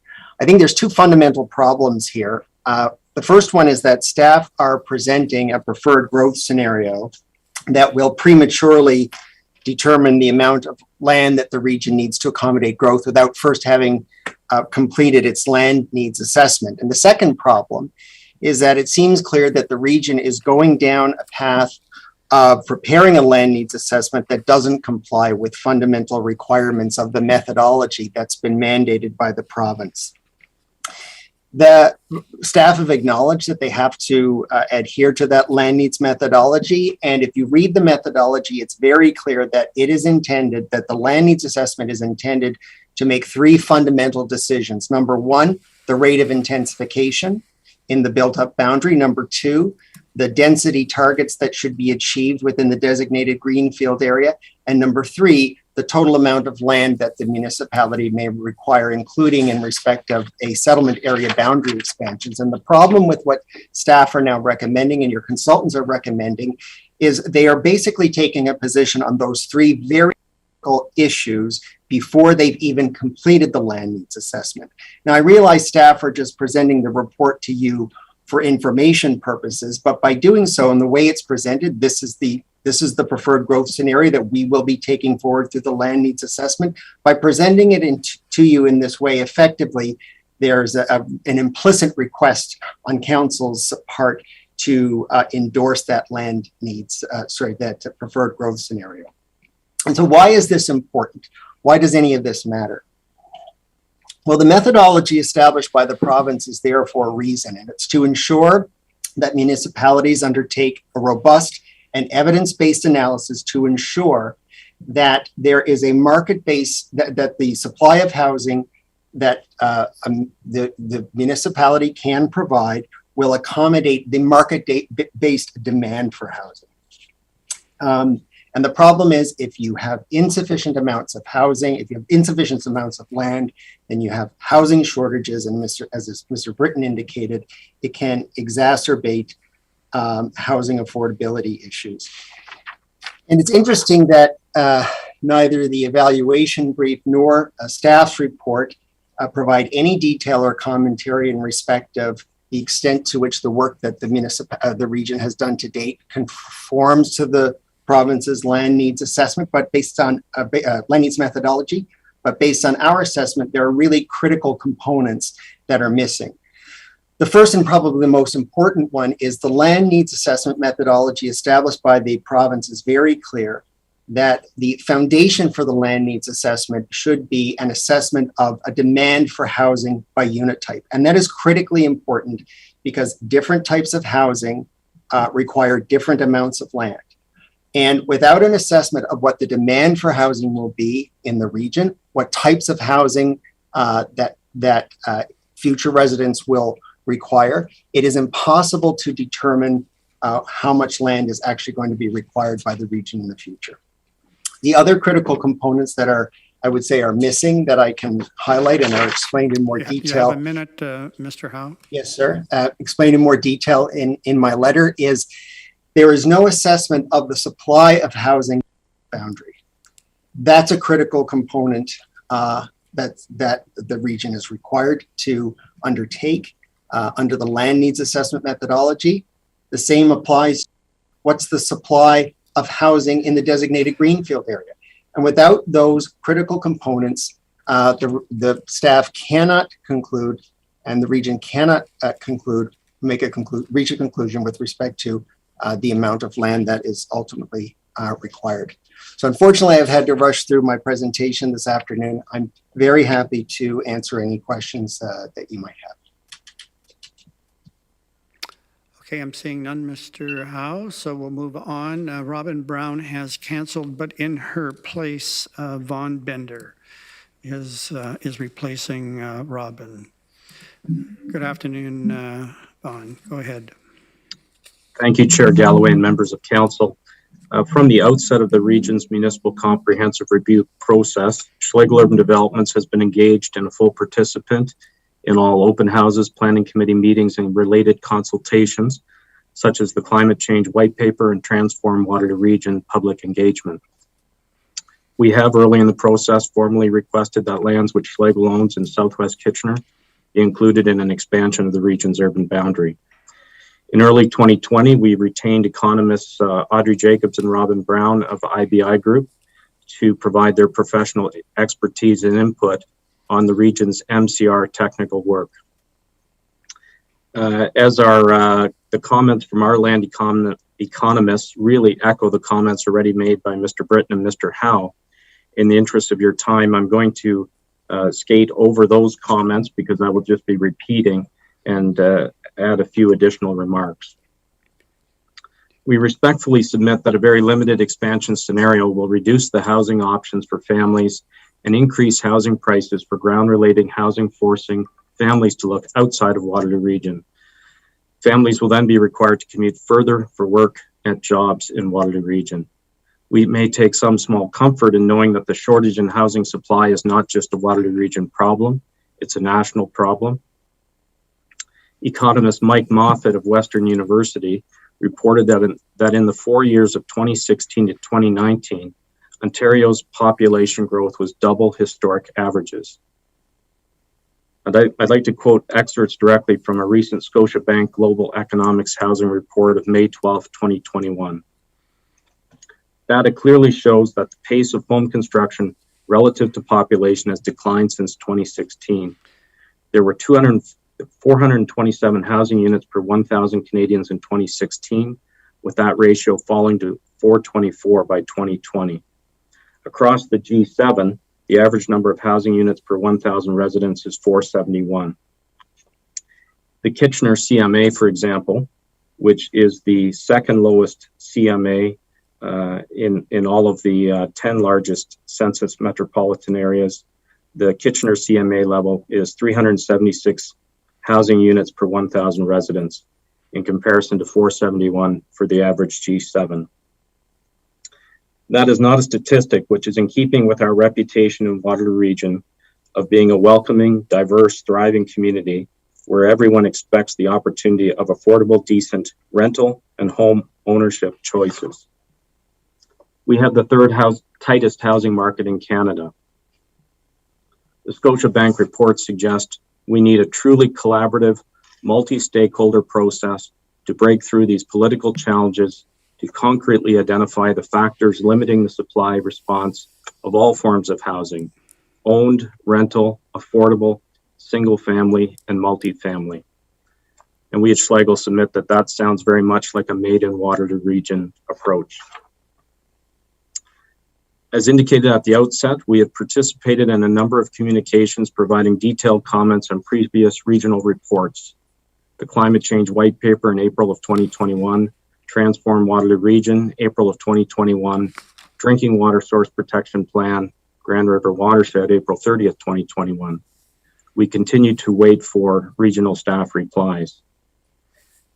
During the region's forum on COVID-19 and its potential impacts on the MCR process, Schlegel's Williamsburg Town Center project was referenced as an example of a local community that is a model 15-minute community. And I thank the clerk for including a slide on your screen. I asked that it be placed, Bender, 1 minute. Placed there for some inspiration.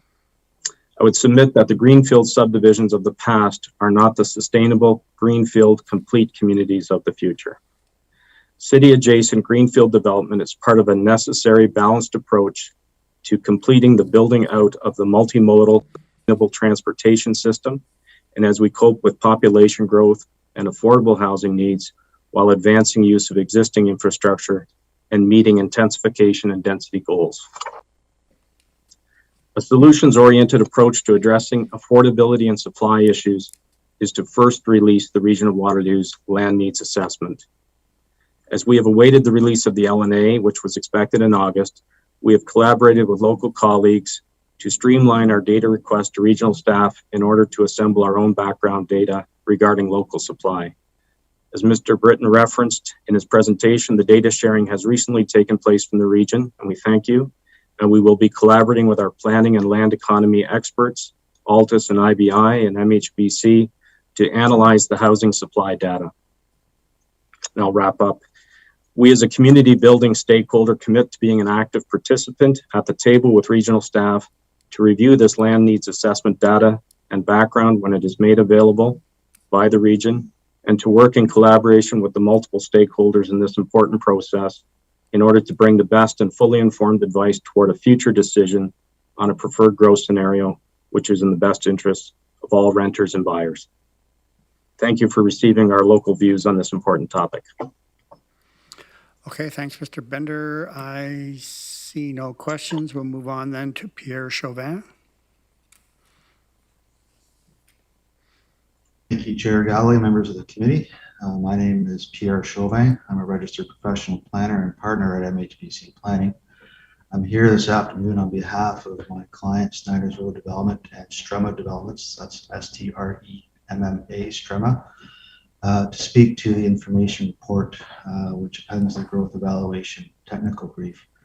Our client owns over 100 hectares immediately adjacent to the Baden settlement area, and we have made a number of submissions to regional staff regarding our client's lands, and I don't intend to get into details of those submissions. However, suffice it to say, in response to the region's growth scenario report and draft evaluation criteria back in June of this year, township staff have identified our client's lands as the highest priority for urban expansion.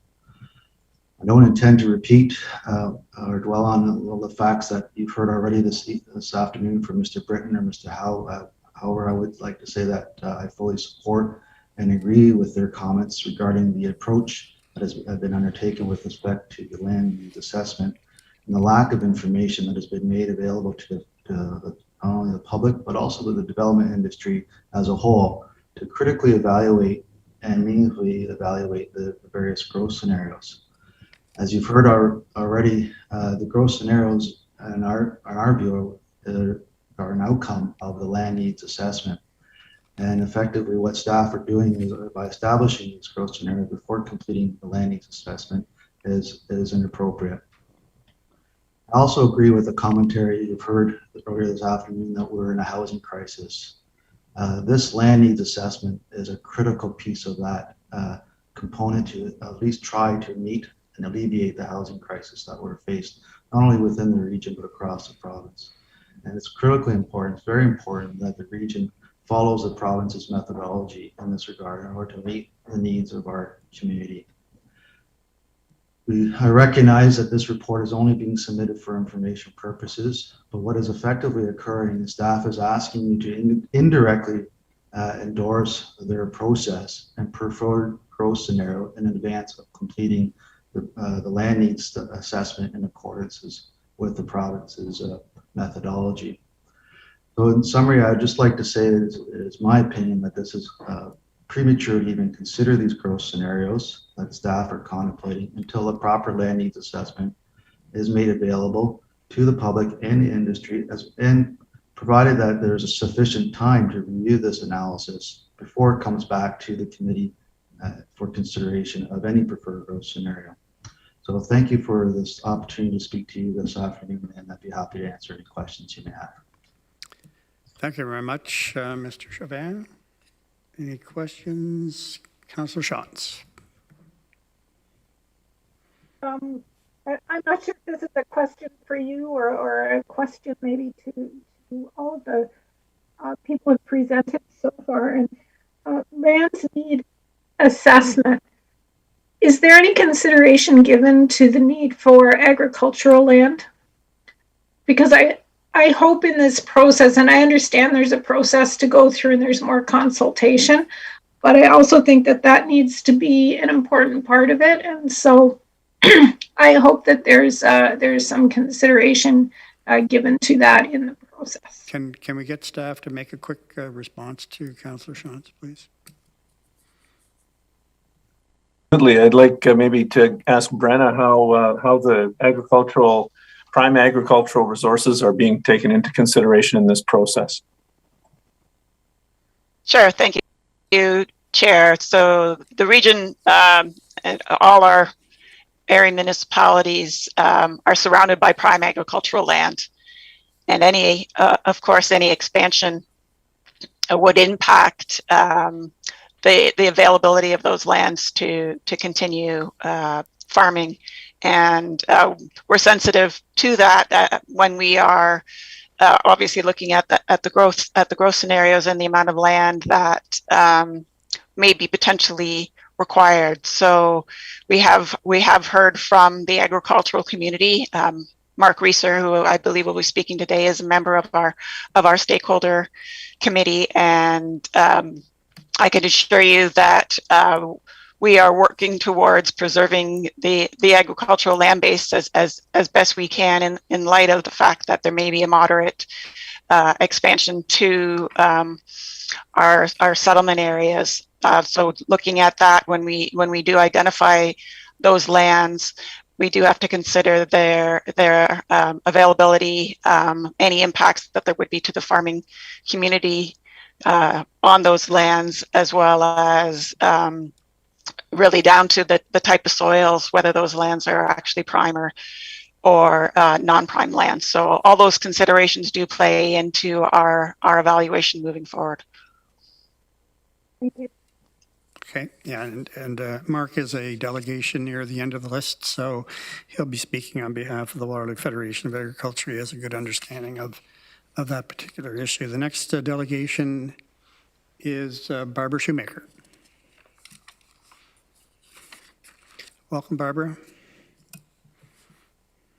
Thank you, Chair Galloway and councillors. I am Barbara Schumacher, retired physician and grandmother. On behalf of 50 by 30 WR, I'm bringing you some reflections on the ROP report presented today. The actions taken in June by this regional council and the city and township councils to endorse the transformed WR report and the motion to raise our GHG emission reduction targets to 50% by 2030 gave our 50 by 30 team and our collaborators reasons to celebrate. But we know the hard work of disruptive transformation required to meet these goals has just begun. Climate Action Waterloo Region's report provides some important insights. We see that the most emissions in Waterloo Region come from transportation.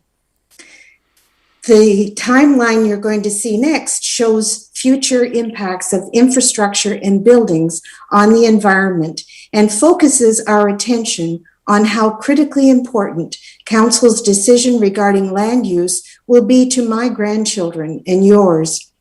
We see impacts far-reaching into the future generations and centuries. When I retired in 2015, the realities of climate science hit me hard as I began to explore the research. To help my climate anxiety, I joined 50 by 30. 50 by 30's graphic poster of our vision for the future is on the left. As the volunteer commitment of each team member demonstrates, we are determined to do everything we can to pass to our children and grandchildren a safe and just climate future. On the right is a picture from the film 2040, which documents solutions available right now to transition to a hopeful future. Since 50 by 30 began our campaign, climate disasters are regularly reported across the globe, bringing us to this place of code red for humanity. With this perspective, I read the draft ROP. After reading the policy direction paper on climate change and the explanation for how the evaluation framework would be applied across the three scenarios, I was hopeful. Here is a staff that understands transformative change required, not business as usual.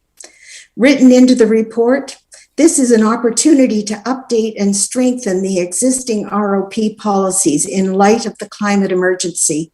Another quote, if current emission trends continue, the region is expected to get warmer, wetter, and wilder, with more extreme heat, precipitation, and extreme weather events.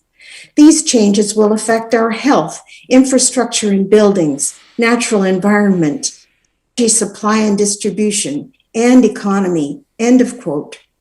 Clearly, the authors of this report understand the extent of climate impacts and the imperative to these challenges. Then, to my surprise and dismay, the recommendation for scenario 2, requiring development of over 1,000 hectares of prime agricultural land.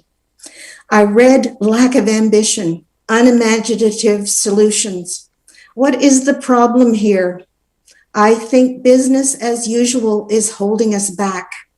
The contention that housing must be balanced with enough offerings of detached and semi-detached homes to meet market demands.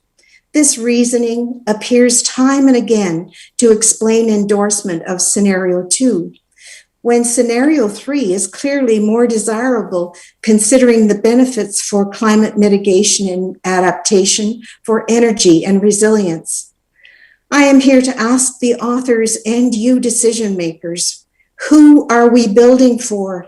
What market needs to be top of mind? What world do we want to see in 2051? Surely in this moment of human history, we must plan for future generations, protection of our natural world, preservation of ecological diversity. We are in the 6th global extinction event, on the verge of climate tipping points, if not already triggered with the melting of the permafrost. Code red for our own existence. When will we apply the solutions that we know already exist? What will it take to shake us out of our complacency? Who amongst us will lead with courage? A final quote from the report. Waterloo Region is one of the leading communities in Ontario working to find the best ways to address these challenges. Land use planning is key, since decisions about infrastructure and land uses can have implications for centuries to come. End of quote. Now is the moment for an official plan that is created for the children of centuries to come. I do not expect to see 2051. If I do, I will be 101. But I do passionately hope my grandchildren will pause in 2051 and give thanks to Grandma and all the people in 2021 who rose to the challenge and raised their ambition to meet the moment. Let us come together and be the leaders we say we are with courage. Thank you. Thank you, Barbara. Seeing no questions, Mr. Kevin Thomason. Kevin, welcome. Welcome. Good day. My name is Kevin Thomason, and I am the owner of 1115 Cedar Grove Road, Waterloo, and co-founder of Smart Growth Waterloo Region, a community group of over 500 citizens formed almost 10 years ago to help engage the public in smarter growth. We have been surprised by how different this ROP has been, with almost no media coverage, little community engagement, and almost no public consultation to date, compared to the many open houses, meetings, events, and media coverage in the past, or in neighboring communities like Hamilton, where their OP has been front page news since January, engaging tens of thousands of citizens. While we sent council a detailed slide deck yesterday, outlining serious concerns about the different, far more mediocre future trajectory for our region that these three unambitious growth scenarios seem to be leading to, I want to talk to you directly in the few minutes that I have now. Our future needs to be determined by a shared vision for all of our citizens in the community, by the citizens in the community, for the community that we want to live in, and not land speculators advocating sprawl for profit. Our previous regional official plans, even the early RGMS, have always been innovative plans, so visionary that every single word of the last ROP was appealed. Thankfully, the region prevailed, and creative new concepts such as our protected countryside, environmentally sensitive landscapes, countryside line, and light rail transit are now an integral part of our globally recognized success, and it is hard to imagine our community without them. Our next ROP needs to be just as ambitious, and right now, these proposed scenarios is when our goals and ambition is determined. However, all of the proposed intensification rates are too low, and the recommended 60% 30-year target is well below the 70% intensification rate that we've already been achieving the past 3 years. It is horrifying and unsustainable to see the recommendation to destroy more than 2,500 acres of local farmland, increasingly needed for local food and groundwater recharge, for sprawling subdivisions and low-density employment lands, using much of our remaining land reserves and threatening the countryside line in many ways. The proposed densities are so low that future phases of ion light rail transit could be difficult to support and impossible to fund, particularly if other Ontario municipalities competing for funding are achieving ambitious smart growth targets, also ending our reputation for leadership. Worse yet, these unambitious targets, developed with Doug Ford's questionable historic housing market methodologies, dubious population forecasts that his own ministries don't even agree upon, and his absurd requirements that the dramatic impacts of climate change be weighted no more significantly than any other metric, and is so out of sync with the changing demographics, changing housing and lifestyle preferences, and Canadians' increasing demands that our governments undertake immediate actions to address our climate crisis. We have just 100 months to meet our Paris Accord commitments. We need council to direct staff to return with a new fourth scenario, more consistent with our tradition of innovation and leadership, that has intensification rates of at least 70 to 80%. All residential greenfield expansion needs to be eliminated, also solving the infighting between area municipalities for growth, if all are treated equally with 0 hectares of residential greenfield expansion beyond their current urban boundaries. The City of Waterloo is already approaching 100% intensification rate as it has run out of farmland to destroy. Surely our other municipalities can learn to live within their boundaries too and strive for a rate of at least 70% over the next 30 years. This new scenario number 4 needs to actually have a variation in employment lands, reflecting the tremendous opportunity for more efficient industrial intensification, and not be identical in every single scenario so that council can have better information. 1 minute. Finally, there must be adequate time permitted for far more public engagement and consultation now when big goals are being determined, not in the spring when it'll be too late to change course. In conclusion, this 30-year regional official plan is likely the most important decision of your entire term. And given the new 30-year timeline, along with the inability to appeal any aspect of the plans instituted by Premier Ford, it could be the most important decision of your entire career as an elected official. I just saw this morning's letter to council from Kevin Eby, the renowned planner and statesman who for decades was one of the visionaries at the region, creatively pioneering almost everything that we take for granted today. His message that stronger scenarios are needed to continue on our current path of success is clear. His detailed technical analysis provides the data to support the feedback that you are hearing today from citizens and community groups throughout our region. Don't follow mandated flawed development production methodologies, or allow the provincial scare tactics the Premier is attempting to lower our ambitions or change our course. Our success hasn't come from trying these others. Please direct staff to return with a more ambitious, more consistent fourth scenario, along with the vigorous, immediate community consultation needed to continue our unique success. Thank you. Thank you very much, Kevin. Any questions? Any questions of Kevin? I do have one, because Kevin, I know you can handle this. You're quite able. We can try. And the question is, Kevin, how do you think we can reconcile the highly prescriptive methodology that the province has prescribed for the calculations for the land needs assessment with climate action imperative?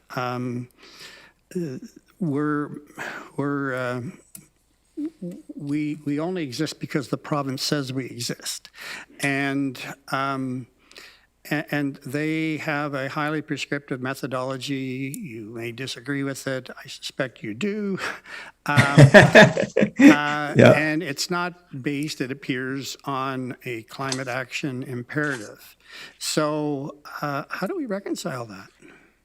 I know you have an opinion on that. So. Yeah, excellent question. And we have a Premier who unfortunately is renowned for taking us backwards and his inattention to the environment, rather than, as I alluded to in my presentation, the demands from Canadians increasingly with the expectation that our governments will be acting on climate change. We see COP26 going on right now in Glasgow, and tens of thousands of people in the street. We hear the messages from Greta and the young people, and it seems so incongruent with what we're hearing from Queen's Park.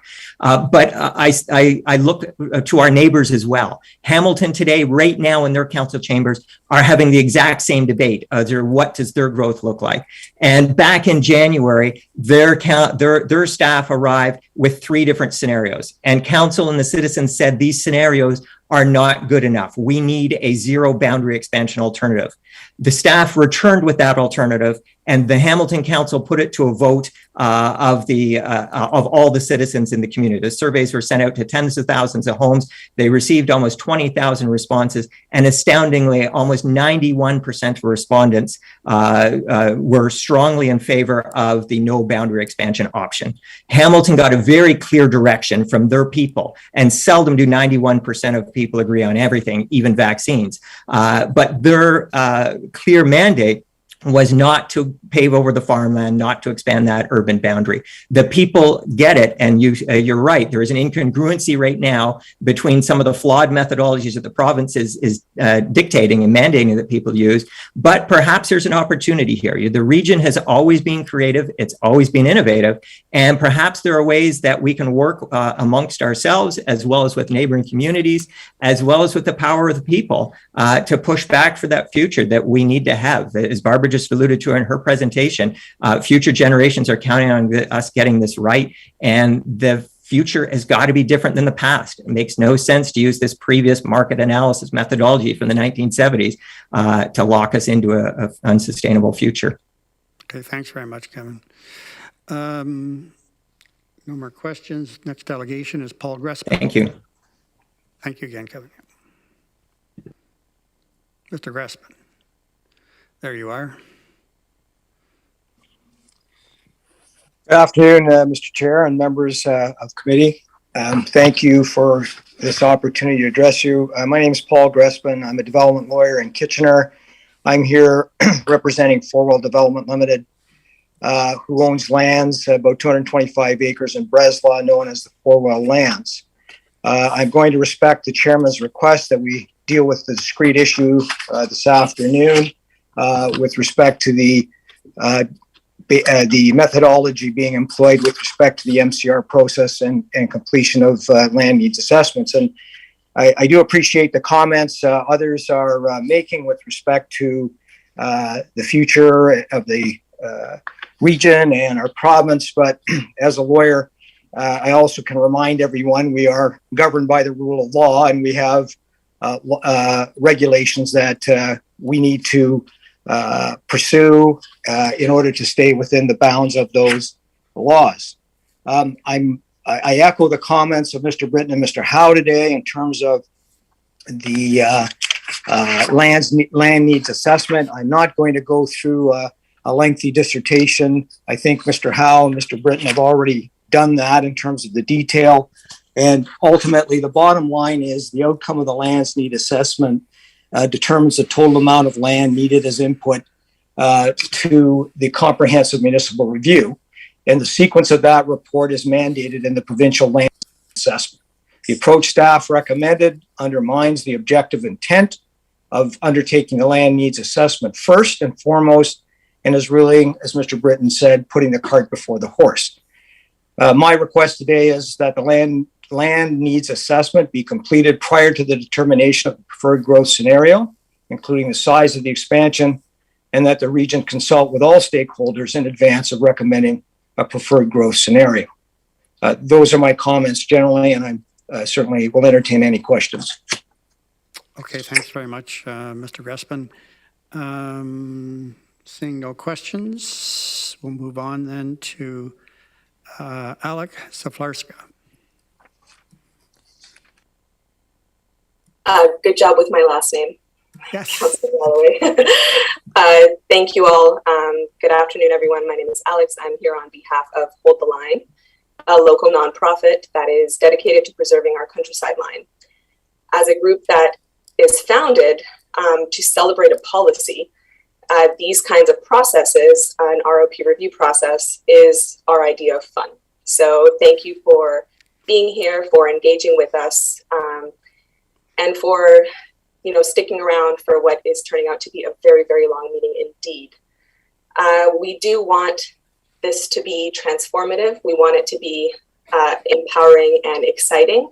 At the same time, because it's such a long meeting, I have cut down my comments a little bit, so I will try to keep things contained here.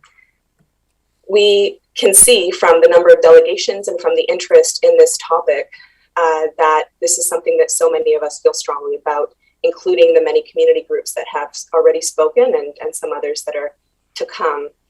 We're happy to see that the ROP review team has recognized that, and we will aim to stay informed and spread the word about opportunities to speak up, because it's crucial that this process be transparent and that it involve multiple and accessible points of public consultation, as others have already noted. So we just wanted to point out that as a local nonprofit, we are positioned to help spread the word about that. In short, Hold the Line does believe that we can do better than the scenarios presented. We were disappointed intensification rates proposed do not hit 70 to 80% that we were hoping for, rates we know that the region can accommodate. These are unfortunately not world-class numbers. It's important to note that, according to Kitchener's staff report from August, we have over 2,500 hectares of land available region-wide for development. The recommended scenario 2 indicates just over 1,000 would be required for development for community and industrial needs. What these numbers show is that there is indeed zero justification for stepping beyond the countryside line in any of the scenarios. We're glad to see that the staff agree, and we know that many on the council have pledged to protect the line as well, so we thank you for that, and we wanted to note that that was in line here. The best case, however, and what we were asking for, is a scenario in which we do not have to get close to those numbers. Sprawl is expensive, we all know this. Because of that, Hold the Line is glad to see the support for medium and high density housing in the scenarios. This is not our only tool for dealing with affordability, but it is an important one. We believe that densification should remain a focus, and that focus on density can be extended to other community and industrial uses. An intensification rate of 60% is simply too low, especially when the city of Waterloo is approaching 100%, and we've been at 70 for the last about 3 years. Why was the density scenario assumption capped at 60 when that's the case? We can attain these numbers, and importantly, these are also the rates that would best support future phases of ion expansion. We have the skilled people, we have the resources, and we know the communities are already doing this. And so why aren't we? We are dealing with both an affordability and climate change crisis at the same time. And the good news is that what we're asking for here is eminently feasible, it's attainable, and it's a legacy that we can leave. A different approach to employment areas is a key part of this attainable vision. All of the proposed scenarios include that 801 hectare expansion for employment areas up from 680. We believe this merits a second look. The region of Waterloo should consider strategies for intensification in employment areas.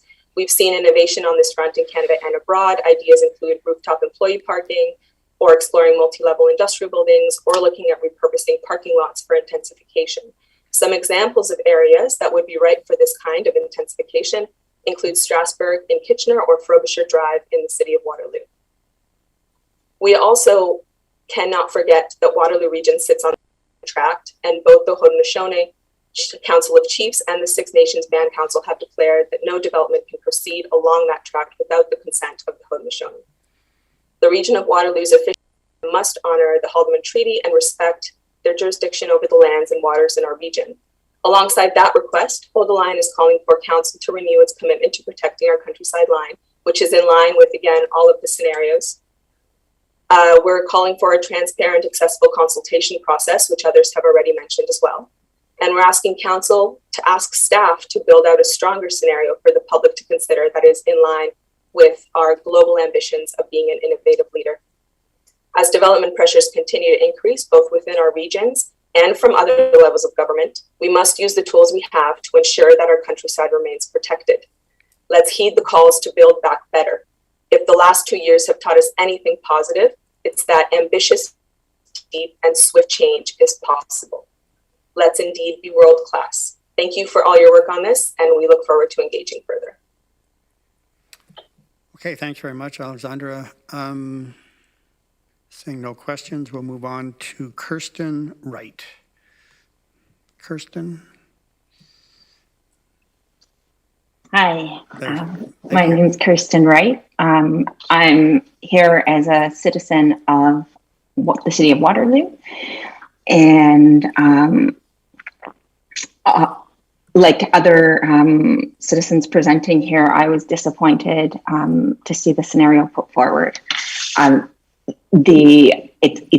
What's been put forward is much lower density than what would be justified for prime agricultural lands. The targets are low, not even going up to 70 or 80, let alone really ambitious targets, prioritizing development for shipping and logistics, creating neighborhoods that are still car dependent. They may have transit, they're still profoundly dependent on cars, and not actually showing the vision to create those good family affordable housing along the existing corridor that are spacious enough for families. It's still assuming the model that if we're going to serve families, we're going to do it with single family homes, which is not a way forward for the future. So this plan's not visionary. It doesn't honor the Haldimand agreements, and it's not compatible with a livable future in terms of our responsibility to lead on climate change. So please, I would urge council to vote no on this, to ask for a zero boundary expansion scenario. Really, what are we trying to do in terms of creating social wealth corridors, in terms of scaling the innovative models that allow us to grow and develop economically, to share the wealth, looking at the models coming out of KWCF, out of Union, out of the University of Waterloo, and having a process that engages people early while the decisions are being made, right? The engagement in this scenario is happening all after the essential pieces are put forward. So without sending staff away to develop those bolder targets, that more visionary account, and really engaging a broad set of stakeholders, we're going to give up our position as, one of the the community that I would choose to live in, right? And we don't need to do that. There's no reason that we need to fall this far behind Hamilton at this point, right? It's just a matter of asking for something better, asking for something more visionary, asking for something bolder that doesn't, essentially put our future on rent extraction and, appeasing developer interests and really looks at what makes the most livable, dense, complete communities. In conclusion, yeah, I would urge council strongly to vote no for this, to ask for a new scenario, and to put out a mandate to create a real plan that meets the moment. Thank you. Okay, thanks, Kirsten. Any questions? Okay, the next delegation is Greg McKeown.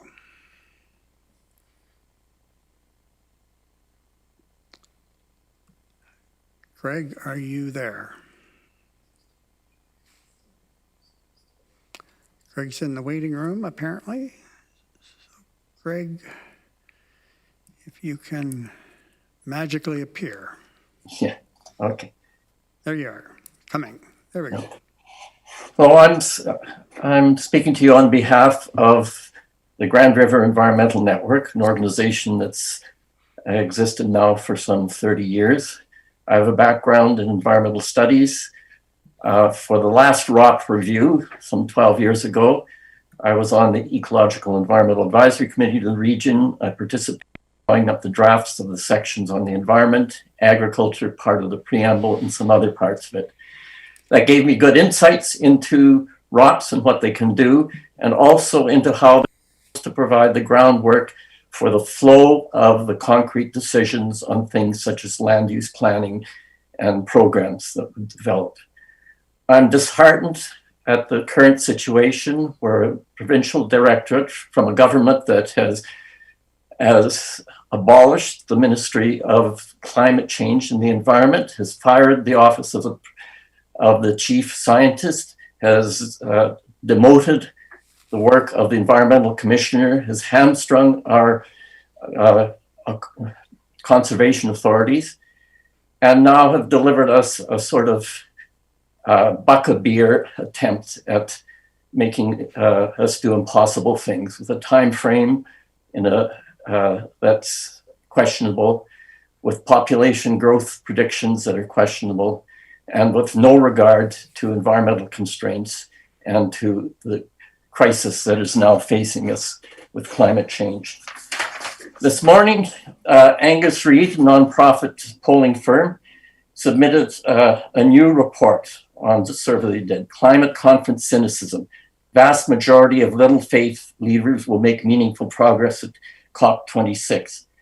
More than 84% said that they have little confidence that meaningful progress against climate change will emerge. A majority of Canadians appear resigned to the fate of a warming planet and the ecological crisis unfolding.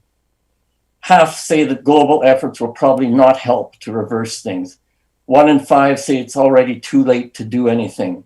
Notably, younger generations offer little more hope than their older peers.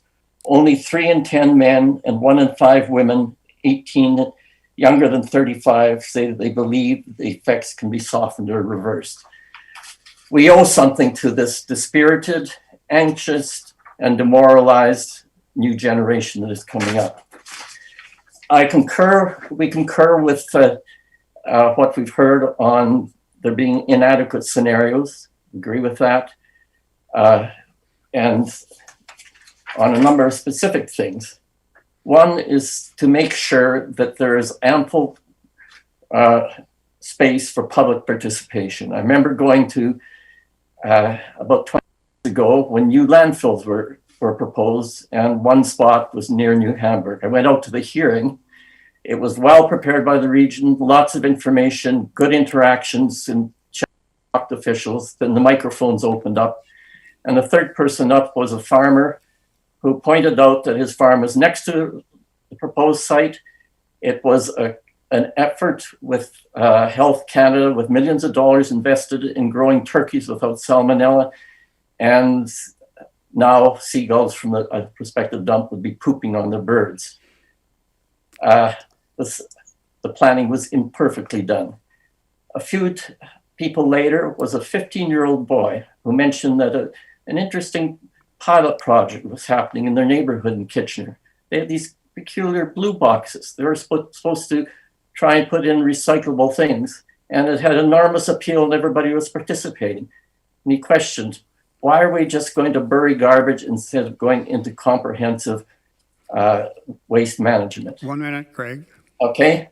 I hope that we can design public consultation that will allow public-spirited people to converge for individuals with brainwaves like that to help us out, and for us to move into a future where we address these great problems instead of ignoring them with the same old stuff that Paul Britton and the consortium of land-owning developers and baronial magnates have given us, and instead look at what we need to save the future of our planet and to accommodate the needs of citizens who are concerned and well disposed for you to do the right thing. So please go back, give us a scenario that is out of the box and means something more. Okay, thank you, Greg. Any questions to Mr. Mckeown? Seeing none, the next delegation is Joby Koperinski.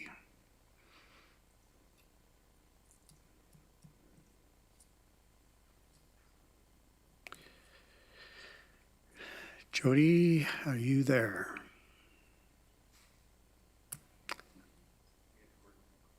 Oh, I'm sorry. Actually, my mistake. Gordon Eccles is next. Jody is second next. Gordon, sorry about that, Gordon.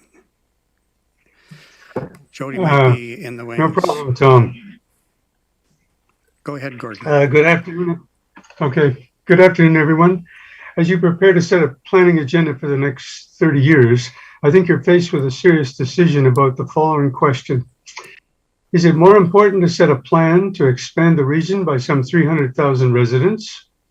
Or is it more important to set a plan that will provide the current and new residents with a quality of life that will make our region a healthy and desirable place to live? Here are 2 points I think you might consider with respect to that question. First, the past week, the question of quality of life in the world at large is under discussion at Glasgow. And the message we're receiving is that it's urgent to act now and implement changes to reduce greenhouse gas pollution in all parts of the world. 2, past surveys have shown that citizens want Waterloo region plans to stress developing our community in such a way as to create an environment with a good quality of life. The acquisition of land for conservation was specifically mentioned, for instance, in the climate change and extreme weather in Waterloo region paper objective number 8.2. Now, for these 2 reasons, I suggest that the region put on hold the decision of how much expansion and what density should be achieved until you received updated input from the citizens about what type of city should be created during this expansion. Now, this is what you're doing today, I know. I did submit a written submission, which was inspired by speeches from Glasgow. And I specified 2 actions that I thought could be taken and proposed a 5-year plan and budget to be set up so that our citizens in this region could support the COP26 requests. Now, unfortunately, one of those suggestions has nothing to do with today's meeting, but I'll just mention it anyway, very quickly. And that is, I thought you should attempt to convert all vehicles in your fleet to either electric or hybrid, and that would save, after 5 years, a total of 49,400 tons of greenhouse gas emissions. And when fully implemented, it would save over 17,000 tons per annum forever thereafter. I hope you would think about that one. The second one has to do with today's meeting, and that is the expansion of green space that either contains mature trees or will have a selection of native trees planted as we proceed through the next 5 years. I showed in the paper I presented, the forest would absorb a total of 2.5 tons of GHG gases after 5 years and would continue into the future at an increasing rate. There was an error in that paper in that when I typed it, it came out as 45 million. It should have been $5 million. I apologize for my poor typing ability. I also addressed the question of capital costs for these 2 processes. And although it was very large, I hope you will attend to what I had to say in the paper, because I think it's money that would be very well spent. I would like to, for the remaining time I have, address a related question, though, with respect to density that you're going to be trying to increase in the inner city. I raised the question, how much green space should you provide in areas where you are building high rises with 150 to 300 people per building constructed? Here are some numbers you might want to think about. In an older downtown community in Kitchener or Waterloo or Cambridge, where houses were built on an average lot size of 4,000 square feet with a building coverage of about 2,200, a family of four would have had 1,800 square feet of garden green space. That works out to 450 square feet per person. Now, suppose we look at a new high-rise building that'll have 200 people in it. And if we used the proposed 10% green space allocation suggestion that has come to you from one of the Waterloo region environmental organizations, then the average family in a private house enjoys, this would mean that that building should provide 200 times 45 or 900 square feet of park green space for that new building. Now that works out to about 2 1/4 average building lots. In the Saturday, 6 November edition of the Record, it showcased the enormous building rate of high-rise apartments that's going on in downtown Kitchener and other parts of the region. But do you know there was not one mention of any additional green space?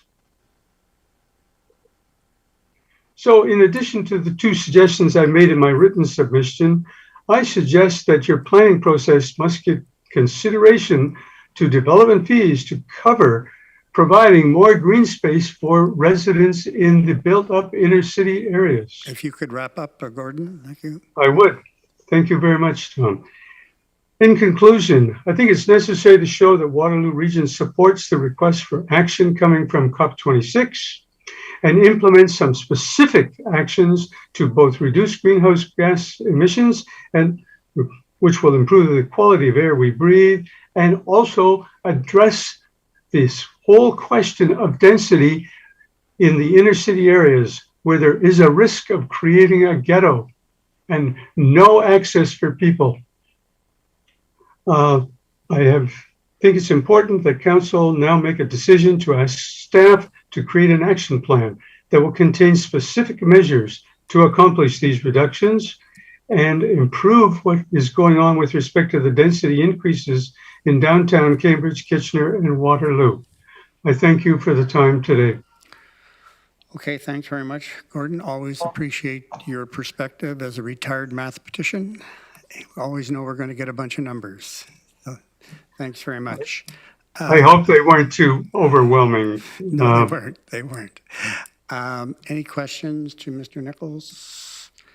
Okay, the next delegation is Jody Kurberinsky. We do not believe Jody is here, but in case she is sitting in the waiting room with a different username or she's not there, okay, fine. We'll move on then to James Nugent, who's already in place. Welcome, James. Thank you, everybody. My name's Dr. James Nugent. I'm in the Faculty of Environment at the University of Waterloo, and I did my PhD in Geography and Planning at the University of Toronto. So I don't really see a big difference actually between scenario 2 and 3. We're basically looking at 46% low density by 2051 in scenario 1 and 45% low density by 2051 in scenario 3. So that's really just 3,000 people in built up areas difference. Both scenarios, in my opinion, lack ambition, and I really look forward to seeing scenarios 4, 5, 6, and even perhaps 7. I don't think these scenarios are properly costed, and what I mean by that is we know that urban sprawl is more expensive for taxpayers. I'm a resident of Kitchener, so I'm concerned with this at a personal level as well as a professional level.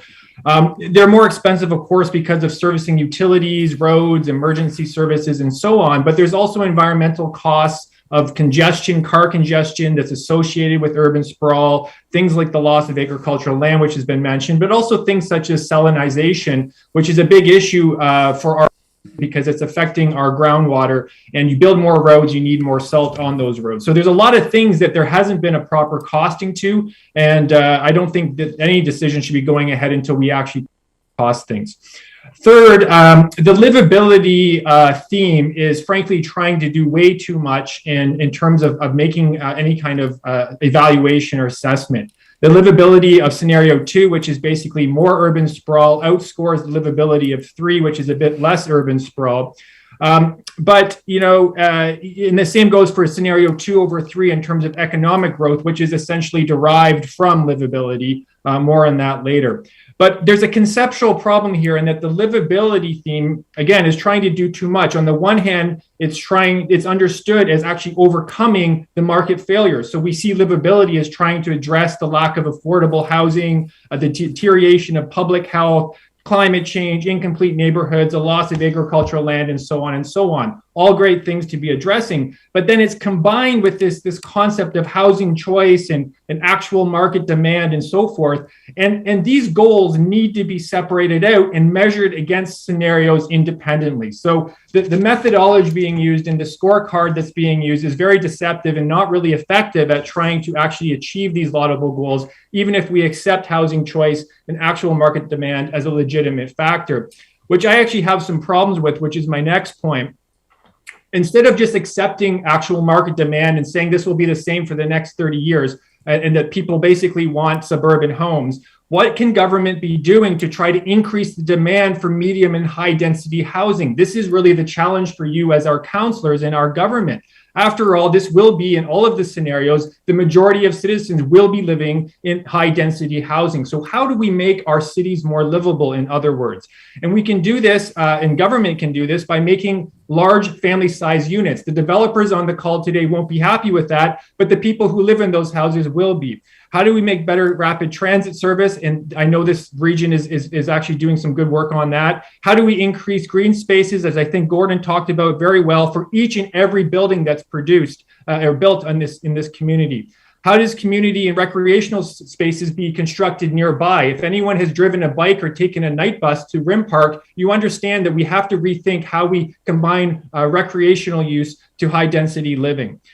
In the report, scenario 3 talks about there being an excessive community area, and this is sort of seen as a problem, but it's not a problem. It's an opportunity because that means that we have space to create those types of green spaces and community spaces that we need in the built up area. So actual market demand is not static and depends a lot more on the decisions being made by councillor. I don't have a lot of time here, any time to unpack the theme of economic growth. Needless to say that scenario 2 scores higher than scenario 3 for the very same reasons as I've just mentioned. It's sort of double dipping on this idea of livability because it really just saying that, you know, livability will attract talent. In other words, it's kind of equating livability with suburban homes, which will attract talent, which will fuel economic growth.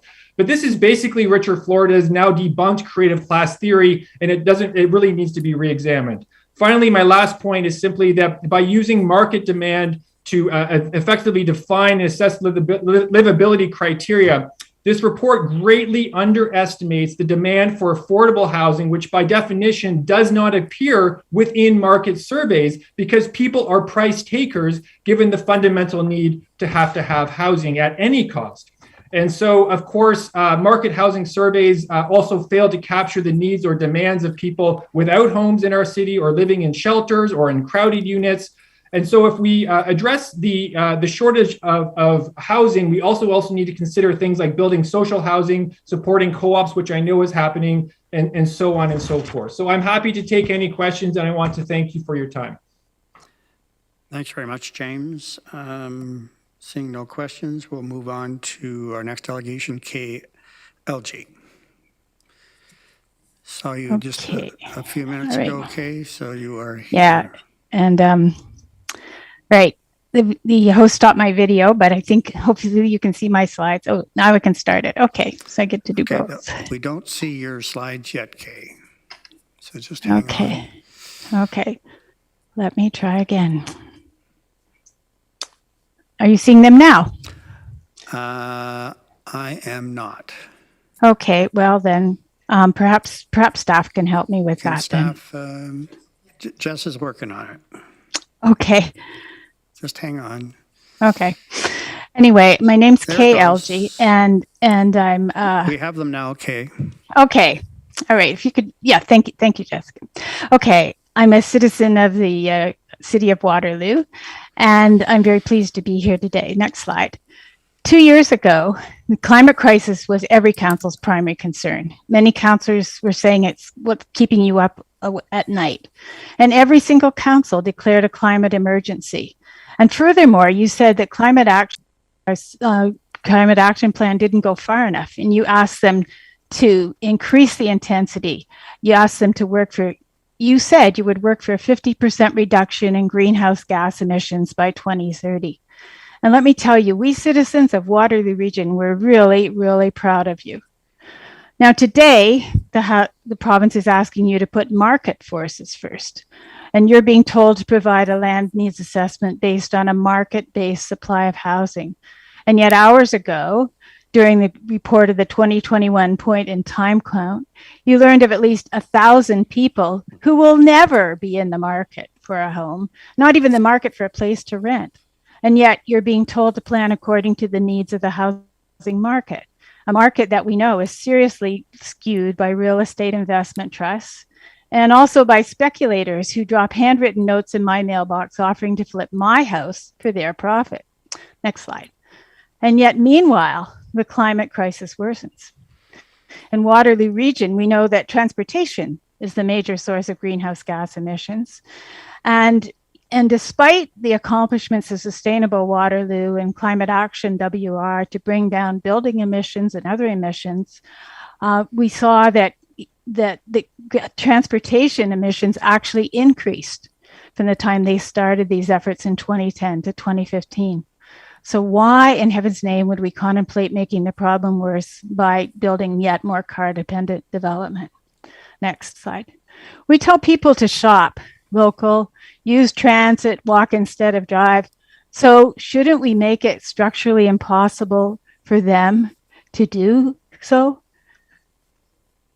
We need to keep intensifying, and not just in the urban cores. We need to plan for complete communities throughout our region, and we need to be retrofitting existing communities to become climate friendly. Next slide. We've heard a lot about the fact that we're running out of employment lands. So I think we can, just as we can creatively and gently intensify existing suburbs, I think we can do a lot to redevelop our industrial park. Next slide. Just look at these empty parking lots. This screenshot's from July 2019, by the way, so it's pre-pandemic. And I know that Kitchener has at least one development application for a 19-story building on a parking lot that's way smaller than the ones you're seeing here. And here's, next slide, please. And here's some more examples. I just randomly looked through Google Maps from July 2019. And here's one in Kitchener. And it's astounding. All the factories are one story. Who said all industrial buildings have to be only one story? They never used to be. Next slide. Already our industrial parks have a variety of tenants, as Mr. Regier spoke earlier. So this is Shoemaker Street in Kitchener, and just down the street is the Library Services Center, people who catalog books and stick labels in them for various libraries. It's not all heavy industry anymore. Next slide. So there's an example from Cambridge. Next. In Ontario, we are getting used to seeing huge swaths of land taken up by warehouses, but other municipalities are doing it differently. They're finding smarter ways to use existing land. Next slide.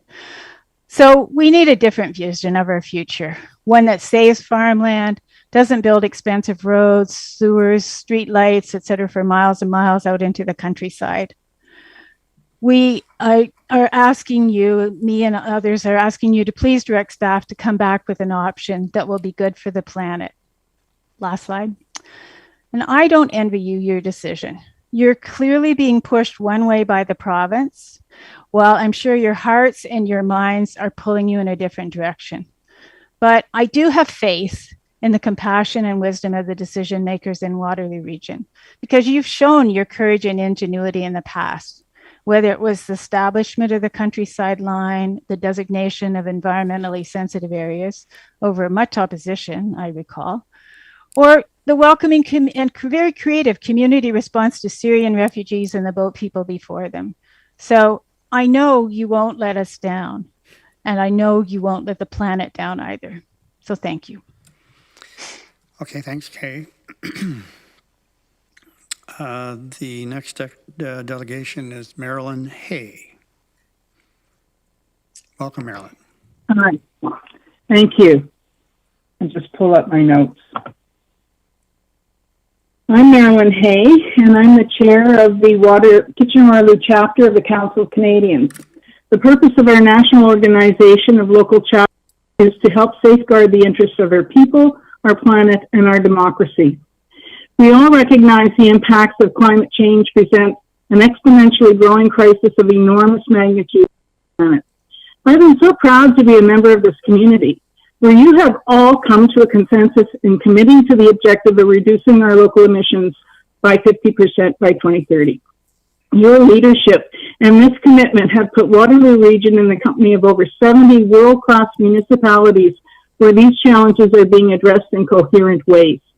During the consultation discussions, you signaled an understanding that all major future plans would need to be considered against this ambitious target, that each and every decision would help further the attainment of that goal over the coming years. You have all in the past also committed to upholding the urban boundaries, to not sacrifice our rural surroundings or our groundwater reserves, including areas critical to natural filtration, to support population growth. Unfortunately, as others have noted, the growth scenarios before you today threaten both urban boundaries and the progress toward the 50 by 30 commitments. I recognize the staff had provincial guidelines for the development of these strategies, ranging from an unexpectedly large projection of an additional 300,000 residents to a range of 50 to 60% intensification allowances. When combined, these guidelines necessitate crossing the urban boundaries to take over 1,000 hectares from our surrounding rural areas, an action which could well and probably would lead to a major loss of farmland and compromise our natural groundwater filtration areas. There has to be another option, another scenario that enables growth while safeguarding our quality of life. A 60% intensification target is wholly unrealistic in any modern vision of how cities need to function. Guidance that requires paving over ever more green space and farmland to build car-dependent neighborhoods made sense 30 years ago, but they are outright dangerous today. We absolutely need to have at least 70 and preferably 80% intensification to effectively compete for funding, even for our LRT expansion and the conversion of the existing fleet to clean, renewable energy. If we apply these kinds of intensification percentages, the imagined population growth can be accommodated within our current urban boundaries. With respect to our Council of Canadian focus on the needs of people and their quality of life, this council, the 3 cities and 4 townships represented here, have all striven for communities where residents have easy and ready access to work, shopping, recreational facilities, and parkland. Your vision of an expanded LRT-centered public transit system is also better vulnerable among us, seniors and persons with disabilities. These groups are only more isolated, more at risk in housing developments far from easily accessible transit options. With respect to our perspective on democracy in Canada, we will understand that it is municipal and regional governments that develop and deliver programs to not only ensure our basic needs are met, but which allow us to thrive in a vibrant and healthy communities. We will not thrive if we keep paving over our countryside, our forests and wetlands, and our farmlands. I urge you to stand with sister municipalities like Hamilton and Ottawa, cities I know are grappling with the same constraints in the province, to share strategies for dealing with unrealistic provincial guidelines. With respect to other speakers, laws don't make a process right or relevant. Concerted, unified pushback to meet climate change realities with public protests and media amplification in an election year in particular might influence and perhaps modify the bullying threats, frankly, to do what we say or we'll do it for you. Please consult more broadly with residents, interest groups, Indigenous people, and businesses. Challenge us to come up with innovative ideas to contribute to the development of a 4th, 5th, or 6th scenario. The people you represent will support you. As you plan and implement a modern, sustainable vision that will enable significant population and commercial growth while safeguarding our collective quality of life, our precious groundwater reserves, and protect the farms that will increasingly be needed to meet our food needs. Thank you for being a leader among Canadian municipalities. Thank you for your courage, your vision, and your commitment to all of us whom you represent. And thank you for your time this afternoon. Well timed, Marilyn. Right to the second. Very well done. Thanks very much. I'm now told that Jody Kobrinski has entered the waiting room, so we'll switch back to her. There she is. Jody. Hello, everyone. I thanks to all the council members and staff for us present with you today. My name is Jody Kobrinski. I am a mature PhD student studying climate breakdown at the University of Waterloo. I'm also with the Waterloo Region Food Roundtable, and I have a not-for-profit educational organization called the Earth Education League. I won't repeat a bunch of the work that's already been shared with you, but I'm going to adjust my presentation to drive home some key points that I've heard so far. I agree with the Council of Canadians and with resident Kae Elgie that we need scenarios 4, 5, and 6. A couple weeks ago, I sent around to the Council the IPCC report for policymakers that was released in August of 2021. For those here who stood with us and declared the climate emergency, to now turn your backs on the very good data that's been created specifically to support policymakers like yourselves to really understand more clearly the situation that we're in.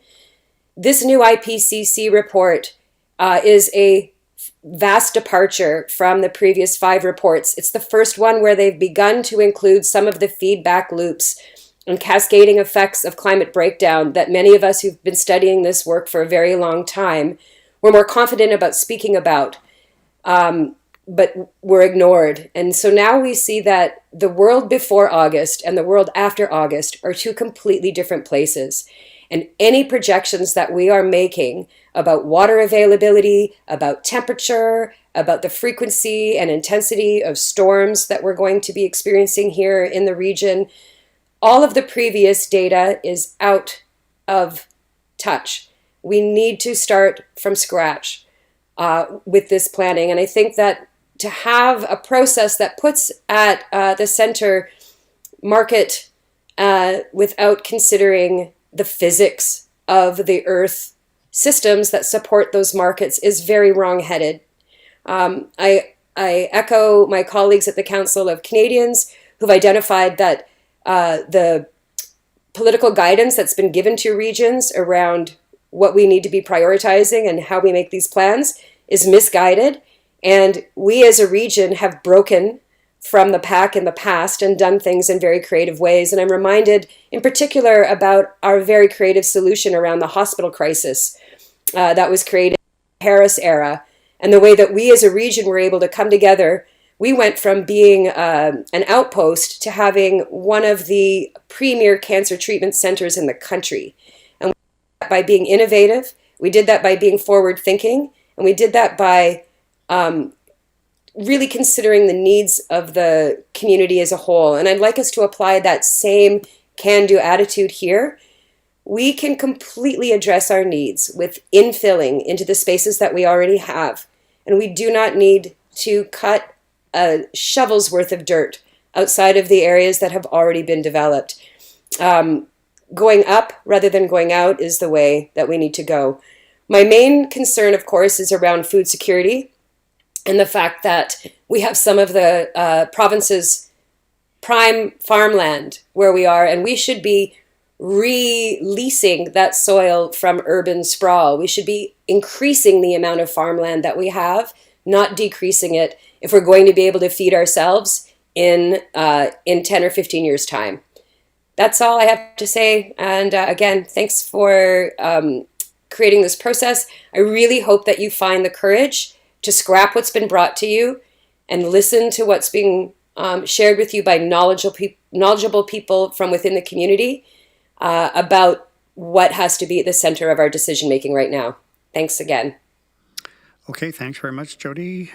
The next delegation is Dorothy Wilson.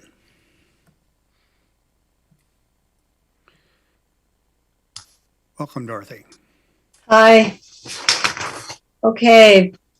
Regional chairman, regional councillors, staff, and members of the public. My name is Dorothy Wilson, and I'm a member of the Nith Valley Eco Boosters, a local organization that is committed to achieving and supporting a long-term healthy environment in Wilmot and Wellesley townships through education, action, and collaboration. My reason for speaking to you today is to strongly urge you to reject the Region of Waterloo's staff recommendation for the official plan update. My presentation is going to be very brief. So many have gone before me with eloquent presentations that give lots of support to the way I feel. The Region of Waterloo has a history of smart growth and bold actions on matters related to protecting the environment. In October 2019, the Regional Council voted unanimously to declare a climate emergency and called for continued support for climate action and work to improved greenhouse gas emission targets. Just last spring, all municipalities in Waterloo Region, including the Regional Council, endorsed a community greenhouse gas emission target of 80% based on 2010 levels by 2050. They also adopted an interim community greenhouse gas reduction target of 50% by 2030. As I speak to you today, delegates from 200 countries are attending COP26, the 26th UN Climate Change Conference. This gathering is taking place just a few months after the UN's latest IPCC report, which labeled global warming as a, quote, code red for humanity, unquote. There is great urgency to take action on climate change. This need for urgency is currently not reflected in the Region of Waterloo's staff recommendation for the official plan update, nor in the two other scenarios described in their report. The plan needs to take into consideration the dramatic changes that will take place before 2051 in order to reach the emission targets that have been established for the region. Our daily lives and work will be significantly different. It's hard to see into the future, but if a plan is adopted that has less intensification than we already have been experiencing and destroys more farmland, there will be little chance of reaching the reduced emission targets to which the Regional Council has committed. To conclude, the Nith Valley Eco Boosters would like the Regional Council to direct the staff to prepare a fourth scenario for the official plan update that aligns with the region's commitment to support climate action. Thank you for your time. Again, thanks very much, Dorothy. Okay, the next delegation is Mark Reeser.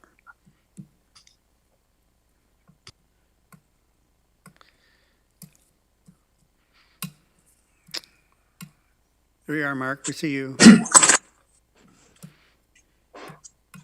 Thank you very much, Mr. Chair. My name is Mark Reeser, and I farm in Wilmot Township near New Dundee. I'm presenting today in my capacity as Vice President of the Waterloo Federation of Agriculture, and I am also Vice President of the Ontario Federation of Agriculture. My primary reasons for being here today are to comment on the preferred growth scenario for the new official plan and to encourage you, elected and staff, to continue to plan well, protect what is good, and set an example for the rest of Ontario. I'd like to focus primarily on the implications of continued urban expansion on agriculture, recognizing that 175 acres of farmland disappear in Ontario each and every day, or nearly 64,000 acres annually. And that's right, 64,000 acres annually. We live in a special place here in Waterloo. It is arguably the most dynamic, innovative, progressive urban municipality in Ontario, if not Canada. At the same time, surrounding this urban footprint is one of the most fertile, productive, and prosperous agricultural communities in Ontario. A culture of good planning, countryside lines, the protected countryside designation, environmentally sensitive landscapes, and an innovative official plan, and densities that surpass provincial targets all contribute to this region's success. Waterloo's planning regime is responsible for our unique position as a leader in Ontario. Our official plan must continue to be that template for good planning, farmland protection, and prosperity in municipalities throughout Ontario. Good planning and increased densities protect farmland. Decreased or static density targets do not. If the cities of Waterloo, Kitchener, and Cambridge had the same urban densities as cities such as Atlanta, Dallas, Orlando, or Miami, our urban footprint here in Waterloo would cover all of North Dumfries Township, all of Wilmot, all of Woolwich, all of Wellesley, and an additional 2 townships in addition. There would be no agricultural land left in Waterloo region. Good planning works. Only 5% of Ontario's land mass is suitable for agriculture. There is inherent value in good planning and preserving the farmland that sustains us through good and careful planning. Decreased intensification targets and the resulting sprawl result in not only the loss of farmland, but also deny families a true choice of where to live. Today in Ontario, less so in Waterloo, the default location to live is always in the suburbs because it's cheaper. Cheaper only because development charges rarely ever cover the long-term costs of servicing and transportation infrastructure. Recent studies in the city of Ottawa indicate that over the long term, it may be up to 600% cheaper to provide to development inside the urban footprint as opposed to that in the suburbs. Real choice in terms of where to live requires that servicing costs be allocated fairly. If we really want to save farmland, give people a real choice where to live. Lobby for the ability to set development charges that take into account the true long-term costs of providing services. Increase density targets to preserve both farmland and the environment. Enact policies that ensure that density targets are met or exceeded. Promote policies that entice more people to live in high-density locations, thus making it unnecessary to expand. Remove and reduce red tape involved in densifying development and in the appropriate locations within the urban footprint. Adopt official plans that enable affordable, appropriate, high-density housing options with all the amenities within a complete urban community inside the urban footprint. We don't need to destroy more farmland. We need to better use the land that is already urbanized.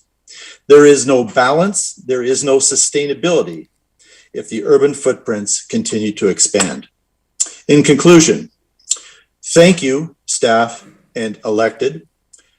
Thank you for what you do. Continue to be an example for the province. Continue to improve and set the bar high. Continue to plan well and be a template for prosperity for municipalities in Ontario. Be courageous as you make tough and difficult choices. Continue to hire only the best people. Continue to cultivate a culture of good planning. Be bold, be visionary. Don't be afraid to innovate. Never stop speaking forcefully and eloquently to those with resources and those in power. The 3 growth options presented aren't good enough. They need to be more ambitious. We can do better. Remember, there is only one landscape, and people, the natural environment, and agriculture all have to share it. Thank you. Thanks very much, Mark. Any questions? Mr. Reeser, no question, Mark, but, not commenting on the matters before us. I just want to thank you for representing the Federation of Agriculture for many, many years, going back to the RGMS, the Countryside Line, the ESLs, the LRT. You've made a lot of presentations in front of council supporting all those particular initiatives. So certainly appreciate that. Thank you, Mr. Chair. I understand Tanya Schman is not in the waiting room, so we'll move on to Ian McLean. Ian.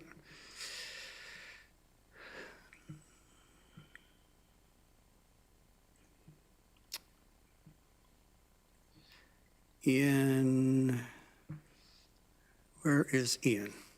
It's in the waiting room? He's in the waiting room. There he is. Oh, that's Councillor Kiefer. That's not Ian. Doesn't even look like Ian. Okay, we're going to move on to the next delegation. And if Mr. McLean, oh, here he is. I spoke too early. Ian, turn your camera on and. I was just about to text him, so. There we go. All right. Away you go. Good afternoon, and I apologize. I literally just walked back in the door from my medical appointment, so perfect timing. Thank you for having me today. I'll be brief, but I listened to your mouth isn't sorry. Frozen, is it? Because I love to see your mouth frozen sometime. No. I'll be quick. I think a lot of the things have been touched on by many of the other delegations today. I am Ian McLean, President and CEO of the Greater Kitchener-Waterloo Chamber of Commerce. As you know, the Chamber represents over 1,600 businesses and organizations across Kitchener-Waterloo and Woolwich Township, and we're proud to be a big part of the best Waterloo leadership team. I would just highlight the region undertaking the land needs assessment in accordance with the provincial guidelines to ensure there's enough land to accommodate its forecasted growth by 2051, including the need for any urban boundary expansions. Yet I've been hearing from both the business community as well as community and civic organizations that this hasn't happened yet. I think we've heard that. In a past city councilor and going through a city official plan, it was always my understanding that the land needs assessment is an early and foundational step in the process. We've heard that today, so I won't over that point. It does feel a little like the cart before the horse in having a preferred option in the absence of having the land needs assessment. I would point out that the Chamber has been an advocate for density and holding firm decisions regarding the lands between urban city lands and our rural townships, and trying to come up with an appropriate accommodation for both employment lands, residential lands, and community and civil society. The future of employment land supply and the future availability of shovel-ready lands is an issue that, as we continue to grow up in terms of residential, is a big issue for the business community, but also for meeting provincial intensification targets in the built-up areas. So, and that's a multi-pronged approach from high in intensity multi-residential use, as well as from employment lands and having shovel-ready property for the employment that's going to be required as we grow as a community. We have, as an organization, because I think this is not simply the business community, I think as an organization, the Chamber has worked for years and been supportive of the work of this council and local councils on a great many things, from regional economic development and speaking as one voice for new businesses and employment opportunities. The work that we do in physician recruitment and medical issues as a driver for recruiting and retaining talent, the importance of arts and culture, all-day two-way go and transit, the importance of that as it relates to planning, and then housing. And the affordability of housing and affordable housing are all big, important issues. So I want to, I think we all are of the view, certainly from my perspective, that we want to encourage and have the right mix of residential housing here, so we don't have a situation where we have people driving to where they can afford to live and working here in Waterloo region. So I think to boil it right down, I think the work, and I've heard this from some of the questioning of councillors on the call, as well as the issues being raised by a number of the delegations, the land needs assessment to me should be made available as soon as possible. I think be the driving force for whatever the preferred option ends up being that council and staff want to bring forward. So we look forward to collaborating on that next step. I think that's an important central piece of where we are in terms of next steps. I think we can all agree a maiden Waterloo solution is where we want to be, certainly not having someone in Queen's Park telling us how our community should grow moving forward. I'll leave it there. Happy to answer any questions. Okay, thanks very much, Ian. I'm seeing no questions, so we'll carry on to Stephanie Gertz. Stephanie. There she is. Welcome, Stephanie. Hello. I'm just going to share my screen. And there we go. Thank you. My name is Stephanie Gertz, and I'm a resident in Wilmot Township. I consider myself a full-time volunteer. Some of the volunteer roles I have would be related to this presentation.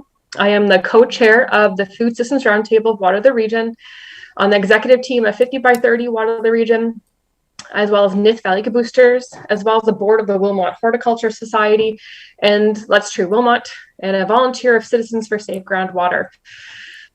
Okay, I've also recently completed training with Climate Reality and Climate Interactive. Both of these focus on helping to inform citizens and elected officials on the dire state of our climate and the actions we need to take.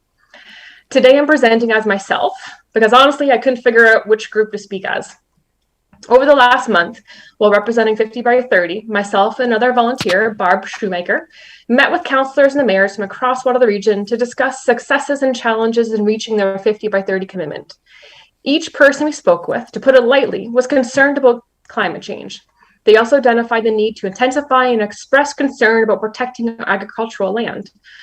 I met so many climate champions that agreed that we needed to do more, that we needed to push the boundaries, and that they needed help to do this. The region needs to be seen as helping, as striving to be a climate leader, setting the bar high so that it's easier for municipalities to accomplish what they know needs to get done. We can't continue doing the status quo. As part of Let's Tree Wilmot, I've been going through Wilmot development applications and better understand future developments, and boy, this was eye-opening. Over the last day or so, in order to prepare for this delegation, I've been going through development applications for all the other townships. Well, now I'll show you aerial views of our beautiful region and then partnered with the subdivision plans for the same areas. My presentation might not reflect what I'm saying in the slide, but I just want to show you guys some pictures. Okay, oops, where is my, oh, there it is. Okay, I'm amazed at how many applications currently are open and how many want to rezone agricultural or green space to commercial and residential. I would bet over the last few years, several hundred acres of farmland have been lost or is currently in the application stage. Over the last year, volunteering with the Food Systems Roundtable and Citizens for Safe Groundwater, it was shocking to also come to terms with all the land that has previously been rezoned, but is just waiting, looking green and beautiful, basically in hiding for the day when the land will be stripped of any life and digging will commence. We have a beautiful countryside, but we don't realize that many areas have already been lost. No matter what scenario is picked, expect more land to be lost as applications keep flowing in. We desperately need more attainable housing for all. New houses that are not $1 million. I cannot state for certain, but after speaking with several people, I would guess that most of the houses being planned in the site plans I show you now will not be affordable for most. Most of the plans show detached houses on larger plots of land. There seems to be a gap between the region's goal of 15-minute whole communities and what is actually being proposed, and yes, also accepted, for new subdivisions in the townships. Before we set aside more land to be developed with outdated designs, I strongly urge the region to review the current applications. If these lands were developed using forward-thinking, ecological-friendly design plans, how much land could be saved and how many whole communities could actually be built? Housing options and affordability. Scenario 2 forecasts higher medium density units for the missing middle, and it states a greater housing mix, including options for affordable housing. I'm not an expert on this, at least not yet, but from what I understand, neither the region nor the municipalities can actually set housing prices for developers. High density does not mean affordable, but I've often read the two being used interchangeably. How many high-density homes have been built over the last 2 to 3 years that are actually affordable? Something else I've been wondering about is if staff had taken into consideration the development of various other options, such as laneway or tiny homes. Yes, I know this is directed by each municipality, but are we housing? We are in a housing crisis, and we're about to develop over farmland. Okay. How can our municipalities come together to create similar policies so that our housing options are available in every municipality? Has time been spent understanding how to get more people to choose to add these houses to their property? Has time been spent analyzing what part of the bylaws reduce the likelihood of people building these homes, such as the need for additional parking spaces? We need to think outside the box for our housing development. Okay. There you go. I'm grateful for living in Canada, especially in Waterloo region, which has not seen the climate disasters that have ravaged Canada, the United States, and created devastations around the world. The World Bank projects that climate change will internally displace more than 100 million people per year by 2050. I don't believe our growth projections are taking these numbers into consideration. If we can't grow responsibly with our current projected growth plan, how can we do it when, not if, Canada starts accepting the massive amount of people who can no longer live in their own countries because of famine, flood, fires, and war? Can you wrap up, Stephanie? Let's plan for the future, a future that is unknown. We need leaders that will strive for the uppermost levels of what is possible, because most likely in a few years, we will realize we'll need to strive for much more. Thank you. Okay, thanks, Stephanie. And we'll move to the next delegation and the last registered delegation, and that's Brian Wallace.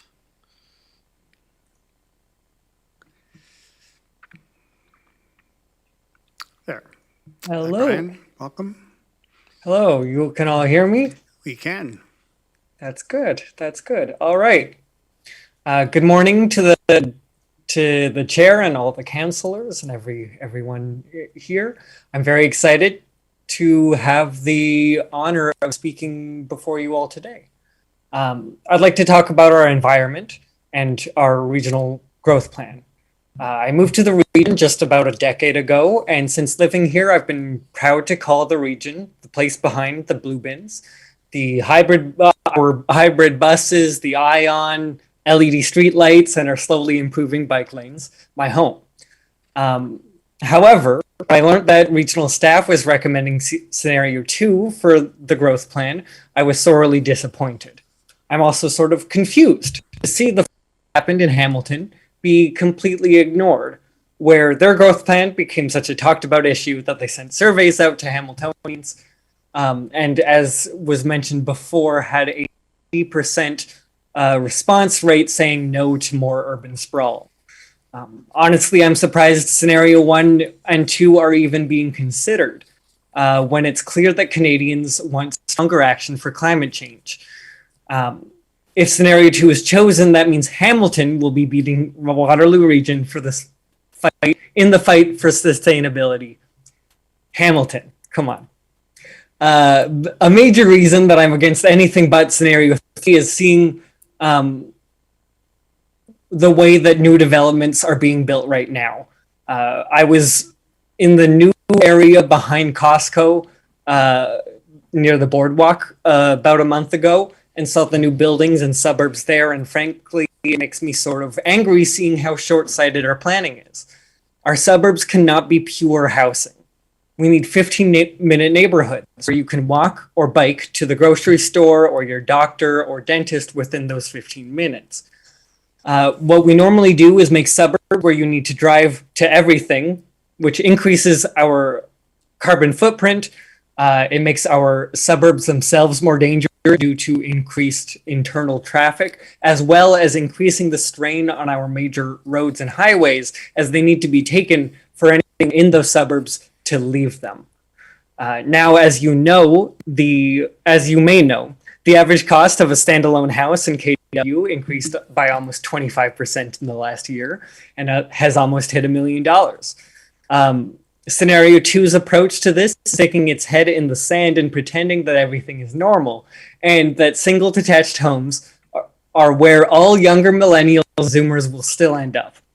As a hybrid of the millennial and Gen Z generations myself, born right on the line on the two, I do not stand alone in thinking that I will likely never own my own home. That being said, the future is not more and more suburbs. And honestly, my generations cannot expect to have the options afforded to those before us. Yes, it'd be nice, but if that comes at the cost of hitting our goal of cutting 50% of our carbon output by 2030, I don't want it. North American suburban houses are always so huge and spacious and take up so much energy to keep throughout the winter that Canadians have one of the largest average footprints in the world. We can't sustain that. Not to mention, how far out from the city center can you really get before you turn into a new town, just one without proper support for doctors and food and entertainment. Intensification is the only way to solve the housing problem without taking our farmland. We need denser housing, not better. The flip side to the $1 million average house in Waterloo is that in Cambridge, where detached homes are nearly $200,000 less, condo prices are actually almost $100,000 more than in Waterloo and $200,000 less than in Kitchener. All due to Kitchener and Waterloo having a higher condo supply. Despite what some here and some in general may want to believe, urban sprawl is unsustainable. The solution to the housing crisis is not swapping it with an ecological one. Thank you for your time, and I'd be happy to answer any questions you might have. Okay, thanks very much, Brian. And I'm seeing no questions, and that was the last delegation. And what I'm going to suggest now, before we have a break, we'll have some further discussion, and I would turn to Councillor Harris to introduce his notice of motion. Councillor Harris.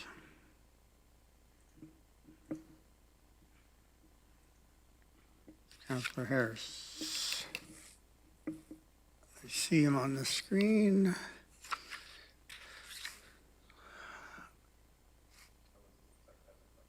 Okay, Councillor Clark. You go ahead.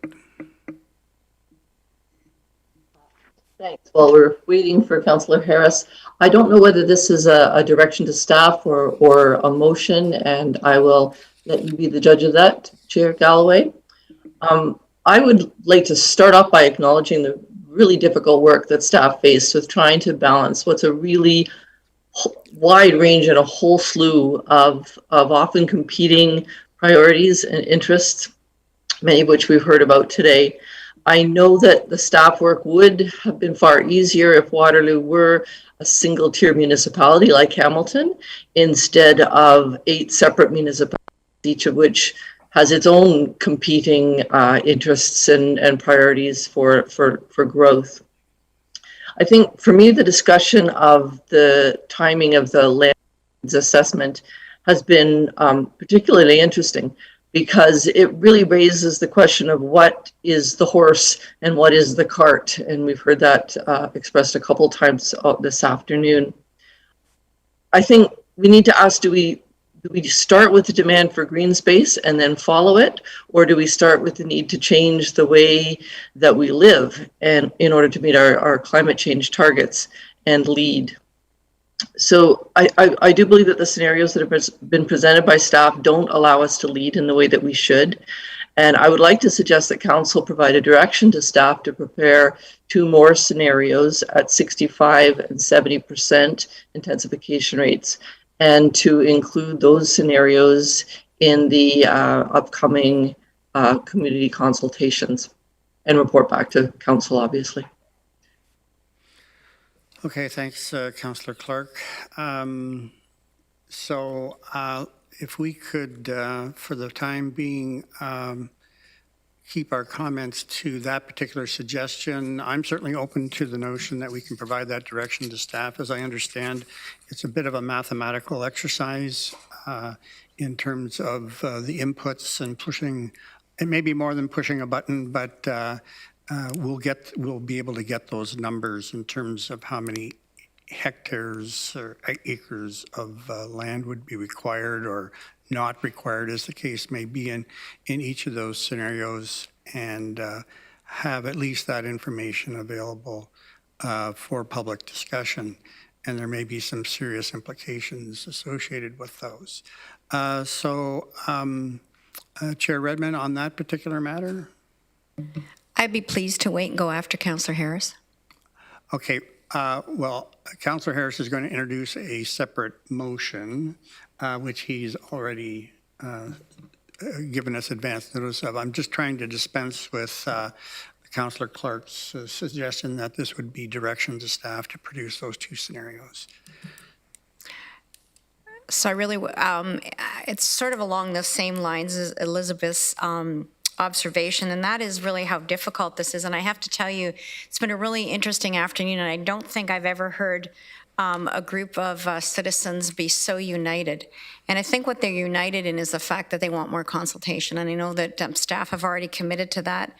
I was just going to make the observation that we're shaping and creating the community of the future and the outcome of urban design. It's also about social outcomes and sustainability. So I'm really pleased to see that there is this additional consultation going forward. And it is a very complicated process, and we will get it right. And I'm pleased to see that there will be more opportunities for input. Okay. Councillor Verbanovic, on Councillor Clark's suggestion, please. Yes, thank you, Chair Galloway, and certainly pleased to hear Councillor Clark suggest that. I presume that in doing that analysis, it's going to be predicated on what we're going to be dealing with afterwards, which is the land needs assessment being completed, and then doing the numerical work that needs to happen, because otherwise we're just going to create new scenarios without the basis of good data that's really important as part of the process. So I guess that's question number one, Councillor Clark. And then the second question would be, in looking at that, I presume you're looking at that across the board and not necessarily just in the existing urban built-up areas, because in fact, there may be some dialogue around seeing higher levels of intensification in future greenfield development as well. I think that's what what we're hearing from some of the delegations. So if you can just clarify that before I comment. Yes, Councillor Clark.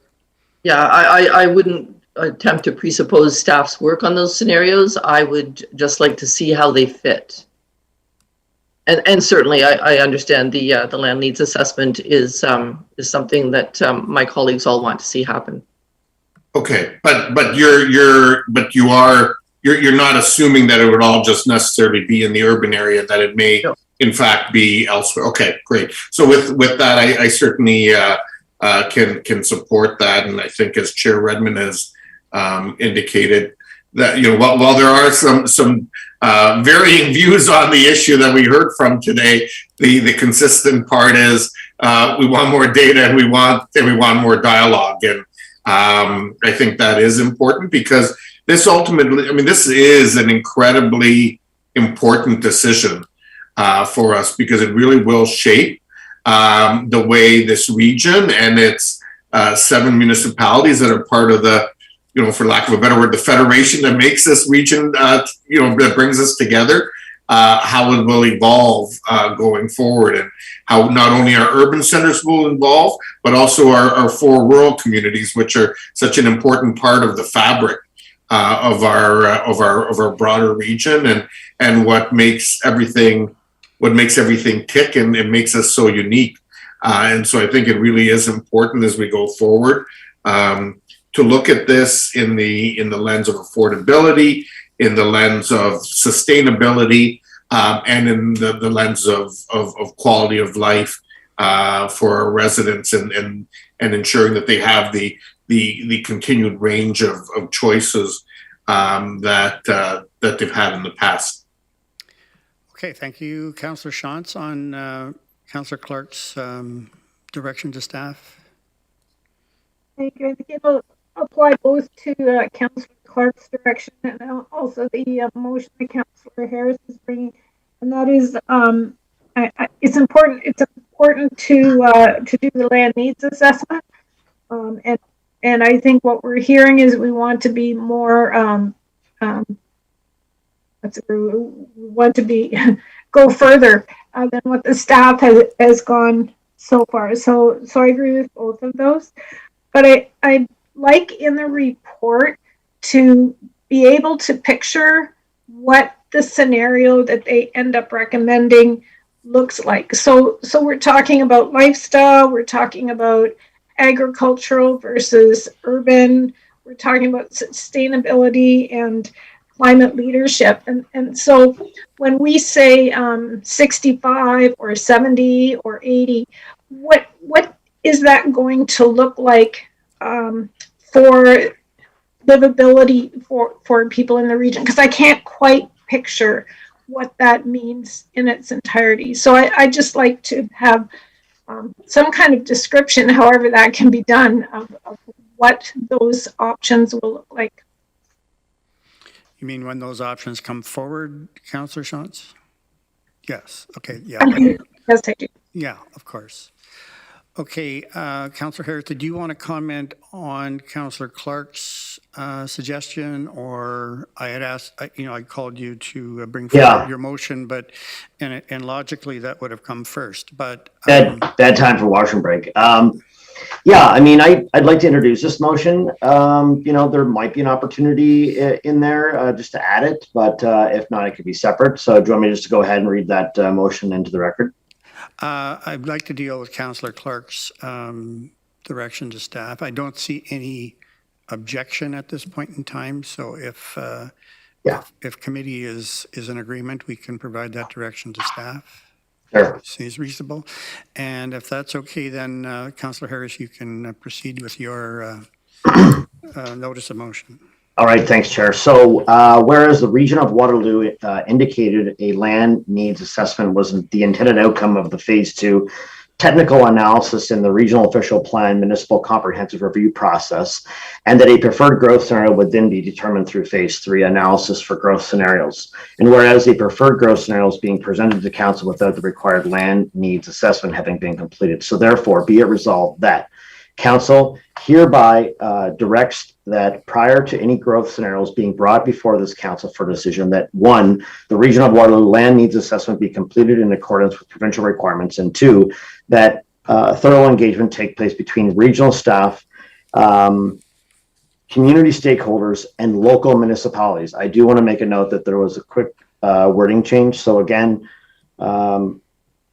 between regional staff, community stakeholders, and local municipalities after the land needs assessment has been completed and made available to the public for consultation, and prior to staff recommending any preferred growth scenario to regional council for decision. Thank you. Okay, and do we have a seconder? Councillor Harris, was there a seconder for your motion? I believe Councillor Urbanovic. Councillor Urbanovic, okay. Any discussion then on the motion from Councillor Harris? Seeing none, I'd then ask you to use your icons to vote accordingly.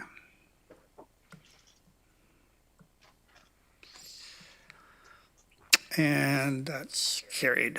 Okay, thank you very much. Thank you. Is there any additional matters that people wanted to discuss? Councillor Urbanovic. No, sorry, that's up from before. Okay. Okay, so I want to thank the staff for the report. I want to thank an extensive list of delegates who came today and spoke very well on both sides of the issue. Obviously, we have ourselves in an interesting situation where we are an innovative community, but yet we are kind of beholden to some rules and regulations from the province, which of course we can obviously try to push out if at all possible. But I want to thank everybody for their well-considered and well-thought-out presentations today. And I will now declare that we're going to have a 10-minute break. So we'll be back here. I'm going to give you 11 minutes, and we'll be back here at 1:15.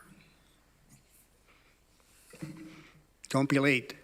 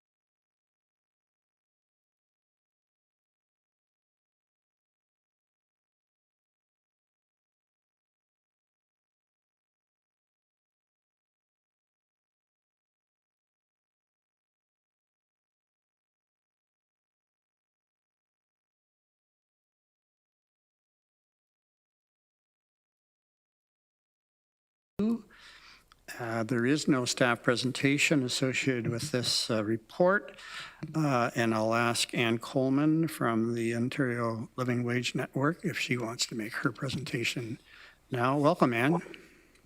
Thank you very much, Chair and Council. Let me just share my presentation here.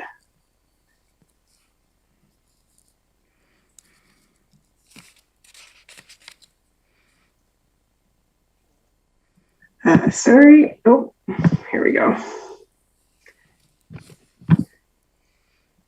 Okay, we now see it. Thanks, Ann. Wonderful, great.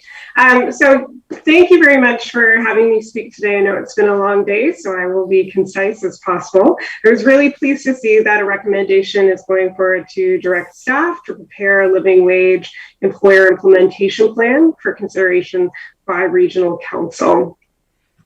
I just wanted to tell you a little bit more about the Ontario Living Wage Network and our employer certification program. So just so we're all on the same page, the living wage is the hourly wage a worker needs to earn to cover not just their basic expenses, but to have a little extra to participate in community. It's really meant to be a tool for employers to know they're paying a decent wage and a practical tool for reducing poverty through paid work. The Ontario Living Wage Network calculates living wages right across the province. And on Monday, we were really pleased to be able to announce the 2021 living wage rate for Waterloo region, which is $17.20. So we have almost 400 employers in our certification program at this time. I think we'll be there in the next week or two. A lot of interest after our updated living wage rates were announced last week. Over 60 of those are located right here in Waterloo region. And that includes 4, soon to be 5 municipalities, including the city of Cambridge. The commitment that employers make when they become certified with us is that they will pay their direct and indirect employees at least the living wage. Direct employees refers to anyone who you're directly paying a wage or salary to. We do have a trainee category of employee that is exempt from earning the living wage for purposes of our certification. This is meant to cover any formal training, co-op placements, interns, and summer students are also included in that, although we do have a cap of no more than 10% of your total staff team. Indirect employees refers to the procurement side of things. And so we tend to see pockets of low wage work in areas like security, catering, landscaping, that type of work. I will mention that in British Columbia, they have a very similar program to ours, but their employers or their municipalities that they have certified are a little bit further ahead in the implementation phase than our Ontario municipalities. So these municipalities have fully implemented the program and have found that the cost of paying these third-party contracted workers a living wage was much less than they had thought originally. So we do allow for a phased-in implementation of the program. All employers are committing to reach the champion level of recognition, the full implementation. But the supporter level is the base requirement for certification, and that means that all of your direct full-time employees are earning at least the living wage. The leader level includes any direct part-time employees, and then the champion level is that full implementation. So we like to say that the living wage is something that's good for people, good for business, and good for community. When people begin earning, who are earning a low wage, begin earning a living wage, they don't have to make decisions about whether to buy food or to buy a transit pass to get to and from work. Businesses who have joined our program and have had to increase wages and make changes to become certified are the most passionate living wage employers that we have, and they have told us that they have higher retention rates, they spend less on hiring and training employees. And in terms of community, and I think this is the most important when we're talking about a public sector employer, when people in the community begin earning a living wage, that extra money that they have is something that's going right back into the local economy and supporting local business. So thank you so much for allowing me to speak today, and I would be happy to answer any questions that you may have about the living wage. Okay, thanks very much, Anne. Are there any questions to Ms. Coleman in regards to the matter? Councillor Foxton.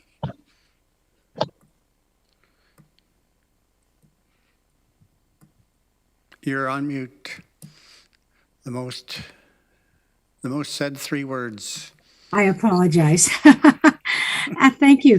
The Township of North Dumfries is also wanting to look into this. So if you could email me with your contact information, and I will have my corporate staff touch base with you, because we also want to see it. I see this as a thing that I can't say why we wouldn't do it. I understand that the region of Waterloo hires a lot of contractors, and it affects a lot more than maybe the Township of North Dumfries. But a brief discussion with my council last night seemed very supportive, and we would be very interested in talking with you. So I've asked my staff to do a report, and so they will be touching base with you. If you could just email me. Thank you so much. Thanks, Sue. Okay. Chair Redmond would like to move it. I see Councillor Jaworski. Sorry. Yeah, it was just a question. Thank you, through the chair. Our team has been implementing it at City of Waterloo for 3 years, and we just, as we move into year 3 next year, I think the number has been updated. They're thinking it's looking like it's going to be 1720. Just since I had you on the line here, I thought I might check to see what current numbers might look like. Yes, thank you. We have updated just as of last Monday, the new living wage rate is for Waterloo Region is $17.20 an hour. Okay, thank you. Okay, thanks, Councillor Jaworski. Councillor Harris. My question stems from, I guess, the recommendations that are the 3 scenarios that are put out. I don't know if that's staff that I direct my question to, or... You can certainly ask staff. Chair Redmond's going to make a motion, and I suspect she'll identify the option at that time. But if you want to ask staff, go ahead. Yeah, so it's like loading up. But I recall from reading the report, there were the 3 scenarios, and the third one was obviously with the exclusion of students. And I'm obviously just concerned with the amount of consultation that we've done with our stakeholder community, especially our suppliers. I'm wondering if staff can help answer me the question if they've in fact gone out to our broader stakeholder community that would do work for the region as contractors. I know that this would not impact existing contractors, but of course future ones. And I think of food and beverage folks that may want to open up at the airport or throughout our facilities throughout the region. I know that the minimum wage it's just been announced that it will be increasing on January the 1st to 15, which would include servers. I think the world of the living wage, I believe every reputable employer in our community is probably already in excess of that. I'm hopeful it's close to that if it is not already there, especially with the need for employees these days. They have to pay a good wage to keep good employees. And I know we've got the exemption in there with the students, of course, which I think is good. But I'm just wondering the feedback or any work that's been done by staff to reach out to some of our existing vendors. I'd be curious to know what have we done? When's the last time we've done it, and what the feedback was, because we're going to potentially pass a motion here that would really, put a lot of costs onto these folks that they may not be prepared for. And I'm just wondering what kind of consultation we've actually done. Okay, so Mr. Dyer, is Lisa Evans on the call, or are you? I can give this one a try, Mr. Chair. Go ahead. Thank you. So yes, thanks for the question. We as we indicated in the report, we did do some reach out to a number of contractors who we felt would fall into this category. We've noted them in the financial implications section.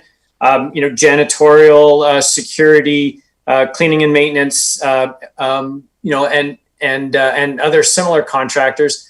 The ones that we have reached out to, I understand that the feedback was generally positive, that they were interested in in going down this route. Obviously, some concerns around some of the details of the implementation and wage parity between certain positions, but it's something that we would pursue in more detail through the development of an implementation plan.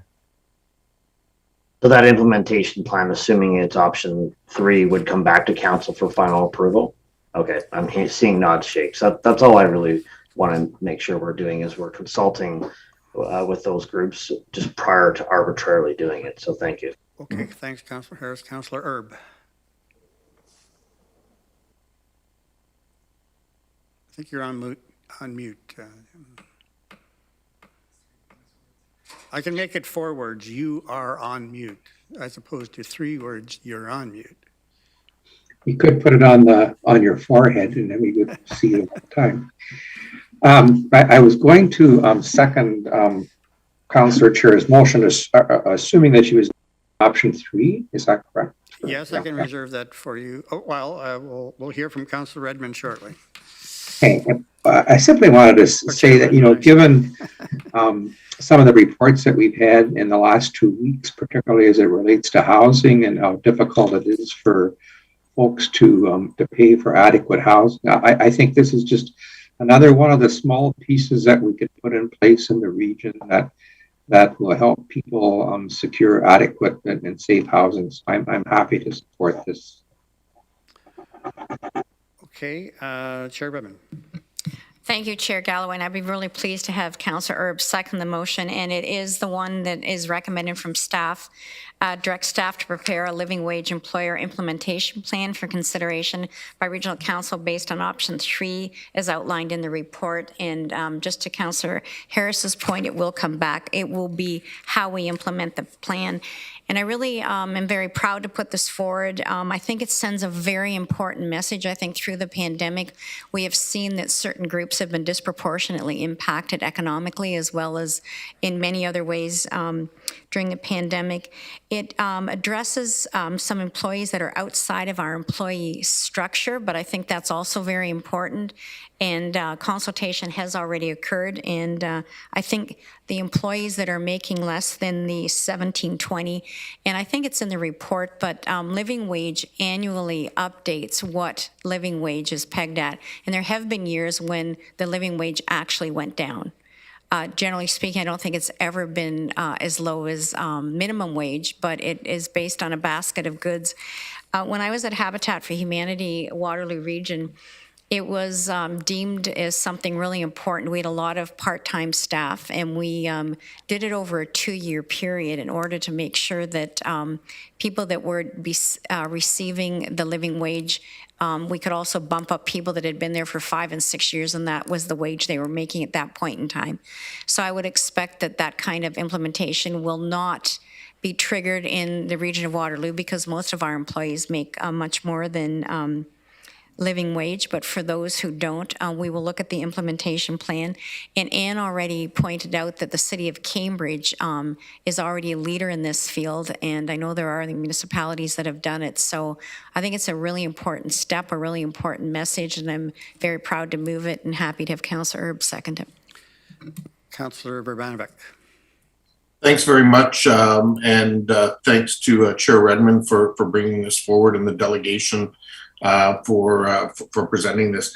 I think, as Chair Redmond said, over the pandemic, we have seen the impacts on those who are either working a number of part-time jobs and others. And this is a step in the right direction. I know that a number of municipalities, including our own, have also passed a motion around a guaranteed basic income, which is a whole, other topic that goes along with this often, and something we may want to look at some point, but certainly pleased to support this. Okay, thank you. I see no other speakers. I just wanted to comment that I support this as well. And amongst all the very good reasons that people have identified for this, I do see this also as an upstream initiative that we can add to a growing list of those kinds of initiatives that the region is undertaking. So I will call the question and ask you to vote accordingly with your voting icons.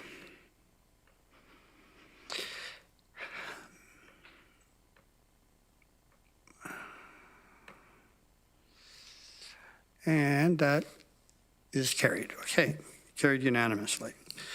Okay, so we will now go to the, believe it or not, we have no more delegations. And it's good having delegations in moderation from time to time, but anyways. It's good save. So we'll go to the consent agenda. Are there any items on the consent agenda that anyone wishes to speak to separately? Questions on any of the matters on the consent agenda? Seeing none, could I have a mover and a seconder for the consent agenda? Councillor Kiefer, Councillor Armstrong, and if you would vote with your icons, please. To approve or not approve of the consent agenda. Okay, that is carried. Now on to the regular agenda items, we're actually resuming the regular agenda. We have done all the meaty items. I shouldn't say meaty, the ones that had the most, because I don't want to diminish the importance of some of these other items. We do have a presentation on one of the regular agenda items. But the first matter to consider is the update on a potential automatic school bus stop armed camera program in Waterloo Region. That is here for information. Are there any questions on that particular report? Seeing none, then we'll move on to the Youth Engagement and Action Youth Impact Survey initial results. We do have a staff presentation by Allison Pearson and Garanka Vukovic. Allison is the manager of the Children and Youth Planning Table, and Garanka is one of the chairs of the CYPT. So Allison, are you kicking it off? Councillor Galloway, Councillor Clark had her hand up. Oh, no. No, okay, she's waving it off now. She's waving me off. Story of my life. Anyways,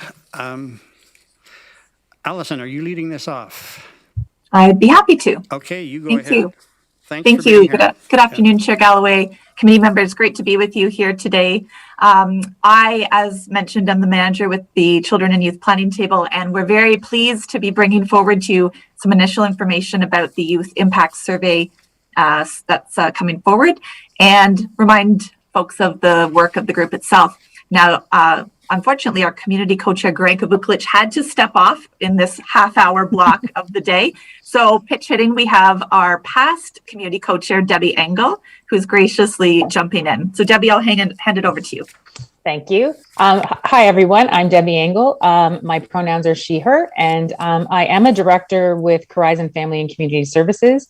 And as Allison shared, I am the past chair of the Children and Youth Planning Table and have been a longstanding member of the Children and Youth Planning Table. So you get me today instead of Garanka, so be patient with me as I'm quickly stepping in. I'm excited to share with you. Allison's going to share the slides. Got it? Okay. So we wanted to talk a little bit about what the Children and Youth Table does. And so the Children and Youth Planning Table is a collective of organizations, individuals, and most recently youth that came together because we recognized that individually we do good, but together we can be amazing. And we're made up of service providers, researchers, planning bodies, and funders. And we were established in 2011. And we started out as a 0 to 6 collective body, and then we quickly moved to prenatal to 18-ish. And our vision is really happy, healthy children and youth today and tomorrow.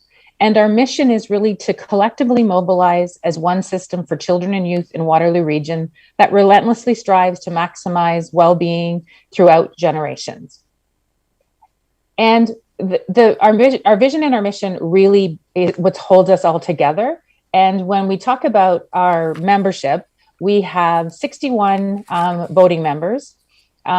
We have 800 plus individual members, and our 61 voting members or partner organizations account for about 450 members. And so in other words, approximately 67% of our membership belongs to voting member organizations. The remaining members come from 90 different organizations within our community, and together we make up the Children and Youth Planning Table. We also now have over 300 young people connected to the work. And when we're looking at mobilizing different things with youth and really being informed by youth. The makeup of our funding, our majority of it comes from grant funding. The funding from the region of Waterloo is dollars from the Children's Services Department, and then 5 different community funders at this time. And we really appreciate all of the support through this precarious and challenging time to plan for long term. We've been really looking at also moving into very small but important income generating. So we have been supporting Ottawa with their data briefs from the Youth Impact Survey, and we'll continue to explore other ways that we can generate income. And we're excited to be doing this now within the Economic Development Department. So that's an exciting piece for us. So when you think about the Children Youth Planning Table, we want you to think about what does it mean for what have we actually done? And so some of the work that we were able to do as the Children Youth Planning Table is we've built a partnership with the UNICEF Canada to be the key on the ground community for this national body to partner with an initiative related to children and youth. We created one go-to website to support system navigation for parents, young people, and professionals to get connected to supports for children and youth. And this was really critical during COVID, where we really amplified supports across our community. We provide the foundation of knowledge of priority areas of children and youth well-being to earn our community a finalist position in the Smart Cities Challenge. We built a shared measurement system to understand local children and youth well-being across our 9 domains. The community capacity building in the areas of belonging and particularly supporting young people in feeling valued, heard, and included includes safety and equity. And we co-designed with young people a first of its kind tool to hear directly from children and youth about their well-being. So these are all initiatives that we were able to do as a collective that we wouldn't have been able to do individually. And if we think about our next chapter, we want to find and identify meaningful actions with youth to improve their sense of self and connect to communities specific to different identity groups. And we'll be using the Youth Impact Survey data to help inform that. We're creating a go-to child and youth data portal for them to be able to use meaningfully for themselves. Coordinating practices inspired by brain science to support experiences of trauma. And expanding opportunities for young people to be heard. So examples of that would be, we held Kids Takeover Day, and we also did a mock election for youth to be able to hear from the candidates and give their opinions. And then we're also looking at unpacking the equity work and translating into meaningful practice. So those are some really key things that we're going to be paying attention to over the next year. And then our commitment is that we want to be able, that people say yes, that as a table, as a planning table, that people are saying yes to our outcomes for young people comparable across identity groups. As a young person, can I meaningfully participate in decision-making in my community? If I come to live and work in Waterloo region, will this be a good place for my children and family? Is it easy for me as a young person or a parent to have and find the supports I need?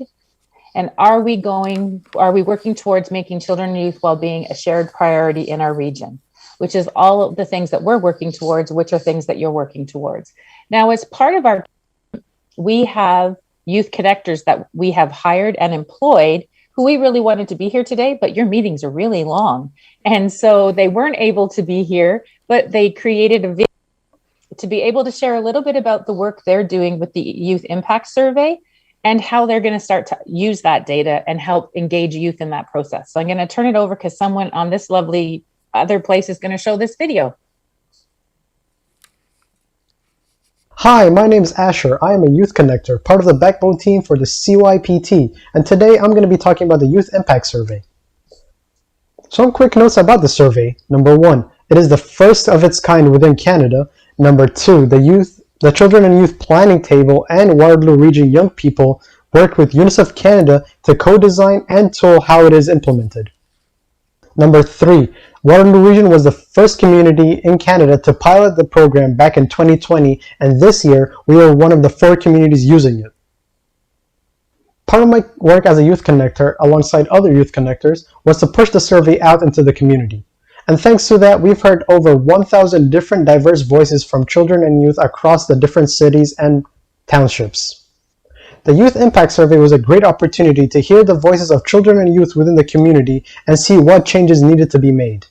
Thank you. Hey everybody, my name is Adan, my pronouns are she, her, and I am one of the 3 youth connectors, part of the backbone team with CYPT, and today I will be discussing what the data from the Youth Impact Survey is showing. Recently, we had began our analysis, and this year the whole family lab at the University of Waterloo is supporting our analysis. However, as we began our analysis, we realized that young people still continue to struggle with their well-being with the pandemic. This includes 41% of the reported people who did fill out the Youth Impact Survey saying that they had been discriminated against, and the 4 main reasons being physical appearance, sex, age, and race. However, it is a tad bit better, as in 2020, the Youth Impact Survey, 43.8% people had reported that they had been discriminated against. However, self-reported mental health is declining further and further. This year, only 26.3% of the people who filled out the Youth Impact Survey had acknowledged their mental health to be good or excellent, compared to in 2020 when it was 37.4%. However, the data doesn't include just that. It's a lot more, and all for the question that you have answered in the Youth Impact Survey. Personally, though, I think this data is really important because you get to see a drastic change from 2020 and 2021, and I feel like you get to acknowledge if COVID really was the reason things had changed. For example, we get to see if mental health had declined because of COVID or was it just because of another reason. Not only that, I feel like I also get to see what the majority had chosen, and if the majority was my age or younger or older. Hi, I'm Maddie, and I'm a youth connector part of the backbone team for the CYPT, and I'm going to be sharing what comes next. Data will be fully analyzed and shared via a series of data briefs for the community. We're also engaging youth in this process to find the most meaningful ways to share this information. Disaggregated data will also be shared where possible, so we have a better idea of who in particular is being affected by these challenges. We'll be doing a trend analysis as well to compare the survey from 2020 and the one from 2021. Presentations to the community will begin later this month, as well as sense-making sessions which will happen with youth in the community, so that way we can hear how they are affected and the challenges that they face related to each of the domains. Intergenerational action planning with adults and young people will also take place, in particular those who face the challenges that we found in the survey. We're very excited about everything that is to come, and I personally think this is so exciting because it's a way that we actually get to interact with the community and hear how they are affected by the data and what they learn from it as well. Okay. So I get excited when I get to see the youth that we've engaged that have been a part of and brought along and feel empowered because of the work that's happening at the Children and Youth Planning Table. So that just gives you a bit of a flavor. The Children and Youth Planning Table is celebrating its 10th year, and there is a forum that you are welcome. It's over 3 days. I think the 16th, 17th, and 18th, Allison can correct me, but lots of good conversations happening around the youth impact and a lot of other topics that you're welcome to join. So thank you for your time. Okay, thanks, Allison and Debbie. Thanks for pitch hitting, Debbie. And any questions, Chair Ribbon? Thank you, Chair Galloway. I just want to tell you how impressive I think these 10 years have been under the leadership of Allison and Debbie. Thank you for your leadership as a former chair. I think one of the things that excites me the most about the Children and Youth Planning Table is the fact that it is led by the youth, and I think that's one of the reasons why they don't back away from tough topics and tough decisions. So thank you on behalf of the community for making sure that young people's voices are at the fore of planning. Thank you. Okay, no further questions or comments, and thanks again, and sorry about being almost last on the agenda and how long you had to wait, and the switch in personnel that you had to go through, so we appreciate all your efforts. Okay, that's the last item to discuss, but I believe there's some other business. Councillor Shantz, you have a couple items you'd like to quickly put forward. Thank you. Appreciate the time. The first thing I just wanted to make sure it gets done, I raised earlier, and that is an EA for a truck bypass for Elmira. My understanding is that it was to be done in 2021. It's been put off. I've been told till the first quarter of 2022, and I believe Mr. Van der Keer was going to check into that. But I also want to put it out in the public realm and make sure that that happens and goes forward. So I think on that matter, if I could suggest to the clerk or to Mr. Lochner, I think Councillor Shantz is looking for confirmation. Staff may not be still on the call that can answer those questions, but some confirmation on the EA for the Elmira truck bypass in terms of timing particularly. Oh, Thomas is on the call. Okay, Thomas, yes. And Phil is still here. Good. Through you, Mr. Chair, the timing that Councillor Shantz has quoted is correct to my knowledge. We will send an email to confirm that to her. Okay. But that is the EA was scheduled to start. The study was scheduled to start this year. Unfortunately, we had some other projects that continued on longer than expected, which impact the availability of that project manager. And we are planning on starting the environmental assessment. That's not construction. There's still a fair amount of 2 or 3 years of study work to be done, but that is scheduled to start in the first quarter next year. Okay. Thank you. I just wanted to make. And the second item, Councillor Shantz. Yes, the second was I received some correspondence from Chartwell, which is. Can't quite hear you, Sandy. Okay. Is it better if I lean in? Yeah, that sounds better. Okay. Yeah. Okay, I got some correspondence from Chartwell Seniors Home in Elmira. They have a crosswalk that goes across Church Street, and they're looking for some additional markings, perhaps a crosswalk, an official crosswalk, and some other signals. There's an island with a walk through. Anyway, I'll make this short.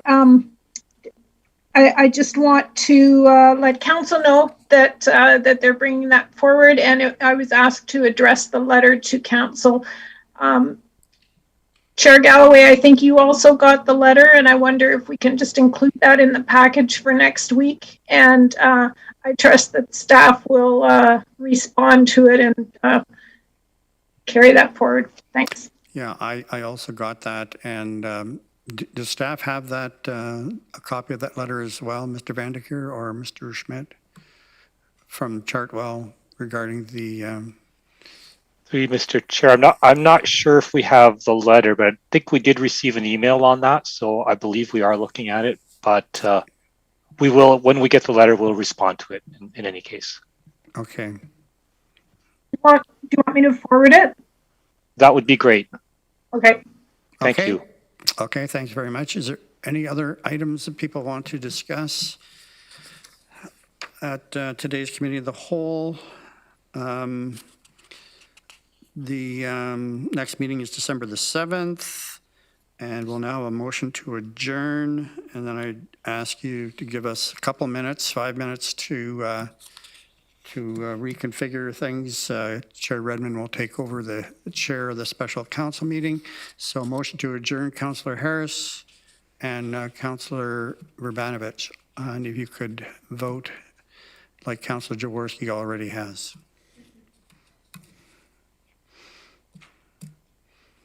Okay, thank you very much. 5 minutes, I understand, just so we can change players here. And but you stay online, and then of course subsequent to this meeting, we will